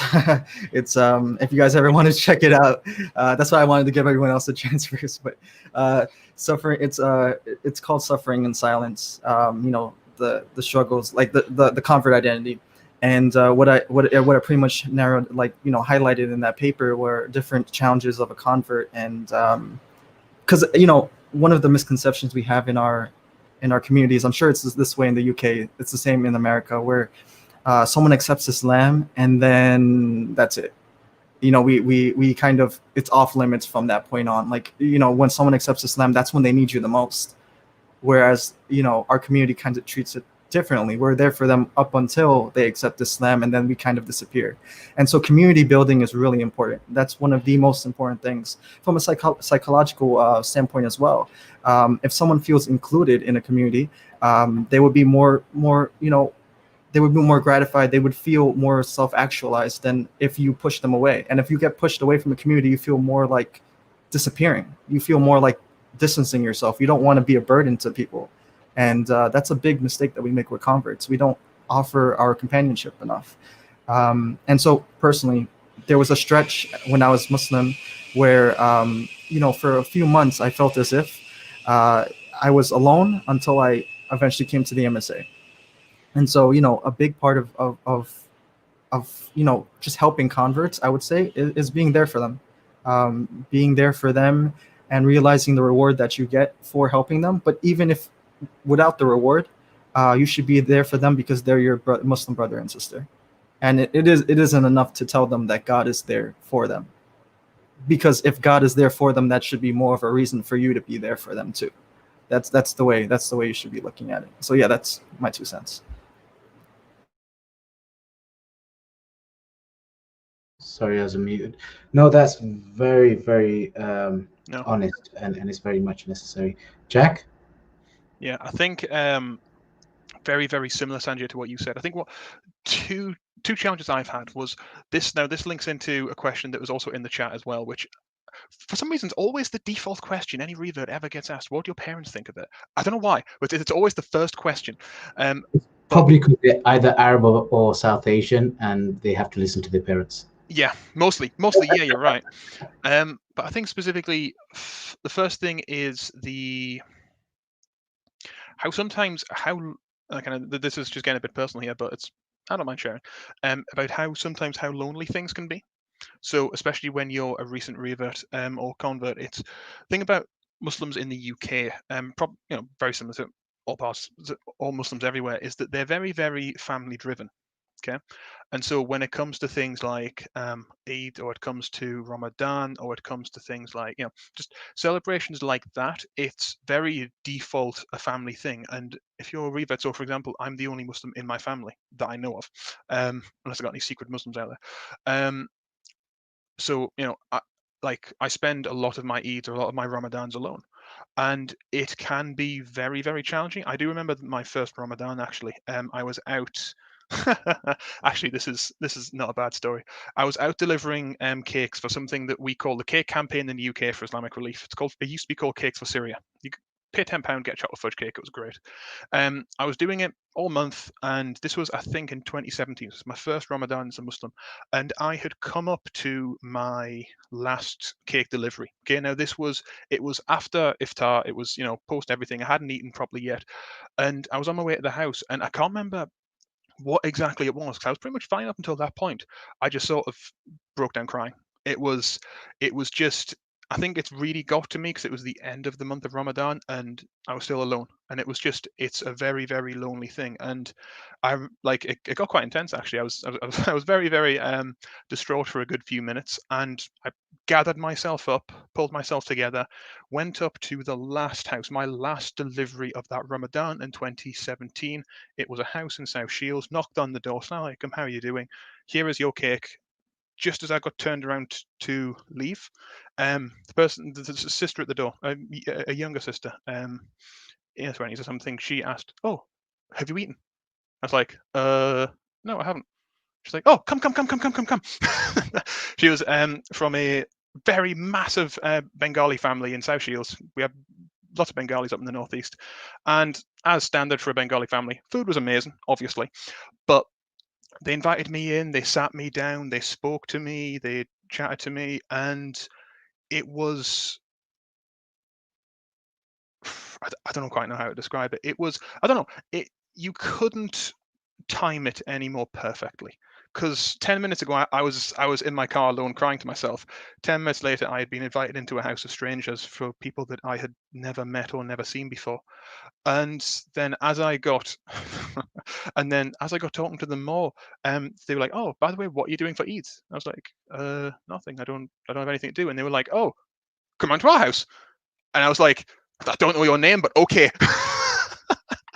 And so I spent my first proper Eid with a family in South Shields, and it was a bit strange. No, not going to lie. I was invited to their entire family gathering. It was a room full of people. Turns out that their family was also quite a bit diverse, and one of their sister-in-laws was also a revert, and she was like, you know, indigenous from the UK, white British. It's the simple way to say it. And like, we just got sat there. I was just sitting watching their family videos with them, having chicken nuggets, and honestly, life was good. And I still keep in touch with that family because or at least I try to, because it's a small town up here. But the timing was unbelievable. Honestly, this family were special, and I think it really showed me about how Muslims do actually treat each other. And I think it's one of the reasons why reverts in particular tend to be a bit more active within Muslim communities. Like, it's because sometimes you need to be proactive in engaging with the communities you work with, because you know, obviously there's people out there that are going to help you, but part of it comes down to you actually making the effort with the Muslim community. You can't just sit there and say, oh, I'm a bit lonely, it's a bit sad here. You need to put yourself out there. You need to go to the mosque. You need to meet people. And that's, for me, what really, really made Islam come to life when I became very active. And so right now I'm a Muslim community worker in the Northeast. I work for a small Muslim charity, volunteer with the masjids and Islamic Relief and all sorts of random stuff. But yeah, that's what helped me get through the more challenging parts of it. Food. No, honestly, it's amazing. Somebody said it that you know, Allah subhanahu wa ta'ala, he has an amazing, like, he has the best timing, because you were at that moment where you were breaking down and this family were there and they just welcomed you in. It's honestly, it's beautiful. Chelsea, do you have anything that you can think of that's a big challenge since you've come to this theme? Yeah, so like subhanallah, the story that that Jack just shared, it's so amazing, subhanallah, but it's so sad, like the loneliness. Like, alhamdulillah, for me personally, I didn't find that much of a struggle, because obviously when I reverted, I also got married, so I was immediately brought into, you know, a family. So, you know, I had that support network. But something that changed a lot for me was, you know, my social life and my friends, because, you know, I finished first year of university, non-Muslim, and then I came back to university into my second year as a Muslim, dressed in, you know, hijab, abaya. You know, people were, you know, confused. They didn't know what had happened. And, you know, I think there's a thing when you become a Muslim is you're too religious for your old friends, your old non-Muslim friends. They just don't understand. You're too religious for them. They don't want to hang around with you anymore. And the things that they're doing necessarily you don't want to do with them anymore. But then you're too much of an outsider, or, you know, you're too white to be friends with the Muslims, because especially in the UK, like the university culture, like, you know, you have a Moroccan group, you have a Pakistani group, you have, you know, a group from Saudi Arabia, you have all these different groups of Muslims, and, you know, you're white, you don't fit into any of these groups, and most of these groups won't welcome you in. So you don't have your old friends anymore, and you struggle to find new friends because, you know, they're just not interested in having someone that doesn't speak Arabic or doesn't speak the language that they speak, you know, doesn't have the same sort of culture or, you know, upbringing. You don't get the banter because, you know, you weren't brought up in an Asian household, or you weren't brought up in an Arab household. So, you know, it's so difficult to find somewhere to fit in. But like, I think what's amazing about Charity Week is, in Charity Week, it doesn't matter, you know, where you're from. In this group of people, like, it's literally a family. Everyone is so different. We have reverts, we have people from all over the world, people from all different cultures, and, you know, Charity Week will welcome anyone in. But subhanallah, that it's such a blessing to be part of Charity Week because of that. But outside of Charity Week, what we see, it's rare. Like, you don't fit into your old friend group, and you don't fit into a new friend group either. So I feel like, you know, subhanallah, having Charity Week is an amazing way to have, you know, Muslim friends and Muslim brothers and sisters around you, because if it's not for things like Charity Week and other sort of organizations like this, you know, it's so hard to find to find good friends. That's actually really, really powerful. Never really think about it like that. Wow. Okay, we need to go to the next question. So this one, Jack predicted it. Came from the chat. How were the reaction of your families? Anyone can answer first. I'll go first quickly, Yeah. because my answer is pretty short. Alhamdulillah. So I am utterly blessed with the best parents that you can possibly imagine. I'm incredibly, incredibly unfortunate and lucky. So I think I mentioned earlier that my parents didn't get me baptized; they wanted me to make my own decisions, and that pretty much encompasses their approach to life. My mum is my single biggest blessing in my life, 100%, and her philosophy is if I'm happy, she's happy. And so she's incredibly supportive. So we sit there, yeah. Shout out to Jack's parents. So when we have family meals, she cooks with halal meat, so we can all eat together. She's really, really supportive. I did just have to have a conversation with my dad today about what a lota is, which was very uncomfortable, but quite literally in the break, precisely an hour ago. Okay, this conversation happened. That was interesting. But honestly, my parents, alhamdulillah, they've been very good with it. My dad doesn't care too much about religion, so he hasn't. It's never been an issue. It's never come up. So yeah, alhamdulillah, I can't ask for more. That's really nice to hear. Chelsea or Sanjay, you don't have to share, but you can the reaction of your families. Yeah, I mean, I would echo everything that Jack said. You know, it's been a very similar reaction for me as well. In the beginning, obviously, there's a transitionary period where it's kind of like, okay, so what goes, what doesn't go, what do you do, what don't you do, and you just have to work through that. I think honestly, when it comes to parents in general, for a new Muslim, it's about patience. It's about understanding, trying to see things from their perspective. Because they were raised their entire lives one way, and then you come in and try and change the status quo for yourself when they're the ones that raised you. So it really takes some patience and perseverance. What's important is that you're gentle with them, because for me personally, I don't know about everyone else, but for me personally, when I first became Muslim, I was just like, no, things have to be this way. This is what the Quran says. This is what the Sunnah says. We got to do it this way, follow it this way. Very harsh, and it's, as you learn more about Islam, you become a lot more gentler. You become a lot more humble, a lot more, less arrogant with your worship.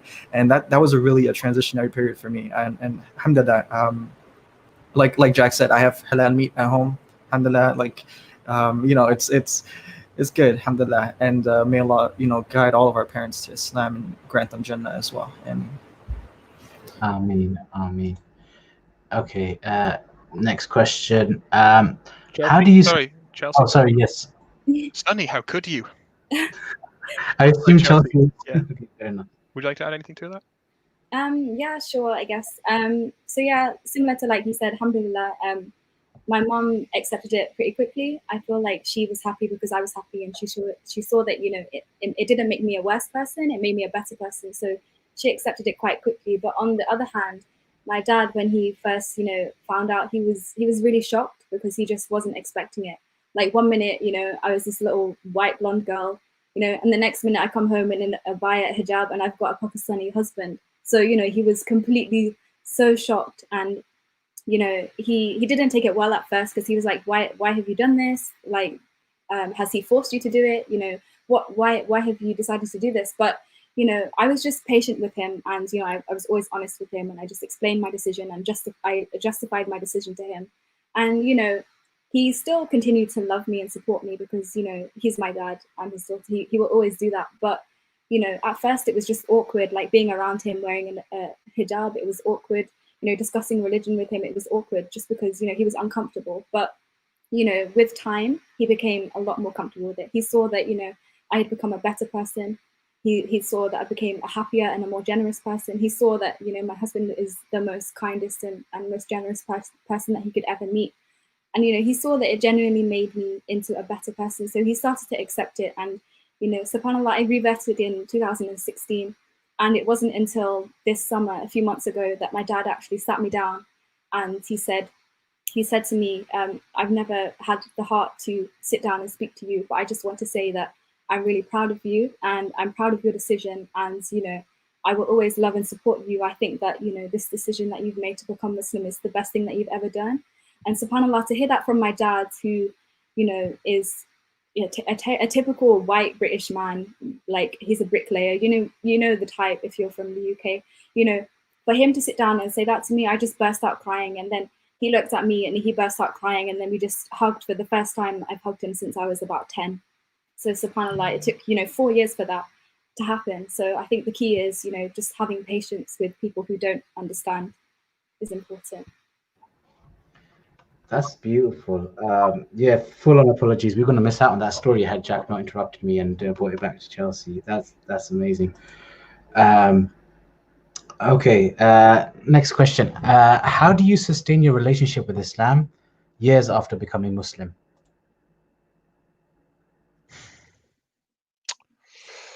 I think. Oh, sorry to interrupt. Do you want to go, Jack? I've got an answer, but I'll let you go first. Sorry for interrupting. I was just going to say, I think the most important thing is surrounding yourself with good friends of knowledge, friends that have. Sorry, Jack, I stole your answer. You stole my answer. I was about to say that, but you know what? Continue. Go for it.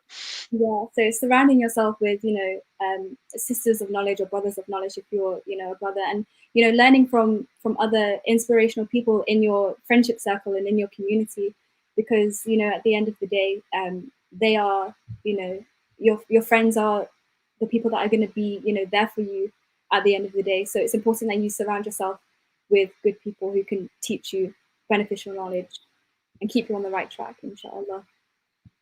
Everything Chelsea said. That's my answer. Pretty much my answer. No, just like that's what I was about to say. It's you must make yourself that you must surround yourself with good people. There's many sayings around this kind of stuff. That you have many hadith around this as well. But there's a saying in there's an English saying actually that I don't know where it comes from. Might come from the States, that you are the average of your 5 associates. And it's absolutely 100% true. If you surround yourself with people that care about Islam, that are genuine and have very good characters, okay? If you're going to pick your friends and associates, pick it based on character, okay? Because that is ultimately what will drive their decisions and their approach to life. So always surround yourself with people with good character, and it keeps you on the right path, always. Awesome. Sanjay, do you have anything else to add? Yeah. I'll just make 2 points. The first point is realize why you became Muslim in the first place. And one of those things that like, at least for me, in being an American Muslim, there's a study done by Pew Research where approximately 23% of Americans born and raised Muslim no longer identify with their faith.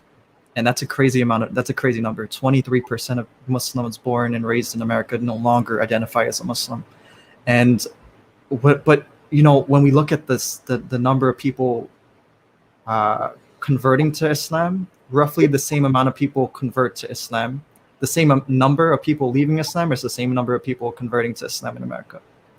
So there's an ayah in Surah Al-Ma'idah where Allah says, "Oh, you who have believed, whoever of you should revert from this religion, Allah will bring forth in place of them a people He will love, and who will love Him and are humble towards the believers, and they strive in the cause of Allah, and so forth."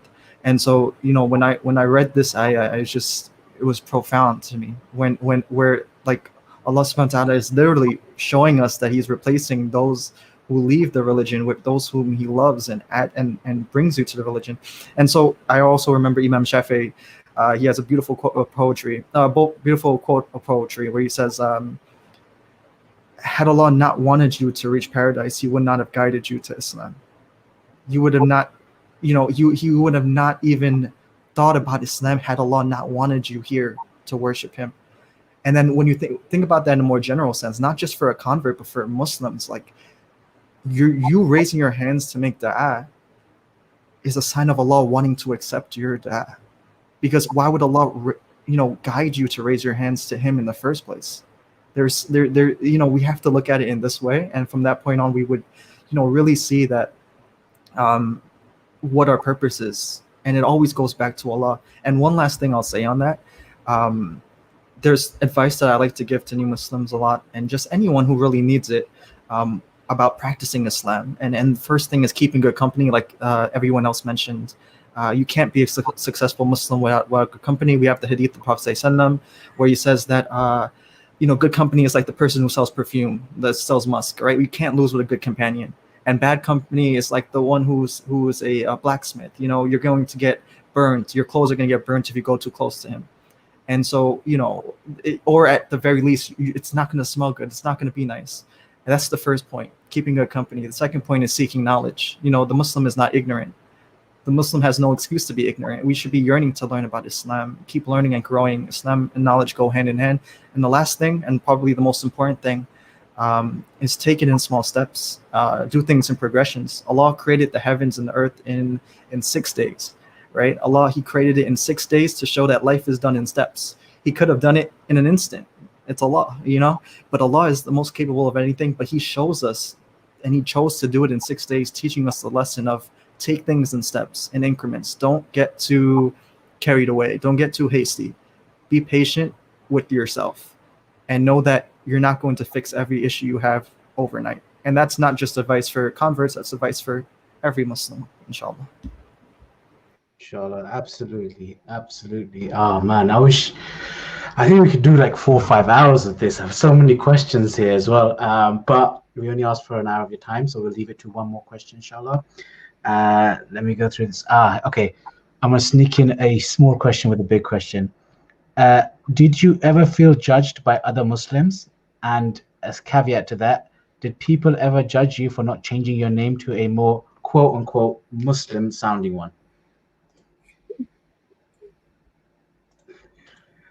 Who wants to go first on this one? Because I feel like we'll have a very similar response based on our initial response there.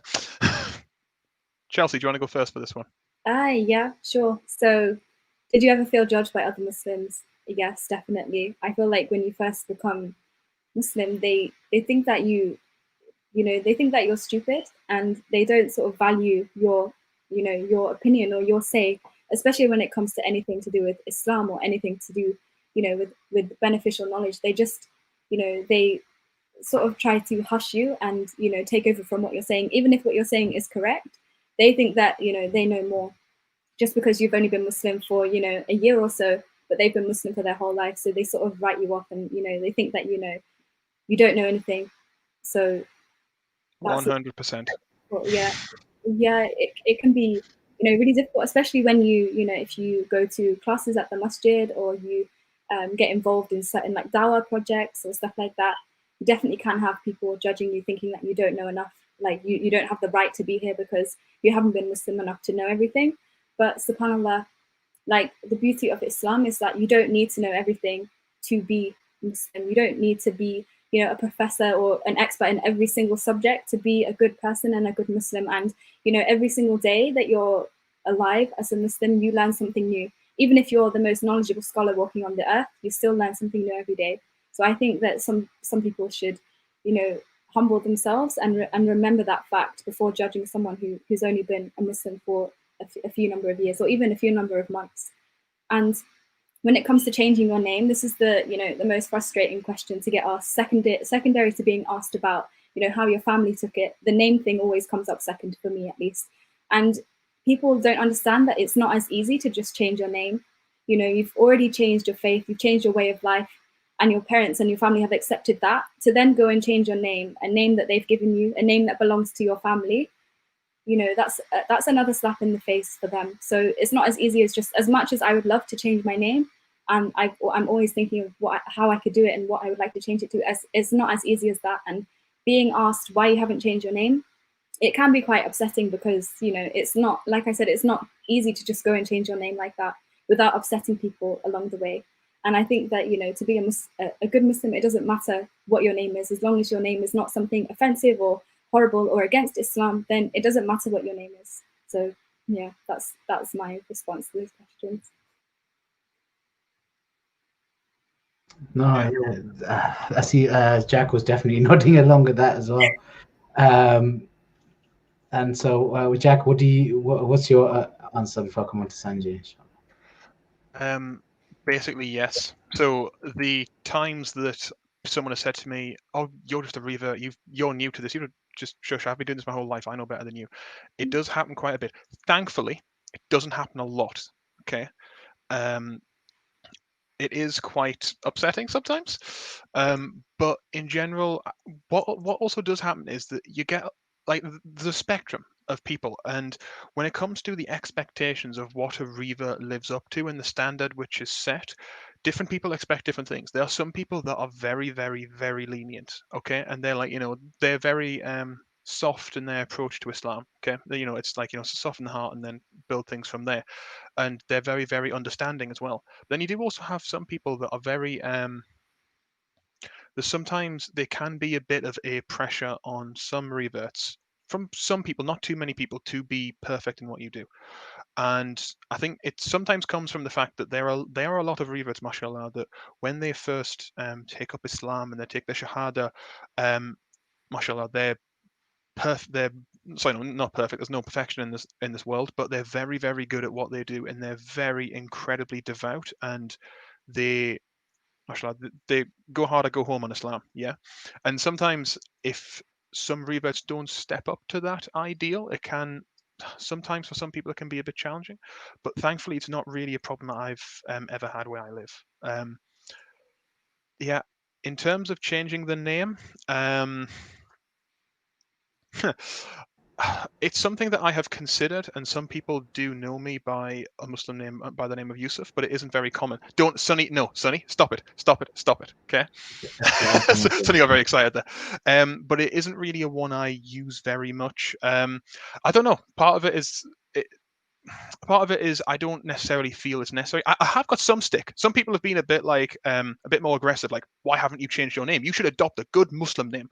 And I'm like, okay, one day, inshallah. Maybe I take it as a middle name, but sometimes it's just funny, when you're at like some kind of Islamic event and you see the register, and it goes like Muslim name, Jack, Muslim name. It's just interesting sometimes. It's good fun. But yeah, no, alhamdulillah.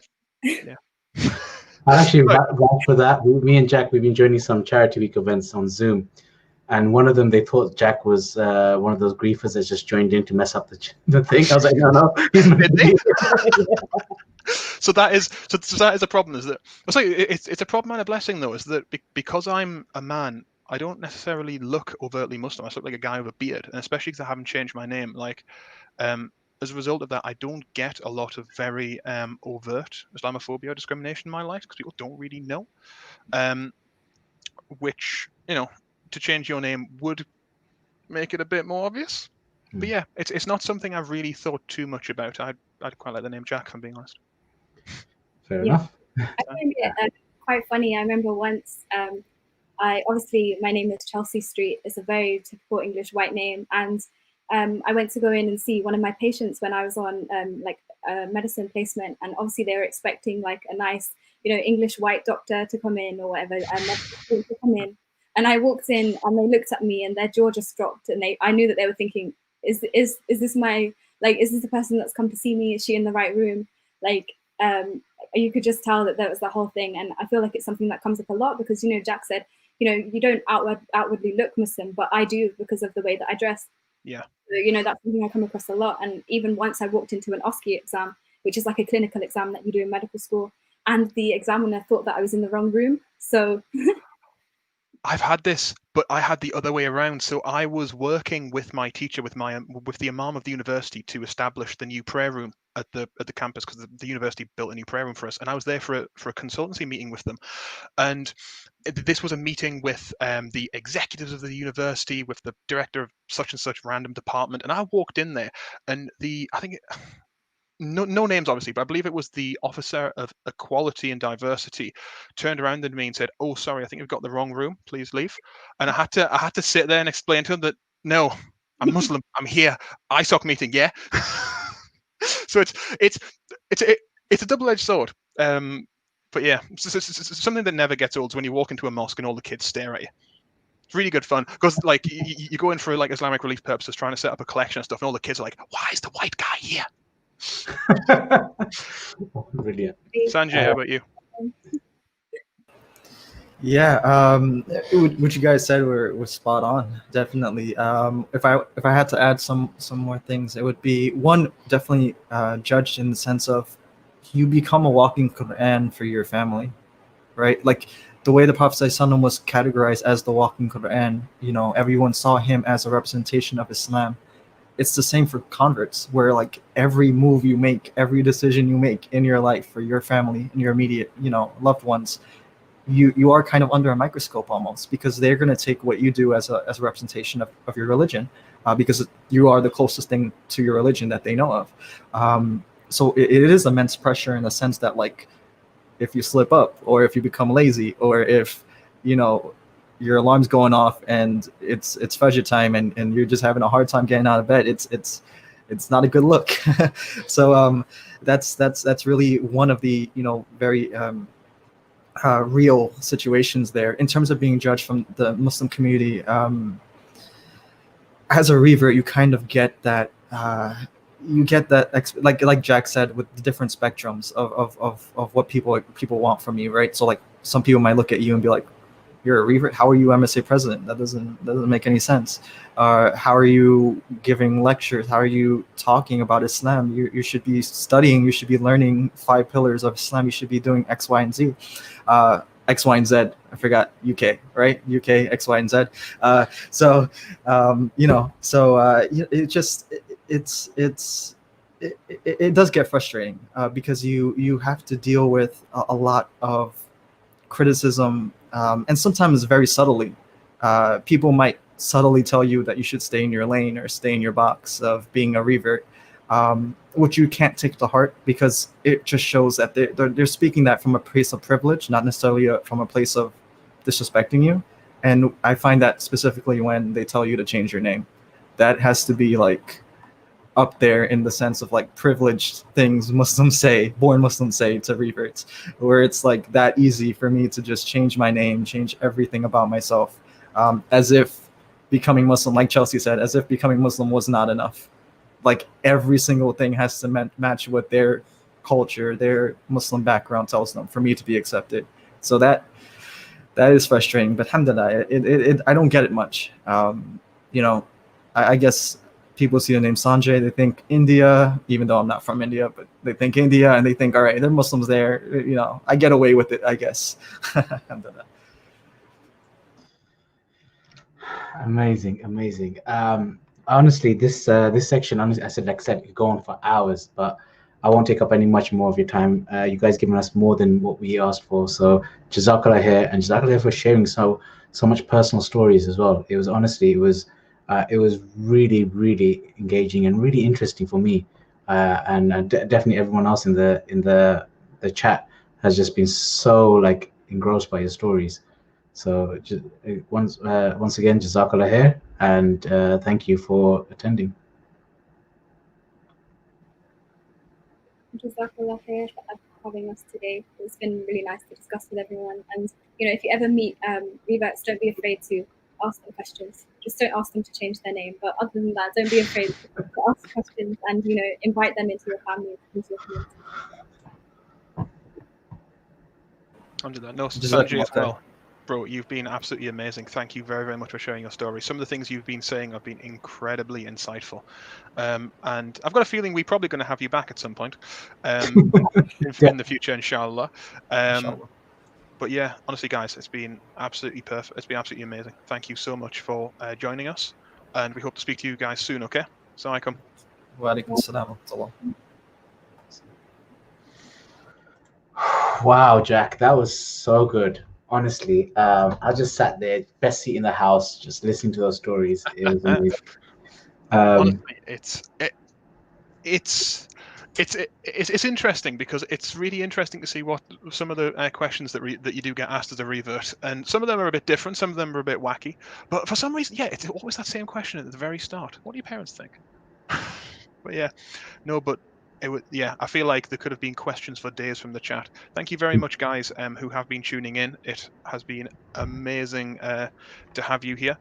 By the way, Sonny, can you post the link again? We are still fundraising, guys. We have precisely 4 hours and I can't count. 4 hours and 35 minutes ish until the banking deadline we have today. We are currently on £126.83. If somebody out there could be incredibly generous and help us reach the round number of £130, that would be £3.17. We'd be incredibly grateful. Thank you very much for your help so far. Now, we do have a special guest. Oh, yes, we do. He's been sitting waiting here for quite some time. Yes, we do wait. Can we bring him in? Yeah, Can we bring this man in? Let's bring him in. So this fellow here, he's going to introduce himself, and he's going to be very, very modest about it, which, mashallah, he's very, very great. But we are joined by Imam Muhammad Razi Rahman, often called Reza. Is Reza what you prefer to be called today? Yeah, you can call me Raza, Razmataz, Gaza, whatever you want. Gaza. Razmataz. Okay, we'll stick to Razmataz. So, Imam Razmataz, would you like to introduce yourself of who you are? Yes, assalamu alaikum everyone. Thank you so much for having me today. So I'm Imam Raza, as they call me. I'm a mental health chaplain for the NHS. I'm a trained Imam in Islamic sciences, and I've memorized the Quran from a young age. I'm also the director, or the Muslim director, for the Newcastle Council of Faiths.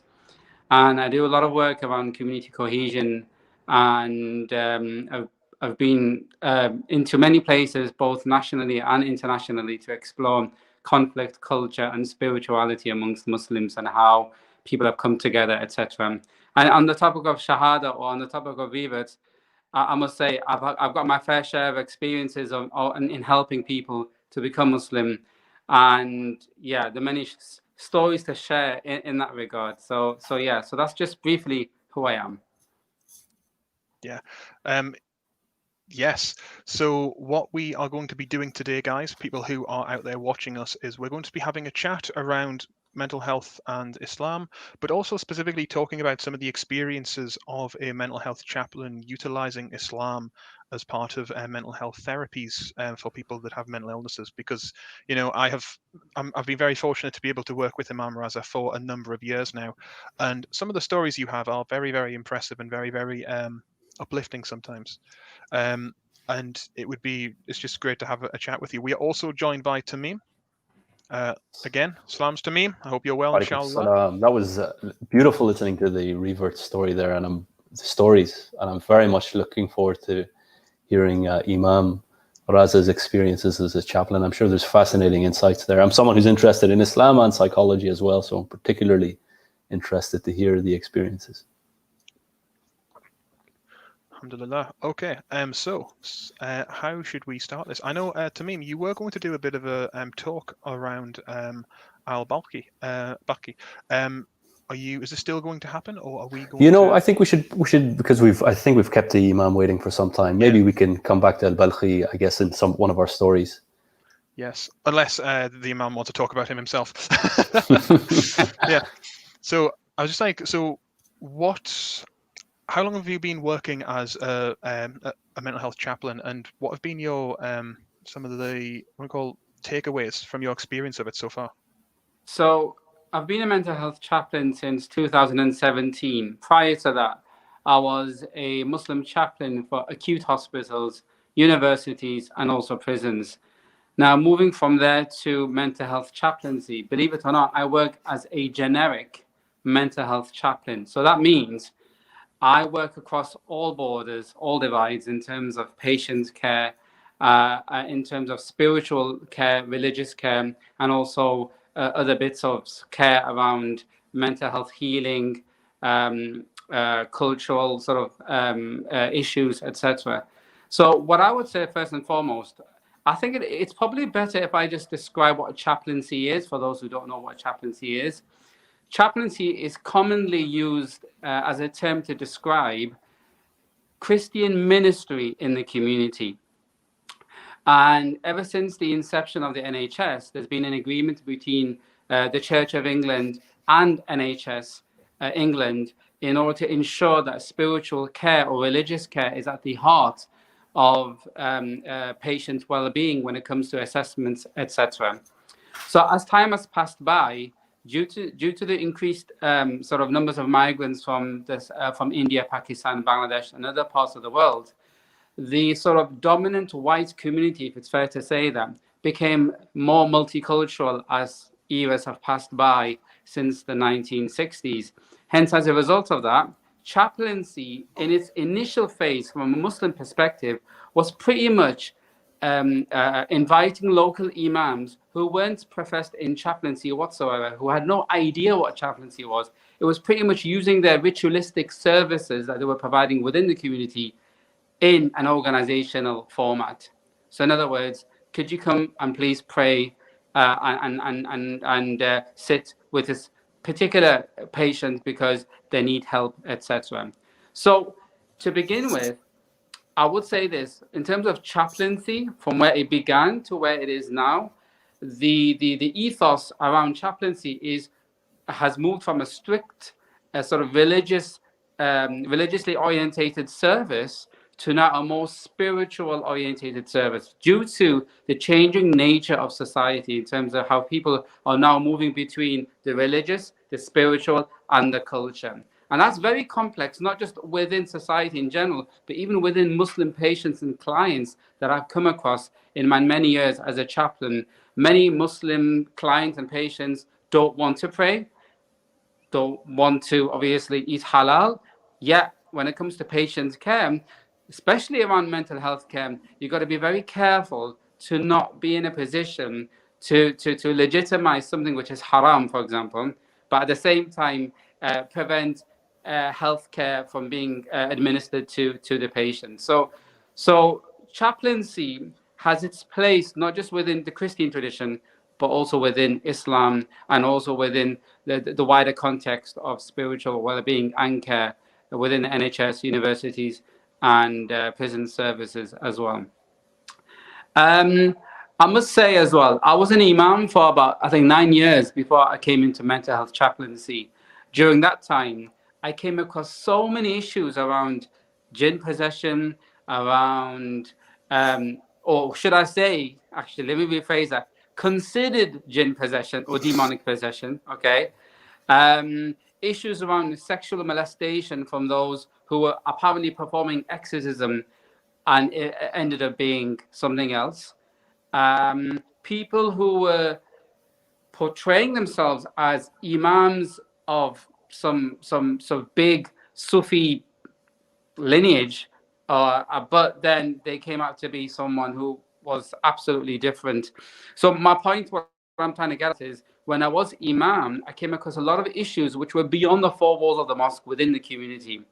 And that was my experience in trying to help people in terms of assisting them in terms of their mental well-being. However, I had an issue. And the issue that I found was, by default, and I'm sure anyone who's listening to this has come across situations similar to what I'm about to say. By default, within the Muslim community that I served, every time there was a woman or a man or a child or someone who was elderly who would complain of anxiety or trauma, the default position that the community, so that means religious individuals, people who were community leaders, everyone, they thought that that person needed to be treated by an imam or someone who was professed in Islamic exorcism. So then my issue there was, there were times when I would observe the exorcism taking place. Absolutely nothing would happen. And the guy who was apparently doing the exorcism would charge £400 for literally 10 minutes. Okay. In fact, here's one story let me share with you all, because I know you guys like stories, so let me share with you some stories. Once I was in the masjid, and after Maghrib Salam, some imam from Bangladesh had arrived that day. And he said to me, "Are you the imam of the masjid?" I said, "Obviously, because I've just led the prayer." He said, "Well, why don't you come with me to someone's house nearby the masjid?" So I said, "All right, let's go then." Because he wanted to be, he wanted me to obviously be there because I knew the community, I knew the people. So he just obviously wanted to familiarize himself with people. Anyways, he had one of those leather trench coats, right? And a big white sort of turban. I thought, wow, this guy's, he's definitely vying for Irtugrul's position. Anyway, so what happened was, he then goes into the house. I go into the house. We sat down, and then it was just me and the imam. He looked at me for some reason, like in a strange way. And I was like, why is he looking at me like that for? I'm not possessed. I mean, we're looking at someone who potentially could be possessed in this house. Anyway, what happened was he showed me something in the inside of his leather trench jacket, and he pulled out 6 apple tree branches. Okay, I told him, where did you get that from? Did you get it from Bangladesh? Because he just arrived 4 days ago, you know? He goes, no, I pulled it out from the apple tree gardens near the masjid before I came in for Maghrib Salah. I said, all right, okay. And then in the other pocket, he showed me a lighter. So I said, what are you doing with that? He goes, watch. Anyway, so I'm sat there observing. And then this woman comes through the door and she says to the Imam, I feel depressed because, you know, someone's passed away in my family, etc., etc., etc., and I'm not eating and I'm not drinking, etc. So then the Imam said, okay, if I light the tips of each of these apple sticks or apple branches and you shove it just beneath your nostrils and you were to sniff in the air or the smoke of each apple tree branch, then I can guarantee you that your jinn, this is what he said, will leave your body instantly after the 6th apple branch. All right? Apple tree branch, sorry. So, you know what happened? The lady had her brother with her, standing alongside her in the room. He looked at me thinking, this guy must be Dulali or something. What's wrong with this guy? What is he talking about? Sniffing up smoke from apple tree branches. Anyway, so what happened was he actually did it. So he lit all the branches and he gave it to the woman. Now the woman, bless her, she had the sticks in her hand. She was like, what the heck do I do with this? And her brother said, just sniff it, see what happens. So she sniffed it, right? And then she goes, nothing's happened. I'm sniffing it. Then the Imam had the audacity, said, look, why don't you shove it a bit more into your nose where the soft spot is, and maybe the jinn will come up from your ears. I said, this must be a joke. This absolutely must be a joke. Anyway, what then happened was, nothing happened. She went back into the kitchen or somewhere, wherever she went. The brother of the woman stayed in the room. And then I looked at the Imam, I said, well, you've done your job, right? So let's go. He then said to me, he goes, no, we're not going until I get what I deserve. So the inhabitant of the house then said to me, how much do you guys want? I said, look, I'm not here I didn't come for this. I'm here to observe. The Imam charged him £20 per sort of apple, just this much, right? £20 he charged per stick. So he made obviously £120, and he didn't leave the house until he got that, right? And lo and behold, this same Imam was training other Imams. By the way, when I say Imams here, I'm not targeting every single Imam in the world that they do this. I'm talking about my experiences. I'm an Imam, trained Imam myself, so I'm giving you an insight in terms of my experiences. This Imam trained other Imams to do the same in other families in that locality. And that for me was very tricky, because I felt that we have to explore mental health besides the idea that someone might be potentially possessed. There's a lot of reasons why people are suffering from a mental illness due to trauma, sexual abuse, grief, etc., etc., etc. So that I started to campaign and try to expand my services of counseling within the local Muslim community. And you can imagine where the resistance was coming from. It was coming from those same people who wanted to make money and sort of say, no, everyone's possessed. So in other words, I was blocking their apparent, in the words of one particular individual, you're blocking my rizq. You're blocking my rizq by trying to train people about what mental health is. And of course, that immediately recalls the idea of the resistance to the Prophet ﷺ, because the idols in Mecca at the time were a source of money. You know, that's the level of ignorance. It's so sad to hear that this is happening among the most vulnerable. Sorry, Sonny, go ahead. Yeah, I was gonna say, can we take a step back for a second? Yeah. And so you've been trying to campaign for mental health for a while, and you talked about the people that had vested interest. But what was the general community's perception of mental health before you started getting involved in this? Do you mean where I live or in UK wide? Just your experiences of being in the Muslim mental health in the community, the ideas around mental health in the community. Before you got into campaigning for mental health. Yeah, so basically, 2 years ago, I traveled up and down the UK to speak with organizations and imams around trying to set up a mental health campaign where masjids could be signed up to being mental health friendly. In that way, imams were trained in mental health, so they were able to deliver mental health aid within masjids or within their localities. So I went on this campaign, I liaised with top scholars and top organizations. And that campaign is still running, by the way. It's still ongoing. Now, for me, here's the honest truth. I feel that there is a cross-cultural identity crisis taking place within the Muslim communities within the UK. Now, let me explain what I mean by that in relation to mental well-being or mental health, okay? And it's actually linked to the story that I've just said. A lot of the people who lead ritualistic services and other types of services within the UK are still those who obviously have come from another country with their culture and tradition, and they want to impart with that sort of knowledge and that culture and experience within our Muslim communities. So the dominant factor from a hierarchical position is still dominated by the cultural traditions that people still uphold as a result of the training or upbringing or where they've come from, right? So you've got that. That started from the 60s, okay? I obviously started before that, but it started heavily from the 60s in terms of people migrating from the Indian subcontinent to this particular country. And obviously all the imams and everybody's brought their own ideas of what mental health is, what resilience is, and that sort of stuff, okay? As time has passed by, and as many more Muslim patients are being identified with issues around trauma, sexual abuse, etc., the expertise that hospitals used to use in terms of those imams in trying to alleviate patients with mental health issues has started to dwindle, and it's left as I call it, a cross-cultural identity crisis. It's left a gap in terms of literature, knowledge, experience, and wisdom around, okay, you guys don't have much experience around mental well-being or mental health, okay, because you're coming up from one angle. How can you facilitate Muslim clients or patients or communities when it comes to mental health resilience and well-being? Where do we turn to, right?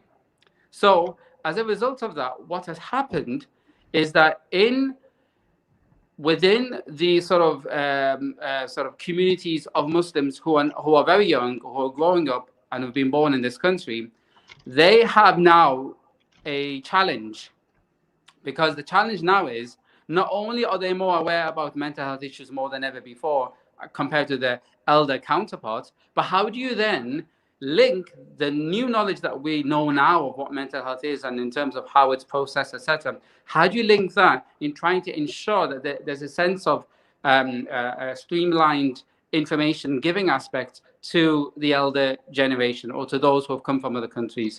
That, in my view, is where the cross-cultural identity crisis is at when it comes to mental health issues or awareness or training.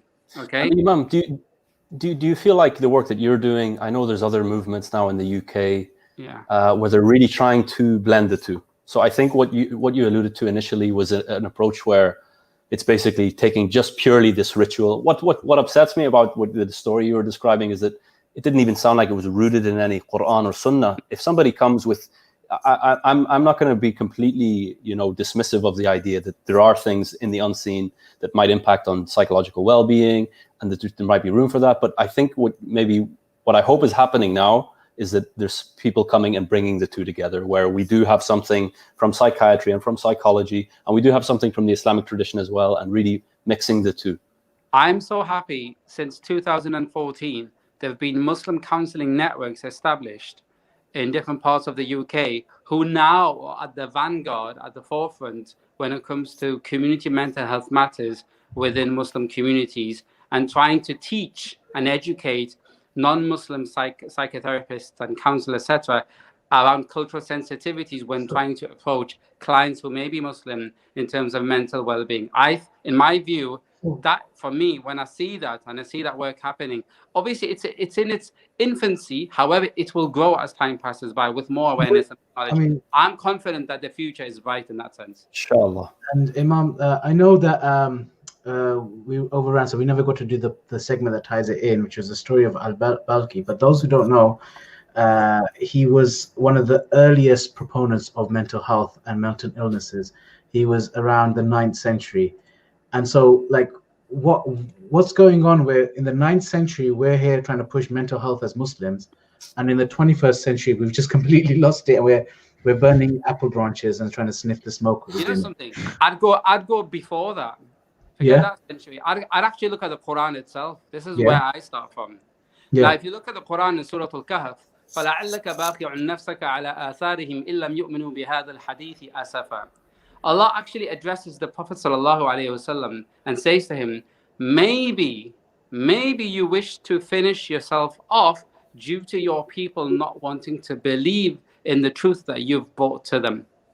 If you look at the books of Hadith in Bukhari and many other sort of narrations, you will find that there was at one point that the Prophet ﷺ felt depressed. He felt lonely. He felt that nobody wanted him. He felt ridiculed. Okay? And at that time, according to some hadith, it actually mentions that he actually walked upon a hilltop once and he thought about, what's happening to me? Why is my community not listening to me? And he felt really aggrieved by that. And according to some Muslim scholars, this verse was revealed at a time to give solace to the Prophet ﷺ, to tell him, you are not alone in this mission. Allah Azza wa Jal is with you. Allah Azza wa Jal is with you. If the whole world decides to reject you, your beloved Allah is with you always. Hence, as a result of that, when the Prophet ﷺ went home, he was also comforted and consoled by his wife, Khadija radiallahu anha. Okay? So what I'm trying to get at here is that al-Balkhi, yes, he organized the vocation of understanding mental health as a real thing and how to treat it as well. Okay? And he used the Quran and Sunnah to recognize it. Yes. He used Quran ayahs to say that this is referring to mental. Allah subhanahu wa ta'ala speaking same the way you just did. Yeah. Sorry. Yeah. What I'm saying is, al-Balkhi, obviously, no doubt he's used Islamic sources to obviously prove his vocation. But what I'm saying is, in my view, in a lot of circumstances, a lot of people don't want to listen to Balkhi. A lot of people don't want to listen to these people. So I'd end up looking into the Quran furthermore through the 36 books of tafsir that I have to try to extrapolate and understand mental well-being and mental health from a Quranic perspective. That is a challenge, but that is something that I believe that we can overcome. I think that's something you touched on there in terms of the core principles of the Quran, looking after the Prophet. Sorry, this is the cat that's been making many appearances. And then with Musa as well, I think we're thinking about the emotion of sadness or depression maybe for the Prophet ﷺ. Musa, then we have the fear and the anxiety that he had, and Allah coming in directly to comfort him. One of my friends mentioned the hierarchy that happens where initially there's a narration, I think, where when Allah first speaks to him, he runs away out of terror. Then when he's in front of Fir'aun, he has doubt. He doesn't actualize anything. He doesn't act out, but he has doubt inside, and Allah comforts him there. And then when it comes to the splitting of the ocean, he is confident and he says, "You're going to split, and Allah's with me." So she has something to say as well.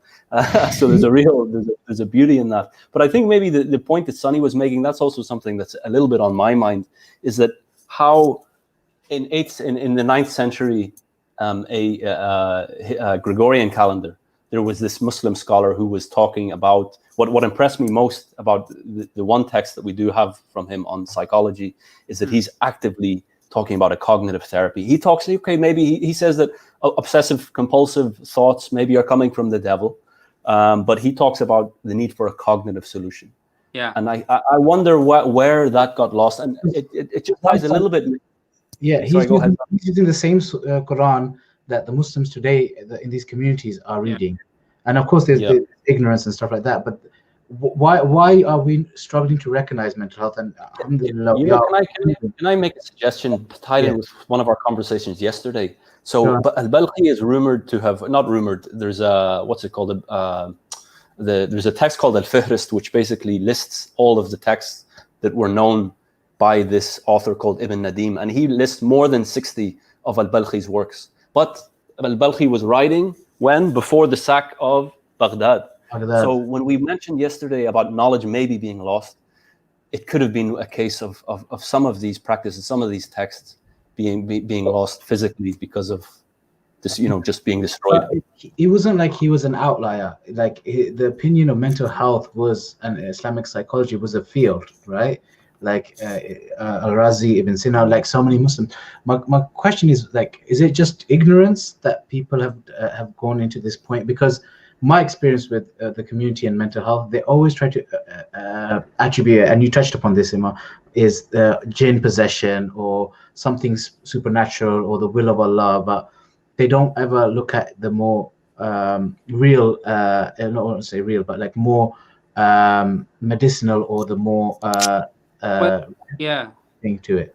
There are people who say, and I come across this all the time, oh, if you're irreligious, according to their terms, then that means whatever mental health issues have come about in your life is because you're not wearing the hijab, or you're not praying, or you're not doing this, or you're not doing that, And if people have linked so-called irreligiosity with mental health illness, and I feel like, come on, you can't just lump things together. You got to understand that mental mental illness is very complex, and it's not just complex, but it's also, in my view, I think it is a result of lack of social engagement when it comes to trying to have an outpouring of one's emotions in terms of how one is feeling. There are many homes which are empty in terms of the soul, but are filled with human beings.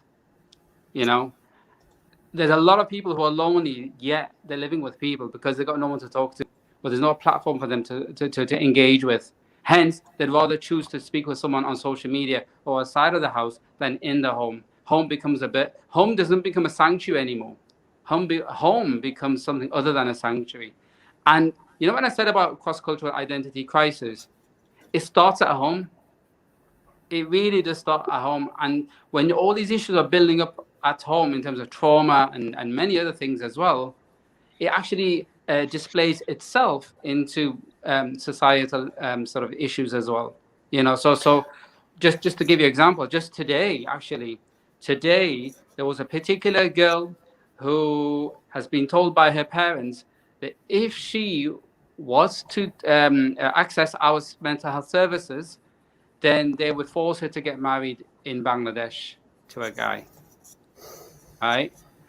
I was in a triage sort of meeting to ensure that her safety, obviously, this is a Muslim girl, obviously, her safety was paramount in whatever happened. At the same time, you look at that and you think, okay, there must be more than that. And the reason why she's facing trauma and to access our services was because her dad kept on telling her that she had to marry someone who she obviously didn't want to marry. But at the same time, when she went to her mother for support, her mother was saying one thing to her and saying another thing to her dad. So to her, she felt, well, I don't know who's my foe or friend within my household, and hence she took a drug overdose and was found on the streets. Inshallah, that's 2 days ago.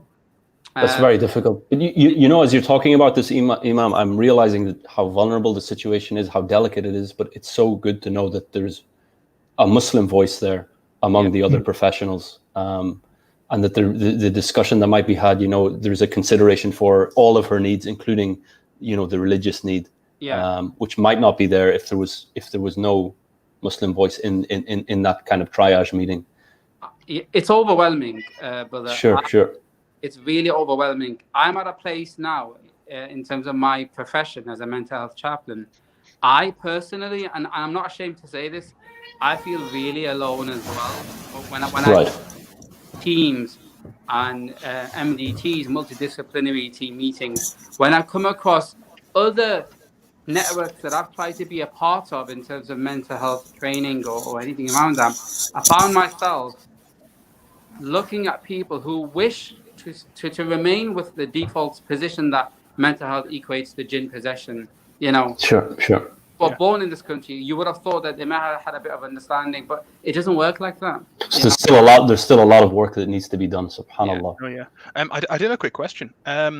I know that recently it's been slowly adopted by the NHS about actually utilizing faith and religion as part of therapies for people who are of faith that are suffering from mental health conditions. I was wondering, so how does this work in the context of Islam and for Muslims if they're in hospital or they're receiving therapies along these lines? So basically, in terms of chaplaincy, so what we do is we have person-centered spiritual therapy. Now, that can mean many things, because let's be honest, the term spirituality could mean many things for many people in different ways anyway, you know? For example, one particular Muslim girl last week, she said to me, she used to wear the hijab, by the way. Then she said to me, I don't want to wear the hijab. And my parents think that the devil has gone into my blood, and hence I've took the hijab off, right? So she said to me that if I don't wear the hijab, Imam, does that mean my mental well-being will suffer as a result of it? Does that mean Allah doesn't love me because I'm not wearing the hijab? Because my mom and dad says Allah doesn't love me, and hence if I'm not wearing the hijab, then what? You know. So the point is, what I'm trying to get across is spirituality or spiritual well-being or spiritual service from where we come from in terms of chaplaincy is really in accordance with whatever benefits the individual in trying to feel a sense of confidence in their identity, in who they are, so that they have a sense of resilience in moving forward in life. You can't change people, obviously, from irreligious to religious or vice versa. We're not in a position to do that. We're in the position to facilitate hope, motivation, and sure. And I think especially when somebody's vulnerable like that, somebody's not well, it's not a time to be trying to influence them about what they should be doing and what they shouldn't be doing. And it's really about trying to get them back to well-being. Yeah. Let's start on an individual level. What can individuals do? Because you've seen some really bad cases, I'm assuming. But let's say if people start feeling depressed or they start feeling down, in your experience, what works really well on an individual level to improve mental health? Okay. I mean, everyone's different, but sometimes what I do is I actually, and brother mentioned before about Balkhi, I actually sit down with a lot of Muslim clients and patients, and I sit down and I say to them, look, have you got a pen and paper? Have you got a pad? We're going to explore the nafs. And then they look at you and they think, what? What are you talking about? And I always say to them, I said, give me 10 minutes of your time to explain to you the development of the nafs from Quran and Sunnah, okay? And then that'll open up the door of spiritual resilience within your psyche and your way of thinking. And I always do that with my Muslim clients and patients. And wallah, alhamdulillah, thumma alhamdulillah, when these Muslim clients and patients realize the strength that they have within themselves to change by understanding the different levels of the nafs and its development and what befits each development, then you know that they've got a roadmap of the nafs and the heart in terms of the progression of the soul. Subhanallah. I think that kind of psychoeducation and just even knowing and becoming more aware of your own self. I mean, it might sound so simple, but I know from my own experience, it's so liberating, and there's a catharsis then when you can understand, okay, this anxiety is happening because of this. Yeah. What I use personally, I mean, I looked at the cognitive behavioral model. That's something that I studied, and just understanding that a bit more it helps you move forward, I guess. So for those who don't know, in terms of the nafs, there are different developments within the nafs. The nafs basically, well, there's various words used in terms of its translation and interpretation. So some say it's the inner voice, some say it's the soul, some say it's the heart, etc. But the point being is, it's the inner drive that you have that causes you then to do what you are doing, obviously, within life in terms of your thoughts, in terms of your actions and your emotions as well. It's quite similar to cognitive behavioral therapy, but from an Islamic psychological point of view, when I studied Balkhi and Imam Razi, you can see what they were trying to get at when it comes to understanding the development of the nafs. And it all goes back to the Quran. When you look at the different stages of the nafs. So for example, you have one stage which is called the nafs ammara, or what they call the nafs, or the self, which has no boundaries. In other words, it just wants to do what it wants. It doesn't care who says what. It just does it. Okay? Then you have the other type of nafs, which is the lawama, which is the blameworthy nafs. In other words, it's riddled with, did I do it right or wrong? Okay, I shouldn't be doing this. Okay, I'm not going to do this anymore. Oh, but I did this, but why? It's got like a self-blameworthy feeling to that type of inner voice or inner self. And then you have the nafs al-mutma'inna, which is the inner self or the inner voice, which is content. In other words, as soon as you have a thought, it's a thought of contentment. And as you start to develop emotions and around that thought, it then allows you to then commit to a particular type of action which brings you peace. SubhanAllah. So these three sort of models of the nafs, I always, when I assess my Muslim clients and patients, I always say to them, here are the three elements of the development of the inner self, or the nafs. Here are three massive bubbles attached to each of these words. Put down buzzwords in relation to your psyche or your thoughts in terms of where do you think you are in your life or your environment, etc. Once they do that, I'm able to now know what roadmap there is within their psyche, within their feelings and emotions, to get them to a place of contentment at the end. Beautiful, beautiful. We were talking a little bit yesterday about Al-Ghazali, and I think he mentions that to become nafs al-mutma'inna, it's when your reason and the higher part of your soul is mastering the other parts. I think he mentions like the inner dog or the inner this or the inner that, and that it's when the person is. But I guess most people maybe are drifting between mutma'inna and lawama, where we're kind of fluctuating between those two. There's a common misconception I must say as well. Some people tend to say that when you're born with nafs ammara, meaning the type of inner self which doesn't care about what goes on, etc. So I think Freud would say that, right? That's like kind of like the id. I would argue a lot of people, even now in their 60s or even 50s, are still in that stage in terms of the inner self, because they haven't had the right sort of guidance or mentorship or in structures in life to allow their inner self to develop to a point of contentment in life. Hence, you see a lot of people in their 50s, 60s who are still suffering because of, I don't know if you agree, but I think one of the big things about moving between those is self-control. And whether you look in the Islamic tradition or you look at psychology, the importance of self-control is critical. I'm sure you've seen the marshmallow test and how much you can predict about how a child's future is going to be based on that self-control faculty. And if you go to Islam, there's just so much there about building up our self-control, whether it's Ramadan or whether it's getting yourself out of bed to pray Fajr, or there's just so much there. Yeah. This is the, I guess, frustrating thing that I'm hearing these stories, and the frustrating thing is, so we've got the Quran and the Sunnah, and it's like the solution to our problems, and we were going on the right path, and we were actually developing a field and everything, and now like we end up here where it's just a dire situation, to the point where we're not even, let alone developing the field, we're not even recognizing the problem.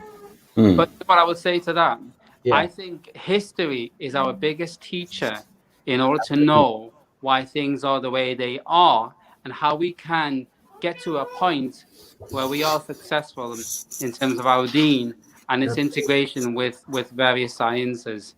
You've got to look at the Muslim empires of old, leading up to the First World War, the dissemination of the Ottoman Empire, and of course, arguably, political Islam in strife with its own soul, meaning spiritual Islam, hence the creation of many different factions, etc. And hence why you've got different ideas and everybody wants to be right and everybody wants to say, oh, you're wrong, I'm right, So let me give you one example, right? Did you know that in the Masjid al-Haram in the 1800s, I'm led to believe, according to my research, they used to have, in terms of the four madahib or the four schools of thought, they used to have jama'ah in terms of salah in accordance with each school of thought in Masjid al-Haram, right? Now, I'm not saying that has to happen now, but what I'm trying to get at is that there was a time where even the differences that people had as Muslims were appreciated by others, because we all, in that terms, are our roots. Can I just add to that, Imam? Yeah. Can I just add? I heard something as well that in the Ottoman courts, at one stage, you would go in and there would be a judge from one madhab in one corner, a judge from another madhab in another corner, and each of the four corners would have one judge. And depending on which madhab you were, you could be seen to based on that madhab. Again, it's this. It's not about eradicating difference, but it's about living, I mean, unified with those different nations, so we can know one another. There will be differences of opinion, and it's just learning to overcome that, which I think, as this is a different and much bigger tangent, is one of the biggest challenges the Muslims of the 21st century are facing, is how do we work together going past our differences, which we're struggling to do. But bringing it back to Islamic mental health, so you've got this idea that you draw up, you said, with the nafs. And we mentioned fasting and prayer, and these actions, they really help with spirituality. If going forward, that's the individual, and you can take in the family as well. What can we do as a community to progress forward with mental health awareness, education, and also like combating it and growing the field of mental health in Muslim? The power of change lies not within the hierarchical structures of Muslim communities. It lies within the people. And I think if we want to see a change in the way we think and educate ourselves and others within our Muslim communities, we've got to speak truth to power in relation to those who may have an authority within those respective communities. So what I'm trying to say here is, if you know that there are particular structures which have a sense of dominance around how things should move forward in a particular Muslim community, I think it's really important that using people who are affiliated and want to see a change to come together to then basically have a meeting with those people to say, look, we're concerned about this. We think that you ought to obviously think about this as well. Are you willing to be a part of this mission to improve mental well-being within our communities? If they say no or yes, that's not the crux of the matter. The crux of the matter is trying to make and really make aware to everyone around you that there is an issue around mental health and mental well-being, And that's why I would say there should be mental health ambassadors in mosques, in Muslim communities. And there is funding for that, by the way, from the NHS and other Muslim-orientated partners to fund Muslim communities, provide and to develop mental health ambassadors in different communities. I know that because I'm working on one of the projects to develop that Inshallah. No, this has been an incredibly insightful talk so far. We are going to have to move on at some point, unfortunately. Although I would love to sit here and chat to you for ages, and I might call you later tonight. But I was going to ask. Thank you so much. The work you're doing, honestly, it's inspiring. Imam, it's been really great to hear you, and I'm really reassured knowing that there's people out there like you doing this work within a Muslim frame. That's really, really critical. Jazakallah khair. Barakallahu feek. May Allah bless you all, inshallah. Ameen. Inshallah. Right, thank you very much for your help, okay? We'll speak to you soon, inshallah. Assalamu alaikum.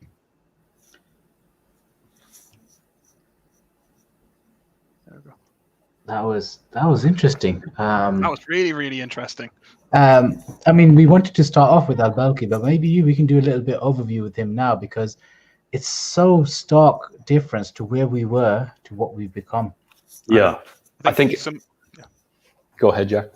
No, Tamim, you go first. I think that was one thing when I was just kind of reading over Al-Balkhi. It reminded me, in preparation for today, it reminded me a little bit of what we spoke about yesterday in terms of knowledge maybe being lost. And I would love to know more of what he wrote and what he practiced. So what little we do know about him, mostly it comes from a scholar called Yaqut al-Hamawi, who was actually a Constantinople-born individual. So this would have been before the conquest. It ties in, I guess, with something we were talking about a little bit yesterday about the different dynamics of slavery. So he was actually a slave. He was someone who was bought and sold. He was bought by a slave owner who relatively provided welfare for him, educated him, and eventually then let him go. So it was through him that we know a little bit about Al-Balkhi. So Al-Balkhi was a scholar. He was born in 849 or 235 Hijri. He was born in a town called, I'm going to borrow Jack's phrasing, I'm going to butcher the pronunciation, I'm sure here.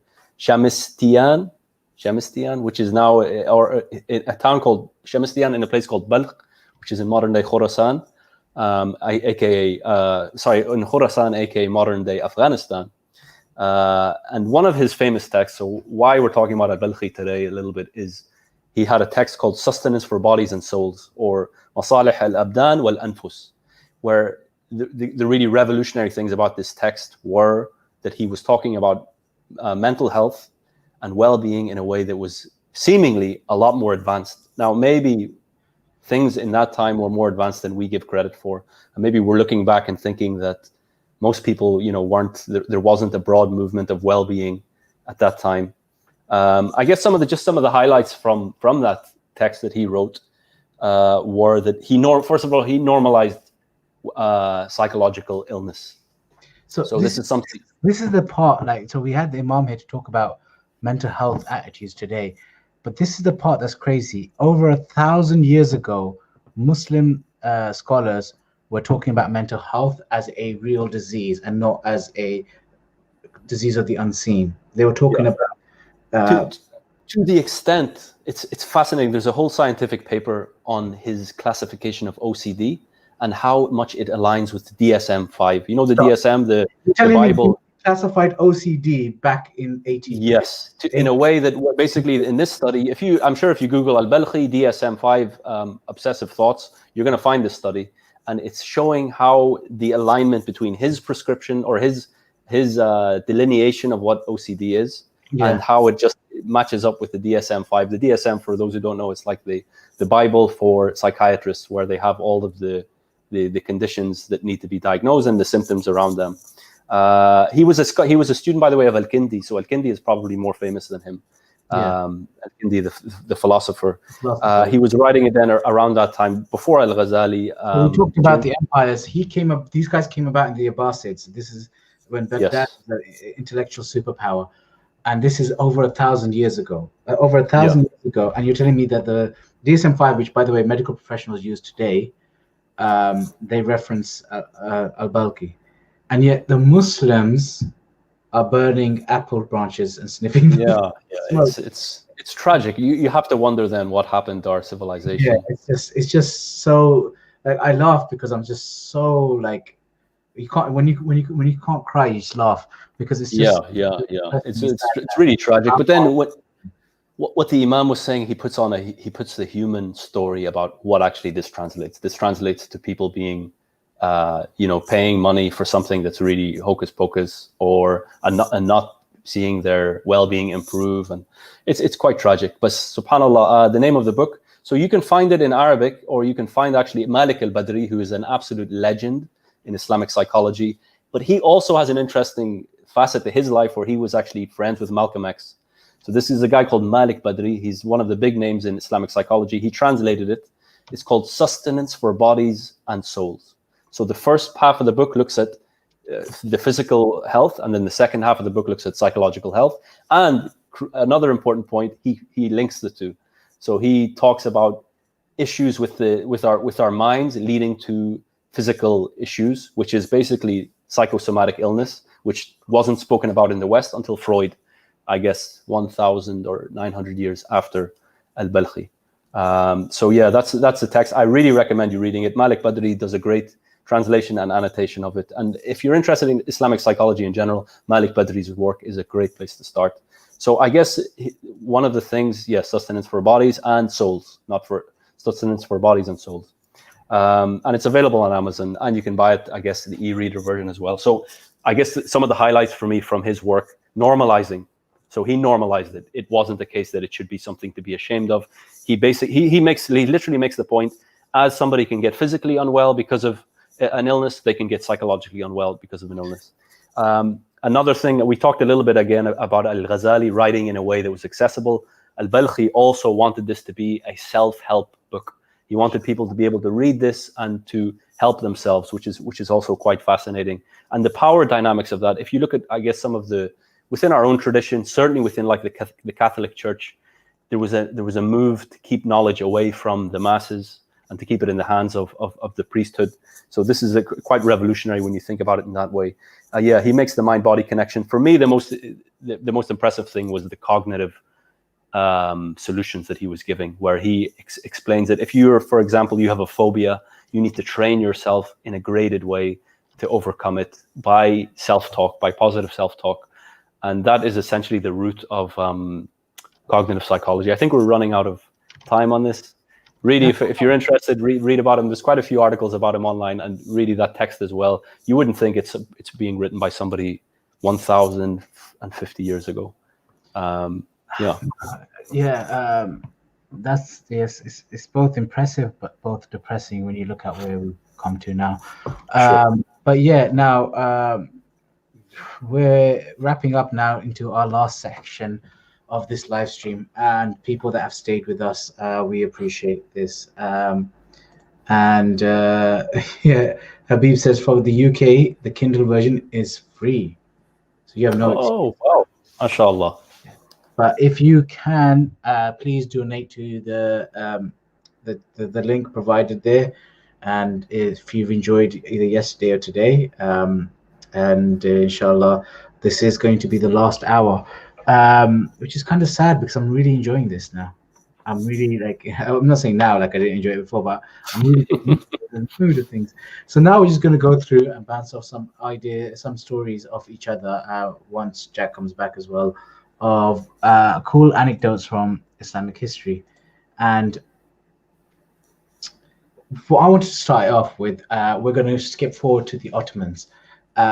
So the Ottomans were great sailors because they used to have great ships, and they used to, and this is more like a interesting fact sort of thing, but the Ottomans, they used to be sailors, and they used to fight off pirates and stuff like that.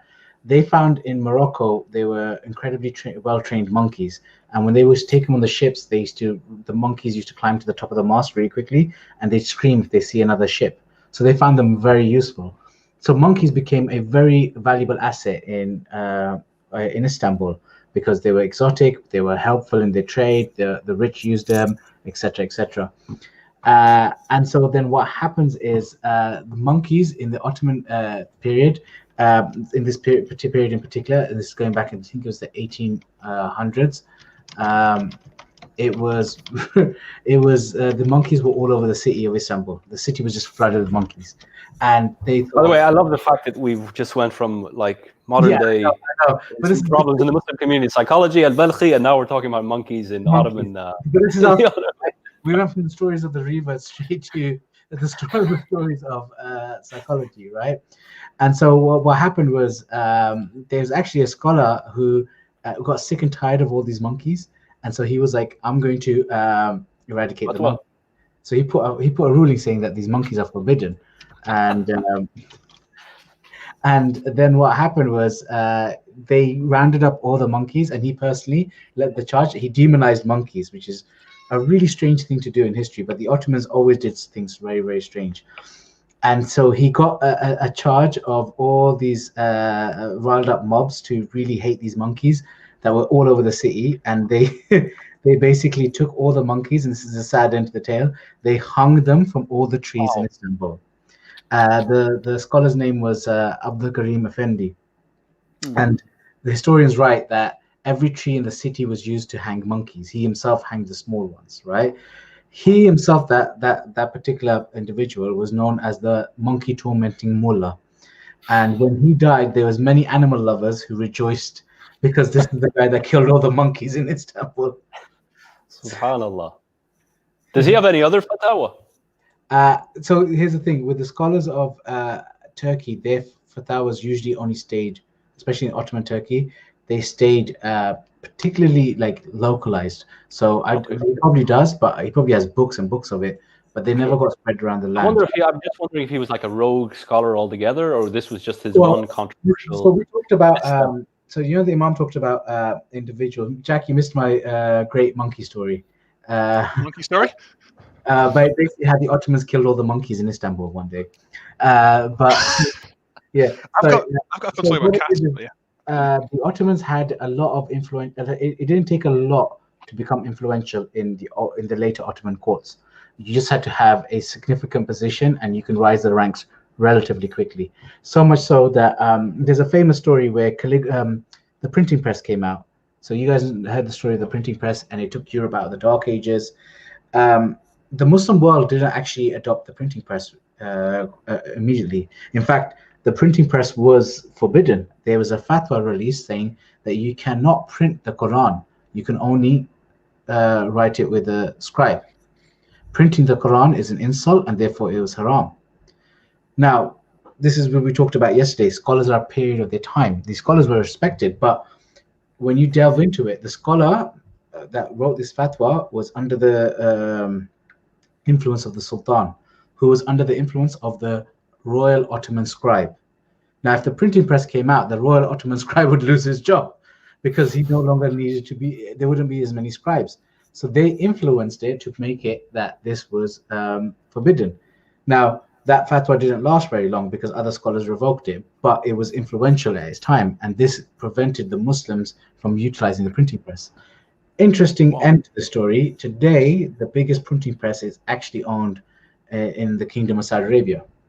Yeah, I can imagine. So it's come full circle. Sonny, have you told the story about coffee yet? Oh, yes, the story of coffee. Do coffee, yeah, hang on. Do you want a coffee now, or do you want us to mix it up with a little bit with cats? Yeah, do cats. Cats in Istanbul. So, guys, yesterday when Wad was on the stream, he mentioned that Istanbul is great for cat lovers. There is a reason for this, okay? It's called the City of Cats for a reason. Well, firstly, two fun bits of trivia, yeah? Firstly, Istanbul has so many cats. If you go there, okay, like on my phone, I went to Istanbul about a year ago. About half my photos from Istanbul, about 100 photos, cats, nothing but cats, because it's known as the City of Cats. It's one of the nicknames of it, and all these cats arrived at the height of the Ottoman Empire. Well, height of the Byzantines and Ottoman Empire, because Istanbul was a massive trading port. And what do trading ports need? Ships. What are ships full of? Rats. What do cats love? And so the city, just bred a massive cat population. But what's cool about it in the modern day is that the government of Istanbul, the city government, takes very, very good care of them. And so if you ever go to Istanbul, you'll notice a lot of stray dogs. Okay, if you're scared of dogs, be careful. But you'll notice that all their ears have a little yellow tag on, and that means that they've been vaccinated and they've been neutered. Because the government they're incredibly friendly, right? Yeah, the government vaccinates all of the stray animals in Istanbul. All the cats, all the dogs are vaccinated. That's amazing, isn't it? It's a fantastic bit of tidbit that I learned as was in Istanbul. But yeah, you can walk down some of the main streets and you'll see some of the stall holders. You know, when they're entertaining the tourists. Every day they'll come out with a little bowl of chicken or something or meat, and they'll just fling it up onto the third, fourth, fifth story buildings. You'll see the cats just like Spider-Man from everywhere come out to try and grab the chicken. It's stunning to see. But yeah, Istanbul, City of Cats. There we go. Is there a story? Yeah. Is there a story of a waqf? There's a cat waqf. Somebody left a waqf, which is like a sustaining form of charity. And I think somebody famously left something. That's something I might Google if I get a chance. You need to bring a better story than that. I don't think I could top. I don't think I'll be able to top the monkeys. But the psychologist is coming out, and I'm thinking maybe the cat thing is a compensation for the way they treated the monkeys. I don't know. They felt they were like, you know what? We're gonna get the cats to make up for the monkeys. But actually, in Qatar, Qatar has a similar issue where there's a lot of cats, and they were brought as well because of rats, I guess, in the 60s, and they were introduced. They're not native to here, and now everywhere you go, you find them, including running around my room, as you can see. Yeah. Actually, Tamim, by the way, your story is true. I was just checking this. So the Daily Sabah, it's a Turkish newspaper. It's got an article on this, and it was written back by a British diplomat in Istanbul in the 1660s. So this was going back nearly 400 years, and he was explaining that the Ottomans, they had special charity funds, waqfs, for taking care of the poor, taking care of people when they need help. But then he also wrote back and said, yeah, they have these waqfs for taking care of cats and dogs as well. SubhanAllah. So and that's still going on to the story. Well done. There we go. That's my story, guys. Will I just leave now? The story of coffee. This is actually quite interesting. So Coffee was came out and people didn't understand it. It started off, I think it was in Yemen. A goat herder saw that his goats were getting extra excited and he couldn't figure it out, and he found out the beans that they were chewing on from this African plant, and it was coffee. So coffee comes out and coffee becomes incredibly addictive as it is. And then the scholars make a ruling that it's haram. It's addictive. It makes you lose your senses because it makes you get excited. And there was one intelligent scholar, I can't remember his name right now, but he was like, either he was like, I really like coffee, or he genuinely thought this isn't haram. But he wanted to teach the scholars of their time a lesson. And so what he did is he used to live near the Haram. He invited all the ulama to his house, and he would basically debate with them, and he'd have very interesting discussions and stuff like that. And when it started getting late, he started pouring them some coffee. Now these guys were very much out of touch with the reality. They were passing fatwas for things that they didn't even experience themselves. So they started drinking this coffee, not realizing it's coffee. So they drank, and then they stayed up the night and until like Fajr, just debating. And he did this a few times, and then he just left it. And then he saw them a few weeks later, and they're like, "Oh, yeah, Sheikh, we need to come to your house again. We love those debates, and we love that drink that gives us the energy to stay at night." He started laughing. He goes, "That's the same coffee that you banned." That's what the fatwa was lifted on coffee. What a guy, man. I need to make dua for him. My life would be so much emptier without coffee. Yeah, now you look at it, the Muslim world's full of coffee drinkers. Oh, I love that. Yeah. So, are we continuing with our Islamic stories section, by the way? Yeah, I think we're coming to an end because our family in Scotland and in South and other places are doing their own streams now to end Charity Week and banking deadline. So if you have a chance, please check out the streams. I will put the links in the chat. Scotland one, be warned, you need subtitles. They're not always. Or get a translator. We will highly recommend a translator. Highly recommend a translator. What time do these streams start? They have started. They started at 8. Oh, have they? Oh, the 7. Oh, So wow. they started at 7. We're behind. Oh yeah, we're behind. Yeah. So, are we sharing any more stories? Or are we wrapping up here? You keep I've sharing got one. forward, I'll drop the link. Yeah. Okay. Can I give the one on Angelut? What a way to finish. Sorry. Angelut, yeah. Let's. Well, see, here's the thing, Jack. You're always depressing. Okay, so start with like. Okay, no. Okay, tell the story. We told the story of the fall of Baghdad. Can I tell the story of Andalusia, and then you can tell Angelut, because there's hope in Angelut. Okay, you go Andalusia, which is just more sadness, and then we'll bring it up with a triumph. Okay, and that's So, how we'll. We talked about look at this. This is what happens when you have disunity. What we didn't talk about was with the Abbasids is they started quarreling and bickering amongst themselves. They had so much civil war going on. The kings were scared. They used to hoard their gold, worried that a civil war was going to come out. And when the Mongolians came, the Mongolian ruler, he took the city and he looked at the king's wealth, and he's like, "What the hell are you doing with all this gold?" And he was like, "You know what? I'm gonna teach this guy a lesson." So he threw the Muslim king into prison, and he kept throwing him gold. Every time he asked for food, he kept throwing him gold. And he goes, famously, he said, "You should have paid your soldiers with the gold instead of hoarding it, and maybe they would have fought better for you." And he would say, like, I'm a man of God, right? And it's a bit of an arrogant statement, but he would say, "I'm a man of God." And he goes, everywhere we go, we hear people are men of God. And I'll say the same thing. If you guys are the people of God, then what am I? Am I just the punishment? And this is the thing. This is a really profound statement from a Mongolian who came and sacked Baghdad and all the surrounding cities, is that when you like go into personal things, when you go into this kind of disunity, when you go into and there's so many other things that these guys committed. They committed some very heinous crimes as well to their people before the Mongolians came. And Allah's barakah is taken away from you, everything just leads to destruction. And that destruction is something that, like the Imam was talking about, how far we've fallen.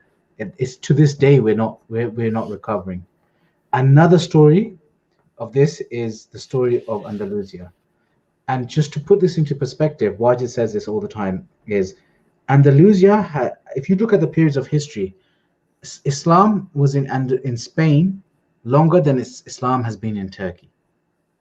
It's just hard to fathom today, because now you think of Spain, you think of beaches, you think of paella or tapas, or you think of running with the Bulls, or Real Madrid and Barcelona, and all this, right? All the classics. All the Clásico, El Clásico.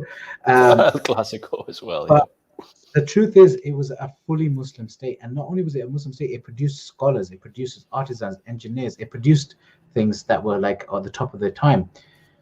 And what went wrong is it was a massive campaign, a bloodthirsty campaign. And just to put this into perspective, when they started massacring the Muslims in Spain, the church, the Roman Catholic Church, sent a message to the people, the Frederick and Isabella, and they said, "Calm down. You're going too far."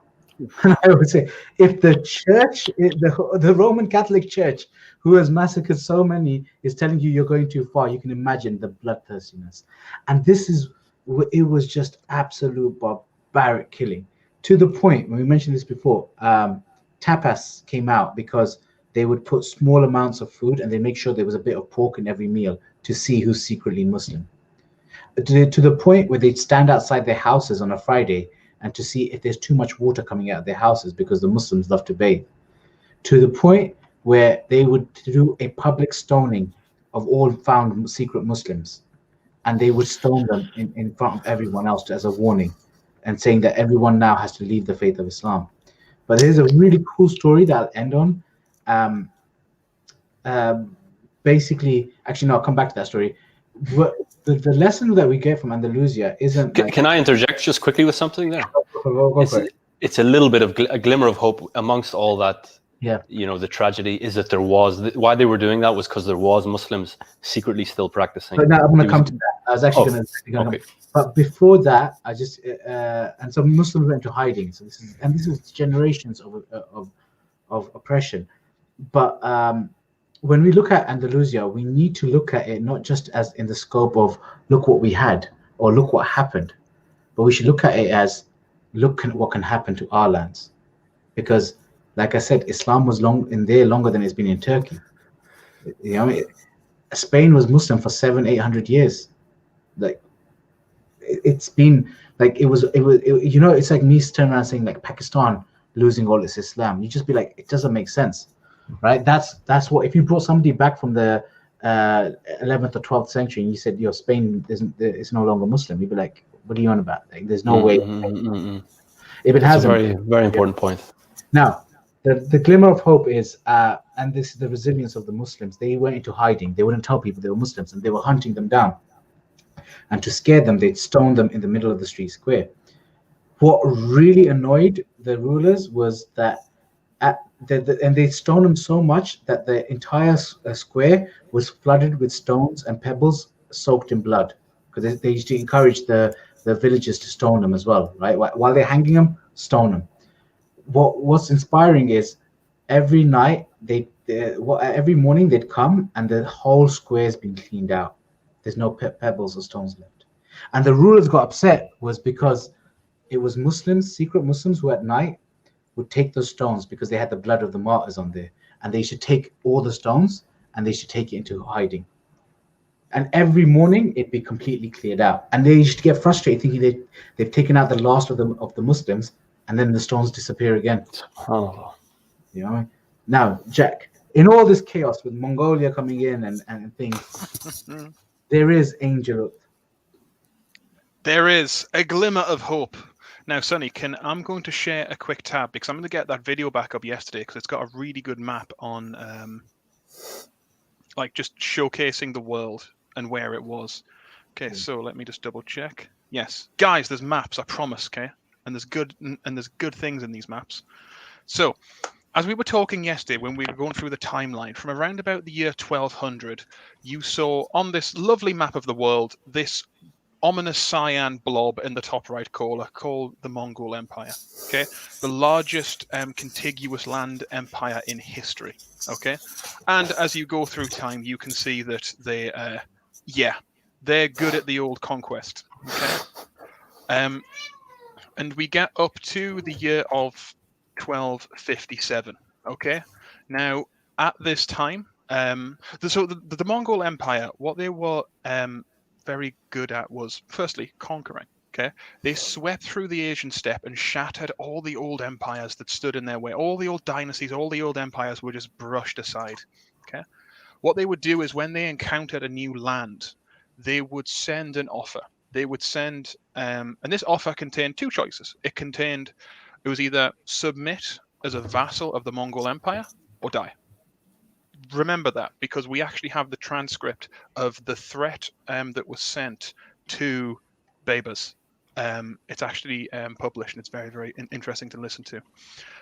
This is the same threat that was sent to the Abbasid Caliph. So on this map here, you can see AB in what would be modern day Iraq, Mesopotamia. That stood for what was left of the Abbasid Caliphate. And as we talked about, and as we just spoken about, Mongol Empire sent their request of either you will submit or you will die, and the Caliph refused. And after an initial victory, the Mongolian Empire took and sacked the city of Baghdad in 1258, and it was carnage, more so than pretty much any other incident of taking a city in human history. Hundreds of thousands of civilians were killed. The Caliph was killed, as as Sonny just mentioned earlier. It wasn't a good time, and it often marks it's often the point in time that historians mark as the end of the Islamic Golden Age. But what this did do after the sack of Baghdad, after the loss of all the knowledge of the library, after all of the books, hundreds of thousands of one-of-a-kind manuscripts were lost. It was shocking. However, I did just find out, actually, that there was a scholar that was working in the Baghdad House of Wisdom that knew that the Mongols were coming, and he prepared, and specifically, he evacuated 400,000 books from the library just before the Mongols get there. Imagine just sneaking books out and imagine being that guy and you're trying to sneak out 400,000 books. But at the same time, would you not warn people? Would you not be like, let's sneak people out of the city? Apparently he did, and he took the books. Okay, imagine how many camels you'd need. Okay, it was just non-stop. But never has a man needed a Kindle more than that guy. Do we know how he knew? Do we know where he took the books? What do we know? So do we know much about him? I haven't been able to track down where he took the books, but I did find that he used to live in lands that were previously attacked by the Mongols. So he knew they were coming, and he had then migrated to Baghdad. He's actually quite a famous scholar. I'll send his name afterwards. I can't remember at the minute. But yeah, but this is the situation of the Muslim world. Okay, a large part of what used to be the Muslim world was just absolutely devastated. And historically, this is when you get a pivot in Muslim history. So Baghdad, for centuries, was the center of the Muslim world. From the year 1258, this pivoted, and it was Cairo in Egypt, which became the center of Islamic study, the center of Islamic focus for that was the Fatimids, right? Yeah. For right now, this is the Mamluks. Oh, okay. So do you want to explain that the transition from Fatimid to Ayyubid to Mamluk? Why don't we keep it simple? I was going to stick the Mamluks. Let's see what we could know, right? Salahuddin has liberated Jerusalem. Yes. And generations down the line, his descendants are the Ayyubids. And then they are overthrown by the Mamelukes. Now, the Mamelukes were slaves that they captured from the Mediterranean, and they would do slavery a little bit different with the Ayyubids. They would train them in warfare, and they would train them in battle strategy, and they would train them as soldiers and generals, and their army was predominantly Mamelukes. Which wasn't really anything going wrong with that then. Yeah, it was a very smart move on their part, because they turned around and overthrew the Ayyubids, saying that you're not proper Muslims, and they were better skilled at than them. Yeah, so the word Mamluk roughly translates into, well, it denotes a slave, but it denotes a soldier slave. Okay, and so the current dynasty of Mamluks, they were all foreign. They weren't native Egyptians. Some of them were from the Caucasus up in Circassia, and there was another dynasty as well. But the current ruler of the Mamluk Sultanate was a guy by the name of Baybars. Now, Baybars is an incredibly important figure in Islamic history. He's a fascinating guy, but for what we want him here, he is going to be the leader that will finally put a stop permanently to Mongol expansion. As of thus far, the Mongols have never ever been permanently stopped in their conquests. Genghis Khan, the original great Khan of the Mongol Empire, had a world dream for a world empire. That was the Mongols' vision. Okay, and recently, the grandson of Genghis Khan, a guy by the name of Monke, had just been elevated to the rank of Khan, and he restarted these conquests, pushing west now. And so now the Mongol Empire was poised to take the Levant. So this would be Syria, this would be Palestine, and Egypt. And in 1260, the ambassadors of the Mongol Empire sent a note to Baybars in Cairo. Okay, they sent a note to the Sultan of the Mamluk Sultanate. This note said this. Actually, because we have it, I can quote it. This is the letter that was sent. And this is after they've destroyed Baghdad. They've leveled so this Baghdad. is 2 years after they've just flattened. That was not the Mamluks or the Ayyubids' concern, because that was the caliphate. It was the Abbasids and those guys. Sure. That was the Abbasids. But just putting that note in context, you know. No, yeah. So this is after the fall of Baghdad. So this is the note that was sent from the commander. From the king of kings of the east and the west, the great Khan. That's saying who the note is from. To Qutuz, the Mamluk, who fled to escape our swords. You should think of what happened to other countries and submit to us. You have heard how we have conquered a vast empire and have purified the earth of disorders that tainted it. We have conquered vast areas, massacring all the people. You cannot escape from our terror. You cannot escape from the terror of our armies. Where can you flee? What roads will you use to escape us? Our horses are swift, our arrows are sharp, our swords are like thunderbolts, our hearts are as hard as the mountains. Our soldiers are as numerous as the sand. Fortresses will not detain us, no armies stop us. Your prayers to God will not avail against us. We are not moved by tears nor touched by lamentations. Only those who beg our protection will be safe. Hasten your reply before the fire of war is kindled. Resist and you will suffer the most terrible catastrophes. We will shatter your mosques and reveal the weakness of your God, and then we will kill your children and your old men together. At present, you are the only enemy against whom we have to march. Hulagu, commander of the Mongol forces in the region. Now, I don't know what you guys would do if you received a note like that, but Baybars, the Sultan of the Mamluk Sultanate, thought, nah. And so he amassed his army. He mobilized his forces. At this point, just as this letter was being sent, there was a crisis unfolding in the Mongol Empire. The great Khan had died, and a lot of the Mongol armies were recalled to central Mongolia to sort out the problem. But there was still a significant army camped out close to the Levant. And after the offer of vassalization was refused, the Mongol armies marched. And the Mongol armies marched into the Levant. And they marched as far south. They marched a couple of hundred miles, actually about 50 miles north of Jerusalem, just south of Akka, at the village of Ein Jalut. Now, this historically, biblically, is according to the biblical tales where David slayed Goliath, which is just a little bit of foreshadowing. The armies were roughly equally matched. The Mamluk Sultanate was joined by some of the Ayyubids that were still kicking around, and the Mongol Empire were joined by some by the Kingdom of Georgia and some of their vassals up to the north of Syria. And this is where they duked it out. Now, something that the Mongols were famous for when they went into battle was their armies were very horse-based. Okay, they had cavalry for days, and one of their main tactics was they would charge their cavalry at the enemy army, and then they would retreat. So after a little bit of fighting, the Mongols would retreat, and the enemy army would think, "Oh, hang on, we've won this." And so what happened back in the battles in the medieval times was the army that fought it was victorious would chase down the fleeing army, and they would chase it, and they would chase it, and they would chase it. So the Mongols would retreat, and the army would advance, trying to catch them. And because the Mongols are horse-based, they have cavalry. They're amazing cavalry archers and cavalry fighters. They would pull away, and they would retreat quicker. And just as the enemy army had ran far enough away from its defensible camp and all of its allies, the Mongols would turn around. And the Mongols would charge headlong straight into this army that thought it had just been victorious and thought it was just chasing them, and they would obliterate them.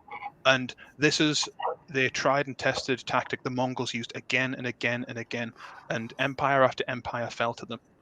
But at Ain Jalut, Baybars was smart, and he used two things to his advantage. Firstly, the Battle of Ain Jalut is the first known use of a firearm in warfare. Think about, how much of a role that rifles, guns, and pistols play a role in the modern world. They had never been used in a military conflict before. The earliest thing people had was a fire lance, which was a reed full of gunpowder that you'd shoot at some people. But this is the first use of hand cannons, the first use of firearms. And the Mamluk soldiers terrified the Mongolians with them. But secondly, Baybars tricked them at their own game. Baybars tricked the Mongolians into attacking them. So he charged forward with his army, and he fought them, but then he pulled them back. And as Baybars retreated the Mamluk army, the Mongols chased them. And because the Mongols had known victory after victory after victory, they had barely known defeat, they got cocky, they got arrogant, and they chased them. And Baybars had just beat them at their own game.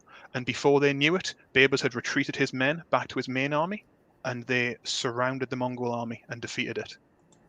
It was a brilliant, brilliant use of strategy. But what this meant was, it meant that the Mongols would never, ever successfully capture Syria, Palestine, or Egypt, and they would be safe. It is the first time properly a Muslim empire had permanently defeated the Mongols. And from there, the Mongols would never really expand again into the Muslim world. And that was it. They would try, and they would try again, but the Mamluks would always defeat them in the end. So do we know how long it took them to disintegrate? I mean, they rose so quickly. Similarly, the Mongols. Tell you what, well, if you can see the screen, I can continue this video. Yeah. So the two areas that the Mongols struggled was Ain Jalut, as it said. The other one was the Delhi Sultanate. India, yes. It's because there was a guy named Alauddin Khaliji who also stopped the Mongols in battle. He was actually the first one to defeat the Mongols in open warfare. Yeah. Wow. The problem is, so the thing is with the Mongols is they were an empire built with an iron fist. The moment certain leaders die, it caused problems. Now they wanted to continue this dream of conquering the world. So they were like, religion isn't important to us. And if Jack plays it. Yeah, so if you watch here. It splinters. Yeah, so after the death of Monkey, the empire starts to shatter. The history of the Mongols is a great example of what happens when you don't have a successor. This is something that you don't have effective succession. This is something we learn from Islamic history and also from prophetic teachings, from the teachings of Prophet Muhammad sallallahu alaihi wasallam. If you look at, I believe it is over there. It is the leadership book, 10 leadership lessons from the life of the Prophet Muhammad. Okay, if you look at this, one of the things that you always must do if you want to be an effective leader is make sure that you have an effective method of succession. This is something that the Mongols really struggled with. And so what happened is actually very famous. The Khanate was the closest one. They were the first to embrace Islam. The Golden Horde mostly embraced Islam as well, and parts of the Chagatai Khanate. And the descendants of the Mongols became the Timurids, who were one of the who were like the most successful version of the Mongols. Timur the Lame, was named after, never lost a battle in his empire, and he lost for a long time before he became an emperor, and he was like, I think he was like in his 40s or 50s when he started his empire. But yeah, the Ilkhanate was actually philosophically it was a very strong point, because Ibn Taymiyyah, Sheikh Islam, he was still fighting against them, and the ruler became Muslim, and so he put a very controversial ruling saying that if the ruler doesn't rule by Sharia, he's not a Muslim, and his justification was that they were still doing practices that were haram, and the people were like, you can't rebel against the leader. So he made this based on the hadith. I guess there's a hadith specifically and saying the thing is, that still resonates today. Like, do you know what I mean? This El Khanate, they embracing Islam in name only, has a ramification that's still felt in the Muslim communities today. Interesting. But yeah, I think we should end the stream there because there's a lot of streams going on. No, there is. But just to like actually finish Jazakallah up, to anyone that's watching still, or did watch, or watching in a replay, it was honestly a joy. Thank you guys, Mohammed, Hassan, Jack, Tamim. This was just a pipe dream just a few days ago. Yeah, this was quite literally a pipe dream. There was a 5-hour Zoom call held on Tuesday night. We were like, is this really possible, guys? So we changed. To be honest, I wasn't even sure if it would happen half an hour before it started on Thursday. Tamim, thank you very much for all your faith. But yeah, guys, I want to say thank you so much for everyone who has continued to join us. We have 13 people right now watching us idiots chat about nonsense, and I really hope that you guys have had a very good time. This is something we are not confirmed, but this is something Sonny's shaking his head, but he doesn't have a choice in it. This is something we are looking to continue on a regular basis. This is the first time it has been done, but we do have hopes and dreams that we can continue this regularly, maybe even weekly on a much smaller scale, maybe a couple of hours every week. We can gather, invite guests, and we will keep you guys posted when and if this happens, inshallah. But honestly, genuinely, Aman, thank you so much. Yes, I'll wrap up soon. Yeah, we're doing it now. I'm just saying some. I was about to say something nice to all the guests. Yeah, but you know what? Thank you, Aman. I don't care what Jazakumullah khair, guys. Being with us with the end, it's been amazing. It is, honestly, guys, it's been spectacular. Thank you so much for joining us. Thank you so much to Sunny, Tamim, Hassan, Al, Mohammed, all of our guests. Sabiha's still here. Outstanding. Guys. Guys, there's a Scotland stream and there's a South stream. Please go to them. Please get out there. Last chance to get some ajr for Charity Week. Let's get some donations in. Still got 3 hours. Let's wrap it up, guys. One last thing to add. If you guys still haven't got your fix of Islamic history and you guys would like to look at something about the life of Salahuddin, tomorrow night at 6 p.m. we have an Islamic history game show. This is being hosted by the Charity Week North team and us as well. Sunny is the glorious narrator. I might be the host. Game show with a difference because it tells you the life story of Salahuddin. You guys take up the role of the companions of Salahuddin, and you help him in his various challenges in liberating Jerusalem, fighting the Crusaders. It is a fantastic story and a fantastic game show. It's not a fundraiser. It is there to celebrate. It's free. It's free. Yeah, it's free, guys. I'm not taking any more of your money. Yeah. So please, we will. All these things will be sent out, guys, and we hope to see you soon, inshallah. But thank you so much for your watching and listening. Go support Scotland and South. Yes. Yalla guys. Jazakumullah khair. Assalamu alaikum. Wa alaikum salam. Wa alaikum assalam.